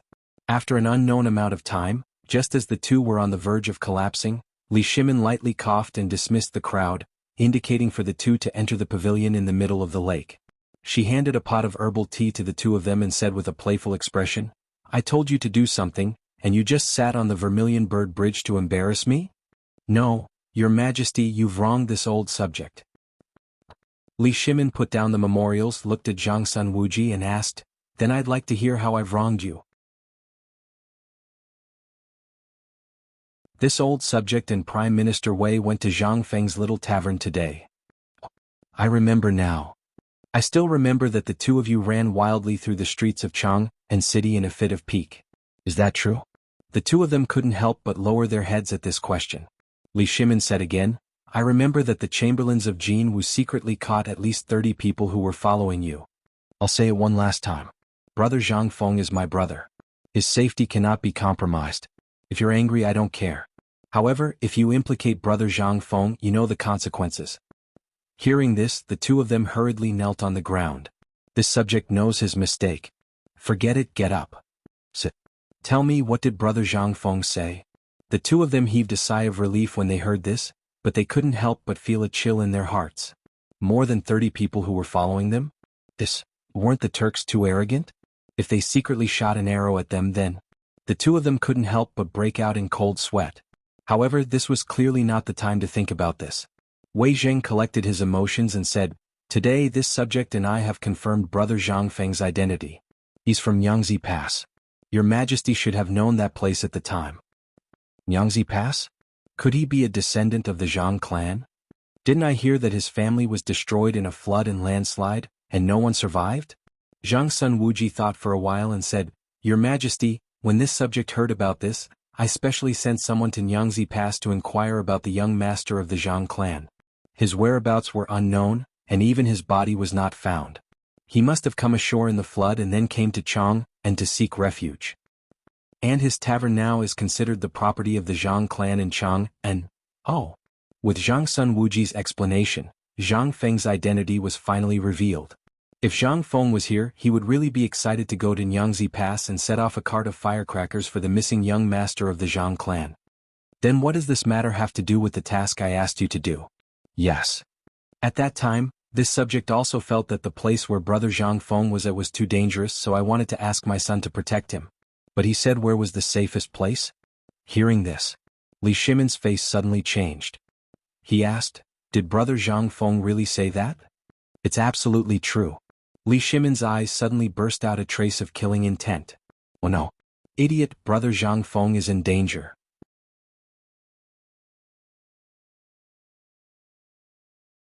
Chapter 190. What? This, Wei Zheng and Zhang Sun Wuji suddenly had goosebumps. How could there be danger? However, the next moment, Wei Zheng immediately felt the world spinning around him. He cried sadly, I finally know why Brother Zhang Feng always spoke so strangely today. Why he was so eager to drive us away. It turns out that he didn't want us to be in danger. God, I know I was wrong. Wei Zheng wailed. Zhang Sun Wuji was not any better. Li Shimin was anxious. He grabbed Zhang Sun Wuji's collar and asked, Tell me what is going on? Your Majesty, this is what happened. We originally wanted to ask Brother Zhang Feng to help us find information about the spy in Chang'an. However, Brother Zhang Feng avoided the topic. Finally, after I asked, he said that the cause of this matter was Your Majesty's stockpiling of grain. What? Li Shimin was shocked. And then? He said that Your Majesty's stockpiling of grain must be confidential. However, such a thing would be leaked by someone. This person either wanted his whole family to die or was a spy. A spy? There is a spy in my palace? Li Shimin's face was so gloomy that it was about to drip water. He asked again, Tell me everything that Brother Zhang Feng said without missing a single word. Yes. Wei Zheng and Zhang Sun Wuji said, This matter, after we figured out Brother Zhang Feng's identity, we told him about what happened in Chang'an. Before we finished, Brother Zhang Feng wanted to run away. In the end, we caught him and held him in a chair. Then he told us what happened. The first thing he said was that there was a spy in the palace. Then he said that he was afraid of death and told us not to investigate further. People would die, many people would die. But when I told him that Zhang Sun Wuji wanted us to investigate, he said that if we wanted to investigate, we would have to go outside the city. We wouldn't be able to find anything inside the city. Also, he pointed to his head and said, Use it more often or it will be gone easily. I didn't know what was going on back then, but now, the two of them couldn't continue. Was there even a need to ask? There's no need. Li Shimin and the others were not fools. It was clear now. Can't Chang and investigate? Why couldn't they investigate? There must be someone from the government covering for them. Moreover, the merchants also seemed to have hooks and sickles. Under such circumstances, how could they investigate? Who could find out anything? If they were to investigate now, all the clues would be lost. Prime Minister Wei, tell me, what did Brother Zhang Feng mean by going outside the city to investigate? Li Shimin thought for a while and added, could it be that he wants us to investigate from both sides? I think that might be the case. There's a saying in the military that when we surround them, we can make all the demons and monsters unable to hide. I think that Brother Zhang Feng must have read this sentence in a military book. That's why he said it at this time, under such dangerous circumstances. Then, do you feel that there might be a big shot hiding around Brother Zhang Feng? This? Wei Zheng and Zhang Sun Wuji were shocked. They had thought of this before, but they didn't dare to think about it. However, the more they didn't want to think about it, the faster they thought about it. Everything became clear at this moment. If it wasn't for the danger around them, why were those children gone today? Why did Brother Zhang Feng leave in such a hurry? He didn't hesitate to give away his wealth?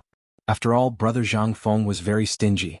At this time, Zhang Feng's words that this was the safest place and the strange look in his eyes made the two experienced officials break out in a cold sweat. Damn it. Brother Zhang Feng is such a loyal friend.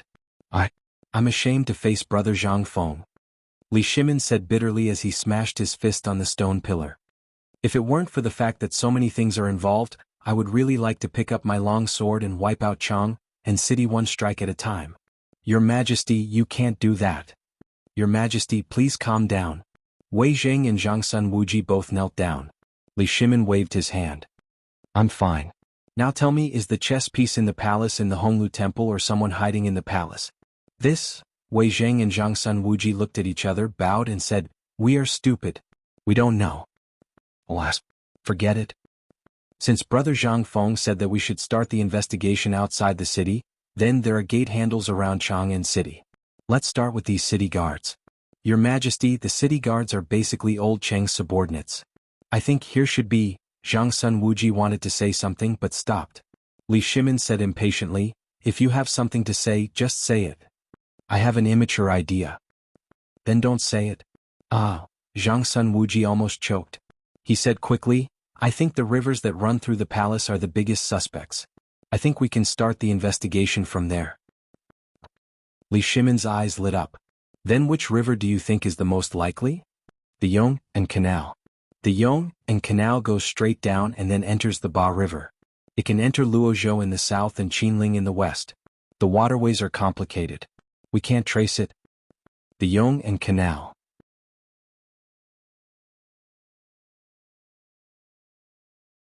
Chapter 191.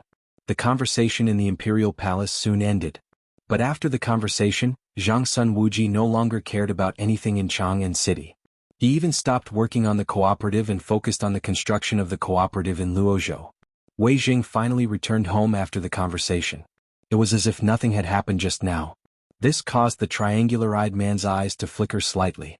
Then he disappeared from the palace. After a few leaps, the man's huge palm clung onto a wall of the Chamberlain of Dependencies like a bat.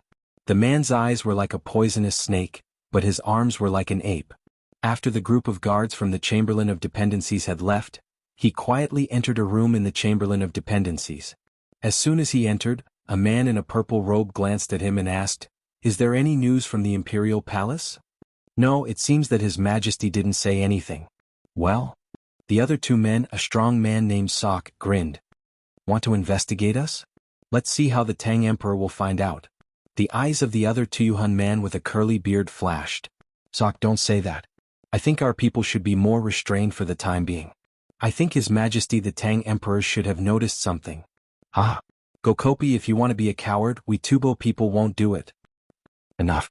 The long-armed man who just came in glanced at the three men with a sinister look and said, Little Khan hasn't said anything. What are you talking about? That's enough, Barter. They're just making plans. It's not surprising. The purple-robed young man waved his hand indifferently. Pass down the message. Keep a low profile. When Lord Jin La's second batch of goods arrives, it will be the time for us to take action. The premise is that Jiangnan Circuit doesn't take action. If Jiangnan Circuit does take action, we still have to continue to hide in Chang'an City. So, keep your tails between your legs for this matter. Remember, stockpiling food is the most important thing. I think you don't have much food left, do you? The purple-robed man looked at the two men mockingly. We know. What else could the two men say? He could only agree. However, just as the three of them were about to leave the room, the purple-robed young man asked playfully, Today, I heard that more than 30 people went to track down Zhang Sun Wuji and Wei Zheng. Are they your people? Hearing this, the three of them stopped in their tracks. However, they looked at each other as if no one knew what was going on. Seeing this, a sinister look flashed across the purple-robed young man's face. Pass down the message. Whoever dares to do such a foolish thing again will have their entire family wiped out. Yes. Everyone was afraid of him. Not because Lao Tzu was Shili Khan. Instead, it was because this person's style had always been very sinister. It was unknown who he had learned this from. Now, when he looked at the three of them, he actually revealed a sinister expression. It was clear that he was truly angry. The three of them walked out of the room. However, they ran into the steward of the Chamberlain of Dependencies who was going up the stairs. The three of them looked at each other, and their faces hurriedly revealed a touch of indifference and respect. Isn't this Lord Zhou? What are you doing? Zhou Weiqing, who was wearing a green official's robe, wiped the sweat off his forehead and cupped his fist disinterestedly. It's just a routine official business. Then he walked around the three of them and entered the Turkic young Khan's room. The three of them looked at each other and stopped where they were. At this distance, it was extremely easy for the three of them to hear what was going on inside. After Zhou Weiqing entered the purple-robed young man's room, the purple-robed young man pretended that he had just noticed Zhou Weiqing and elegantly bowed to him like an aristocrat. I didn't know that Lord Zhou was here. Pardon me for not going out to meet you. You're too serious, young Khan. I'm here on official business. Today, someone in Chang and city discovered that someone was following Lord Zhang Sun and Lord Wei Zheng. Therefore, the emperor ordered me to come down and inform you that Chang and has been very chaotic recently. If there's nothing important, young Khan should not leave the palace. It's dangerous. Oh? The purple-robed young man pretended to be speechless. This is Chang'an City? How could there be such a suicidal person here who dares to follow two Grand Dukes? The Ministry of Justice is currently interrogating the person who was caught. Therefore, the Emperor ordered the Chamberlain of Imperial Insignia to strengthen the security of the Chamberlain of Dependencies to ensure your safety. Ah. Thank you for your kindness, Your Majesty. After that, Zhou Weiqing cupped his fists and said, I'm done here. I'll take my leave now.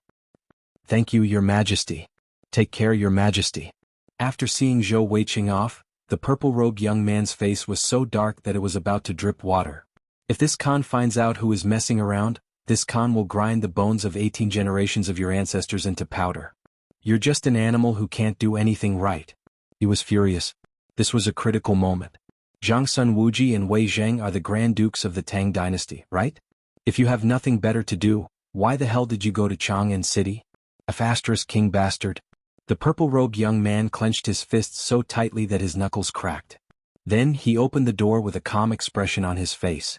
Under his gaze, groups of heavily armored soldiers surrounded the Chamberlain of Dependencies. How are those the Chamberlain of Imperial Insignia? They're the garrison of the Tang dynasty stationed in Chang'an.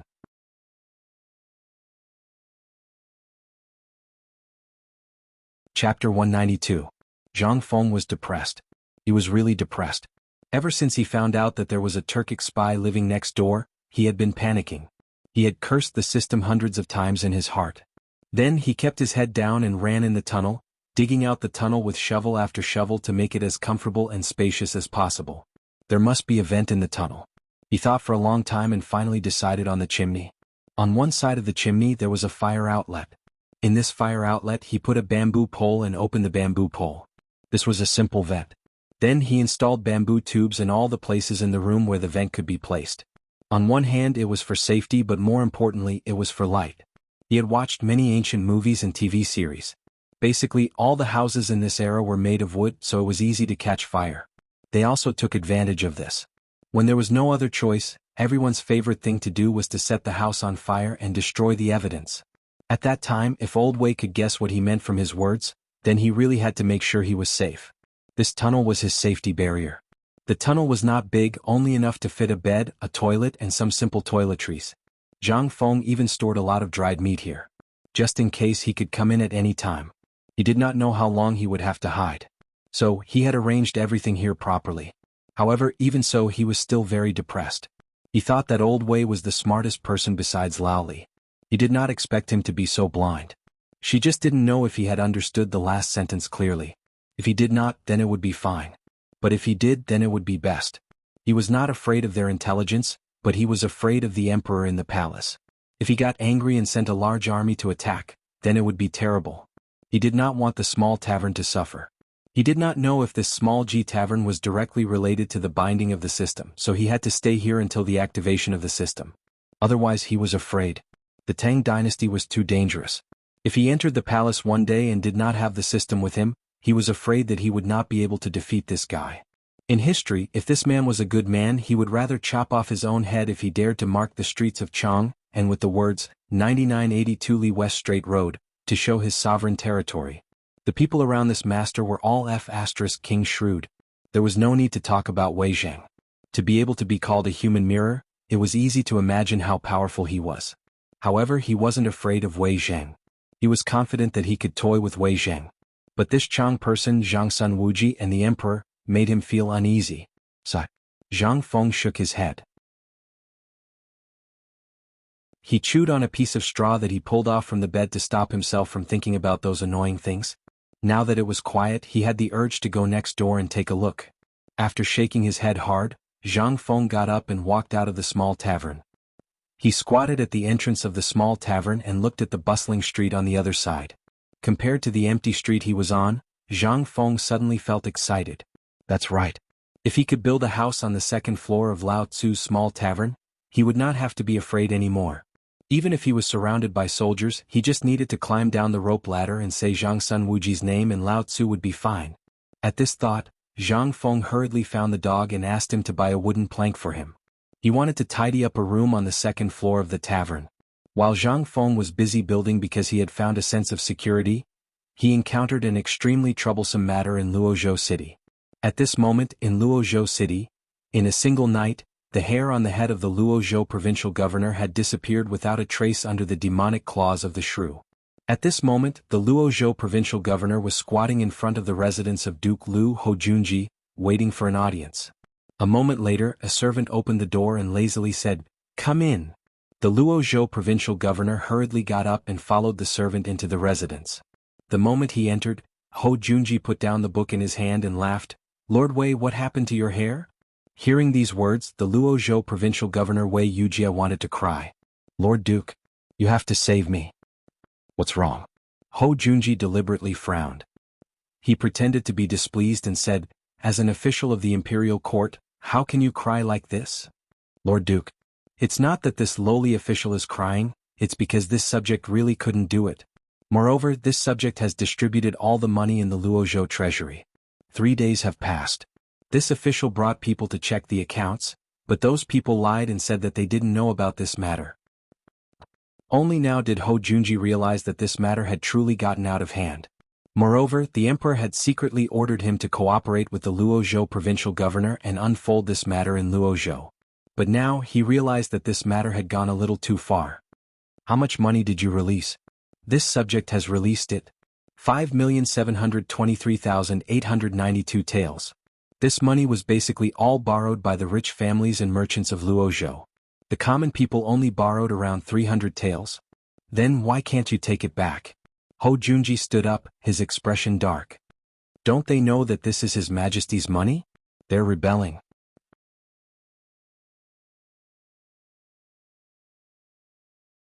Chapter 193. More than 5 million taels of silver. This was a huge sum. If it was just a small sum, he really wouldn't have cared.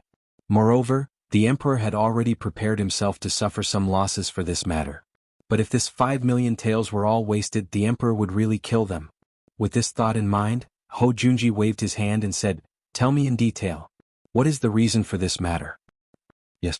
3 days ago, this official was ordered to meet up with those wealthy merchants and families in Luozhou and explain the matter clearly. But when this official went the next day, this official only found that the money was gone. The account book recorded that the money the commoners had lent out while this official was here, but the money after that had disappeared without a trace." "Bastard. Absolute bastard. You're not even going to arrest this? Are you a bastard?" "No." Wei Yujia hurriedly said, "Look at this account book." As he spoke, Wei Yujia took out another account book from his embroidered robe and handed it over to Hojunji. Hojunji flipped open the account book and was even more dumbfounded. Luozhou's Water Moon Music House borrowed 1 million taels. Jianghu began repayment 3 years ago in installments, plus interest 13,300 taels per month, spread over 10 years. On the 8th day of the 6th month of the 2nd year of Jianghu, Zhang de Bao personally lent it. Luozhou Bank borrowed 2 million taels. Bastard. What is this? 10 years? Who gave them the courage to borrow money like this? Hou Junji exploded in anger. Wei Yujie said, Duke, you might not know, but these businesses are actually their own businesses. To put it bluntly, they just want to use this opportunity to gather all the money in their hands. This. Do you have any good ideas? Hou Junji was also anxious.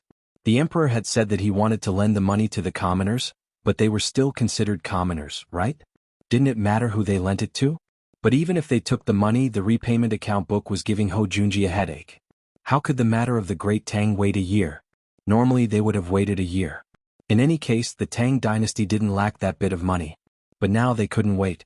Moreover, the emperor wanted to see results immediately. Now that this problem had occurred, wouldn't that mean?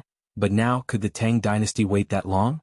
Moreover, he was clearly trying to take advantage of the situation, and not even Hou Junji could say anything about it. Duke, regarding this matter, what do you think? What should this official do? This lowly official only has a month's time.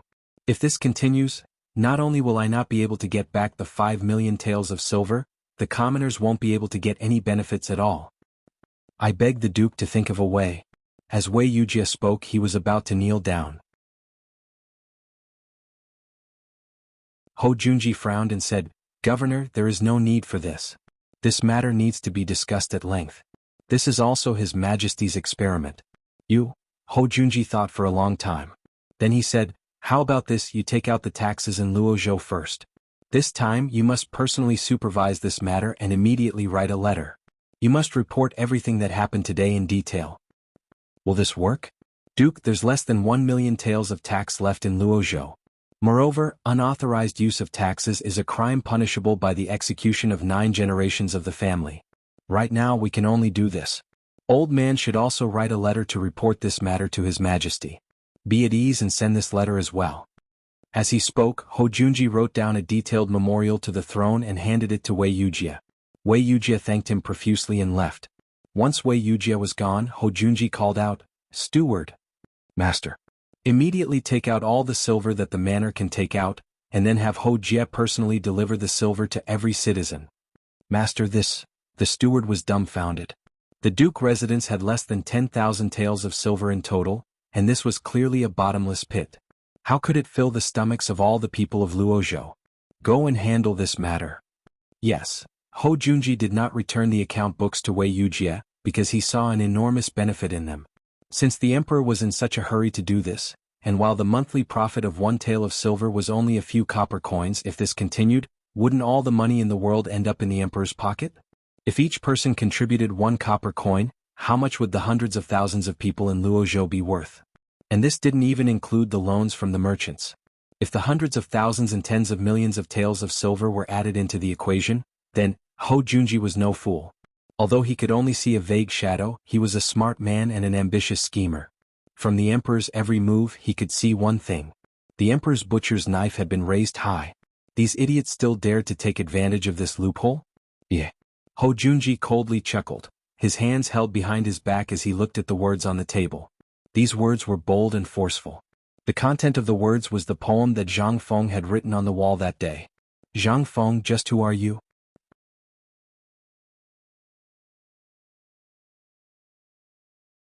Chapter 194. At the entrance of the Luozhou mansion, a large number of commoners stuck their heads out and scrambled to see when the provincial governor would come out. Yesterday they heard that the emperor was going to give out silver. How could this be? Everyone was stunned. From the Qin emperor to the Great Sui dynasty, no one had ever seen such a good thing. But yesterday, some people saw it with their own eyes. Some commoners only needed to sign their names with the official's confirmation and then press a red handprint on the place where their names were. After the official proved their identity, they would get the silver they wanted. Every month they only needed to pay a few copper coins and pay the interest. What was this? It was a good thing that money fell from the sky. Yesterday some people received the silver and went home happily. But more people were watching. But in the end, when they heard that millions of silver had entered the pockets of those merchants, they couldn't help it. All the commoners were poor.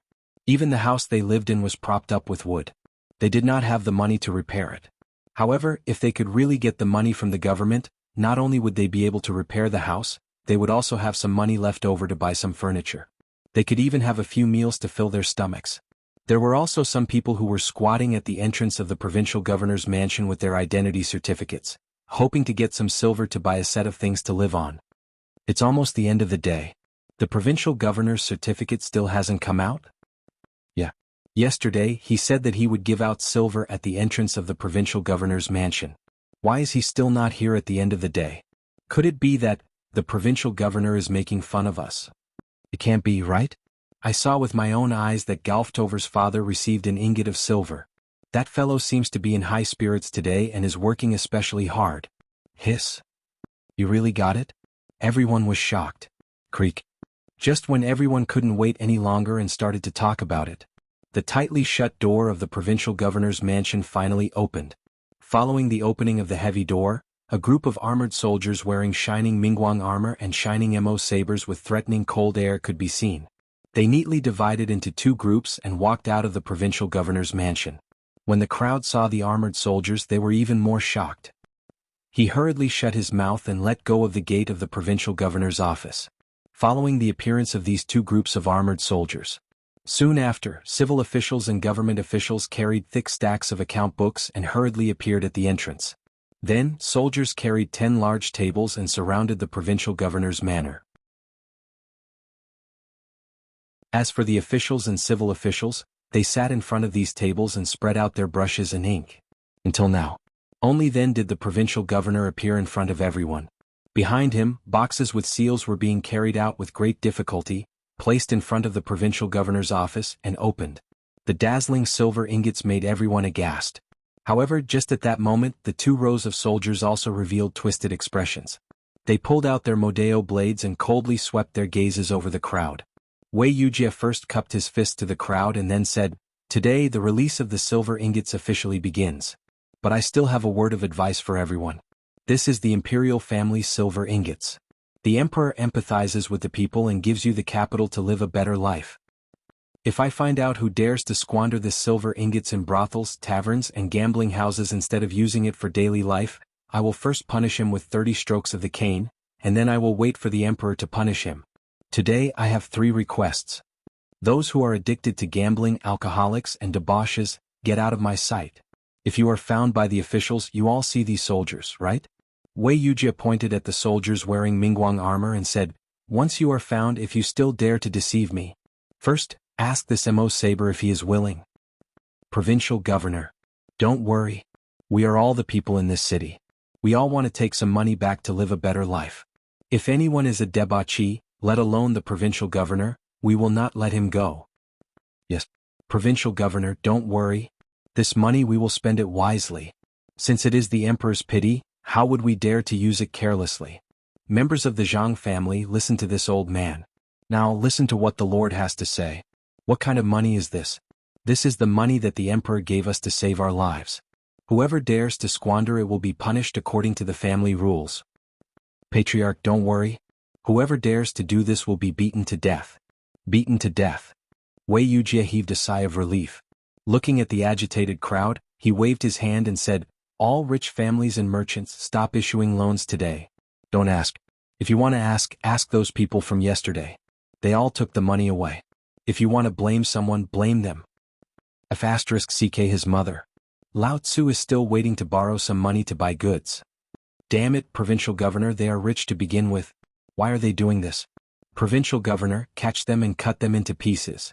All the people who were waiting to borrow money to start their businesses were angry. At this time, the provincial governor had already spoken. What could they do? All the merchants waved their hands and shouted with red eyes, "Let's go and find those sons of B***cheese to ask for money. That is the money that the emperor gave us. Yes. Let's go." Wei Yujie turned a blind eye to this. Instead, he said to the officials, "Pass down the order. If those people dare to hit people, arrest them. If these people hit people, as long as they don't kill people, pretend that you didn't see anything." Yes.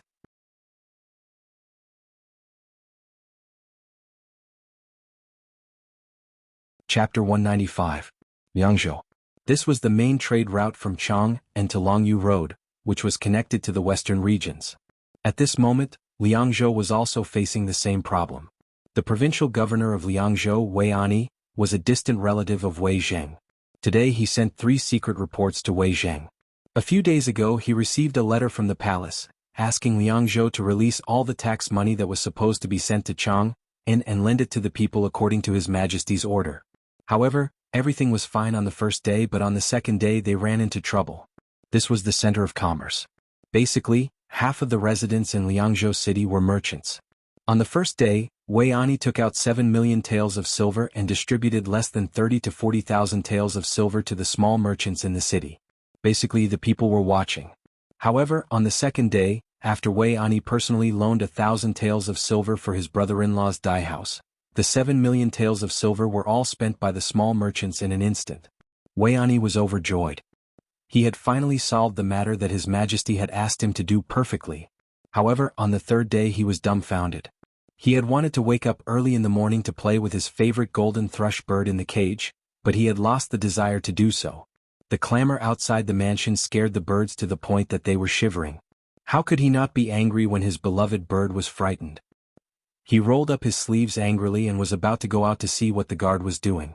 Why didn't he care about the commotion outside? However, he was completely dumbfounded as soon as he stepped out of the backyard. There were more than a dozen servants and maids in the courtyard, but now they were all hiding in the room and did not dare to come out. From time to time, there were piles of dried or fresh cow dung flying in from outside the courtyard. How could this be? Wei Ani was furious. Butler? Where did you go? Old master. Come and hide. Behind a bamboo bush, the butler shakily poked his head out and then hid again. Wei Ani was dumbfounded. He carefully avoided the cow dung outside the courtyard and hid in the bamboo bush. He asked, "What's going on outside?" "Old master, almost all the people around Liangzhou are outside." "What?" Wei Ani was shocked. "Then why didn't anyone inform me?" Madam doesn't want to. She's afraid that with master's temper, going out and hitting people will cause a lawsuit." Wei Ani was furious. He raised his hand and was about to hit him, but in the next moment, he withdrew his hand in embarrassment under a cold gaze. "Madam, why are you outside?" Everyone in Liangzhou knew that Wei Ani was henpecked. Moreover, Wei Ani had a bad temper. This was something that everyone in Liangzhou knew. At this moment, a graceful figure was glaring at him from the storeroom in the front yard. "This is what you're doing? This concubine really doesn't know if that cow dung is blind or what. Why can't it smash you to death?" Wei Ani was dumbfounded. They winked at the old butler and even kicked him, but the old butler remained silent. The old man was furious. Wei Ani felt aggrieved. He was the governor of Liangzhou, and he was appointed at the age of 40. This was really a stroke of good luck. But why did he have to deal with such a shrew? Although Wei Ani was sad and indignant, he did not dare to lose his temper. He could only ask shamelessly, "Madam, what's going on outside? Why are you so angry?" "Angry? How would I dare to be angry? I'm the provincial minister, Wei Zheng, Lord Wei's cousin. How would I dare to be angry?" The madam still ignored him. She said to herself, "Back then, how did you swear in his court that you would be a good official? If your cousin knew that you had caused Liangzhou to become like this and caused tens of thousands of people to block the gate, I wonder if Lord Wei would jump up from the court and skin you alive." The more she said, the more Wei Ani broke out in a cold sweat. His whole body was trembling. Wei Ani had no choice but to surrender. "Madam, just tell me what's going on outside. The old man feels uneasy." "Oh, you feel uneasy? Weren't you very high-spirited when you lent your brother-in-law the money yesterday? Have you ever thought about what the money was for? This is official money, tax money. The emperor personally ordered you to do this. What about you? 7 million. You gave all of it to those merchants?" Finally, Wei Ani thought about the emperor's secret plan in detail in his head. He could not help but feel dizzy and fell down. If it were not for the steward's quick eyes and hands, he would have fallen head first on the bamboo fork and died. At this moment he finally knew what was going on outside. He was so scared that he did not even dare to faint. He rolled and crawled to the door. It's over. I'm F***king over. Wei Ani could not care about anything else. He pulled the bolt of the door open and was instantly drowned by the noise. At the door, all the guards and prisoners were waiting, but no one dared to make a move. They could only guard the door. At this moment, when they saw Wei Ani come out, they finally breathed a sigh of relief and opened the door. Wei Ani roared, "Stop. Lao Tzu, stop. The old man will think of a way to get the money. Don't worry. Line up and make a list. There's still money."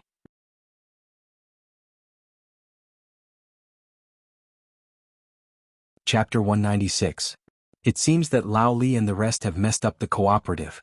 Zhang Feng was lying on a recliner by the door as he listened to Guzi, whose face was covered in snot, spittle flying everywhere. Zhang Feng couldn't help but sigh in his heart. "Brother Zhang Feng, let me tell you. Early this morning, I saw signs hanging at the entrance of a few banks opened by the officials. I asked Lao Xiu to take a look and he said that it was a closed day. At the entrance of the shops, the people looked as if they were possessed. Their eyes were bloodshot. And I heard from the guards at the entrance that there were thousands of people outside the city gates last night. They heard that Chang and was distributing money, so they came overnight. But I don't know why, but the officials didn't care about it. They acted as if they didn't see it. I heard that the banks in Ping and Lane gave out about a few million taels of silver yesterday. Diske, I don't know how many steamed buns can be bought with a few million taels of silver. I heard that one steamed bun costs 5 copper coins. In the world of children, they were not interested in anything except for eating, which was considered to be very clear on the subject. But at this moment, Guzi was also dumbfounded. To him, a few million taels of silver was money that he had never seen before. How much money did it cost him to force a bank to close down? But these words had a different meaning in Zhang Feng's ears. "Guzi, go and find Lao Xiu. Tell him that I want to drink with him." Zhang Feng waved his hand. Guzi heard this, wiped his nose with his tanned arms and then hurried away. He didn't even wear grass shoes. He waved his hand and let the little boy beside him enter the house. Zhang Feng then slowly went to the kitchen and brought a big pot of steamed buns and a big basket of steamed buns. Under the burning gaze of Zhu Zi and the others, Zhang Feng put the pot of steamed buns and the basket of steamed buns on the table. "Don't fight. The older ones let the younger ones come one by one. That little girl, why are you hiding behind? Here, take this lamb leg." Xiaoya, who was hiding in the corner and didn't dare to step forward, suddenly had a greasy and steaming bone stick in her hand. Xiaoya smiled sweetly. She took 2 steamed buns from the basket and ran away in a hurry. Zhang Feng shook his head slightly. He didn't care about it. But inadvertently, he saw the old elementary scholar stroking his beard and smiling at the door. Behind him, he stared at Zhu, who was holding a large piece of meat and eating it with relish. Zhu's eyes flashed with a fierce light. "Come on, dog, there's a big pot on the stove. Bring it up and let's eat together." "All right." Hearing this, Guzi ran away with a smile on his face. "Ah, Brother Zhang Feng, you're really... This old man thinks that he's well read, but this old man admires your actions." If there were more people like you in the world, then our Tang dynasty would not be afraid of being strong and prosperous. Where is the chaos of war in this world? That day will come. Zhang Feng smiled. Come. Old elementary scholar, please sit. It's too boring to be alone, so I came to drink with you to relieve my boredom." "Damn Zhu's father, I can't drink with him. That guy was born to be a slave. And old he too. He always wants to find a wife for me. Sigh. You're still the best." Zhang Feng sighed. He took a jar of wine from the counter and 2 wine cups and sat opposite the old elementary scholar. The old elementary scholar looked at Guzi, who was holding a big pot of meat and eating it with his head lowered. He chided with a smile, "Eat slowly. No one is going to fight with you. Aren't you afraid of choking to death?" "Ah, no way. My mother said that I'm easy to feed." Guzi wiped his mouth. He grinned. The old elementary scholar smiled. She took the wine cup that Zhang Feng handed to her and took a sip of it. "Your wine is still the best. This wine is like you. Although it's clear, it's extremely mellow. Why don't a young man like you want to enter the imperial court and become an official? Instead here. Hey, old elementary scholar, you're here too." Zhang Feng was speechless. The matter of becoming an official is not urgent. It's not something that can be rushed. It depends on fate. The old elementary scholar was excited. "With your abilities, you..." Yi Zichen was stunned. "Me? I just want to drink today and enjoy today. If I can settle down in tens of thousands of rooms, then I will definitely bless the poor people of the world. That's the life of an immortal." Hearing this, the wine cup in the old elementary scholar's hand fell on the table with a bang. He asked with a trembling voice, Was that a poem you recited just now? This was done by you? This is a poem written by a senior. I was fortunate enough to hear it. But that senior is no longer in this world. Sigh. The old elementary scholar's eyes dimmed slightly. What a pity. To be able to recite such a good poem, he must be a great scholar. Do you know the name of that person? Zhang Feng shook his head. He could not say that the person who wrote this poem had not been born yet, could he? Wouldn't that be sending the old elementary scholar away? Zhang Feng shook his head and said, Old elementary scholar, let me ask you. Do you know what happened on the street? Yes. The old elementary scholar's wrinkled face was filled with seriousness. This matter has been spread all over the neighborhood. I also went to take a look. Zhang Feng heard this and asked, What do you think of this matter? What do you think? The old elementary scholar shook his head slightly. A failure, a complete failure. That you're tuning in to the Han Li's Wuxia Adventures YouTube channel. We're so grateful for your support, and don't forget to subscribe to join us on this incredible journey through captivating stories. Your generosity through donations truly makes a world of difference, as it's the primary source of revenue that allows me to expand and enhance this channel for you. Thank you from the bottom of my heart for being a part of this adventure.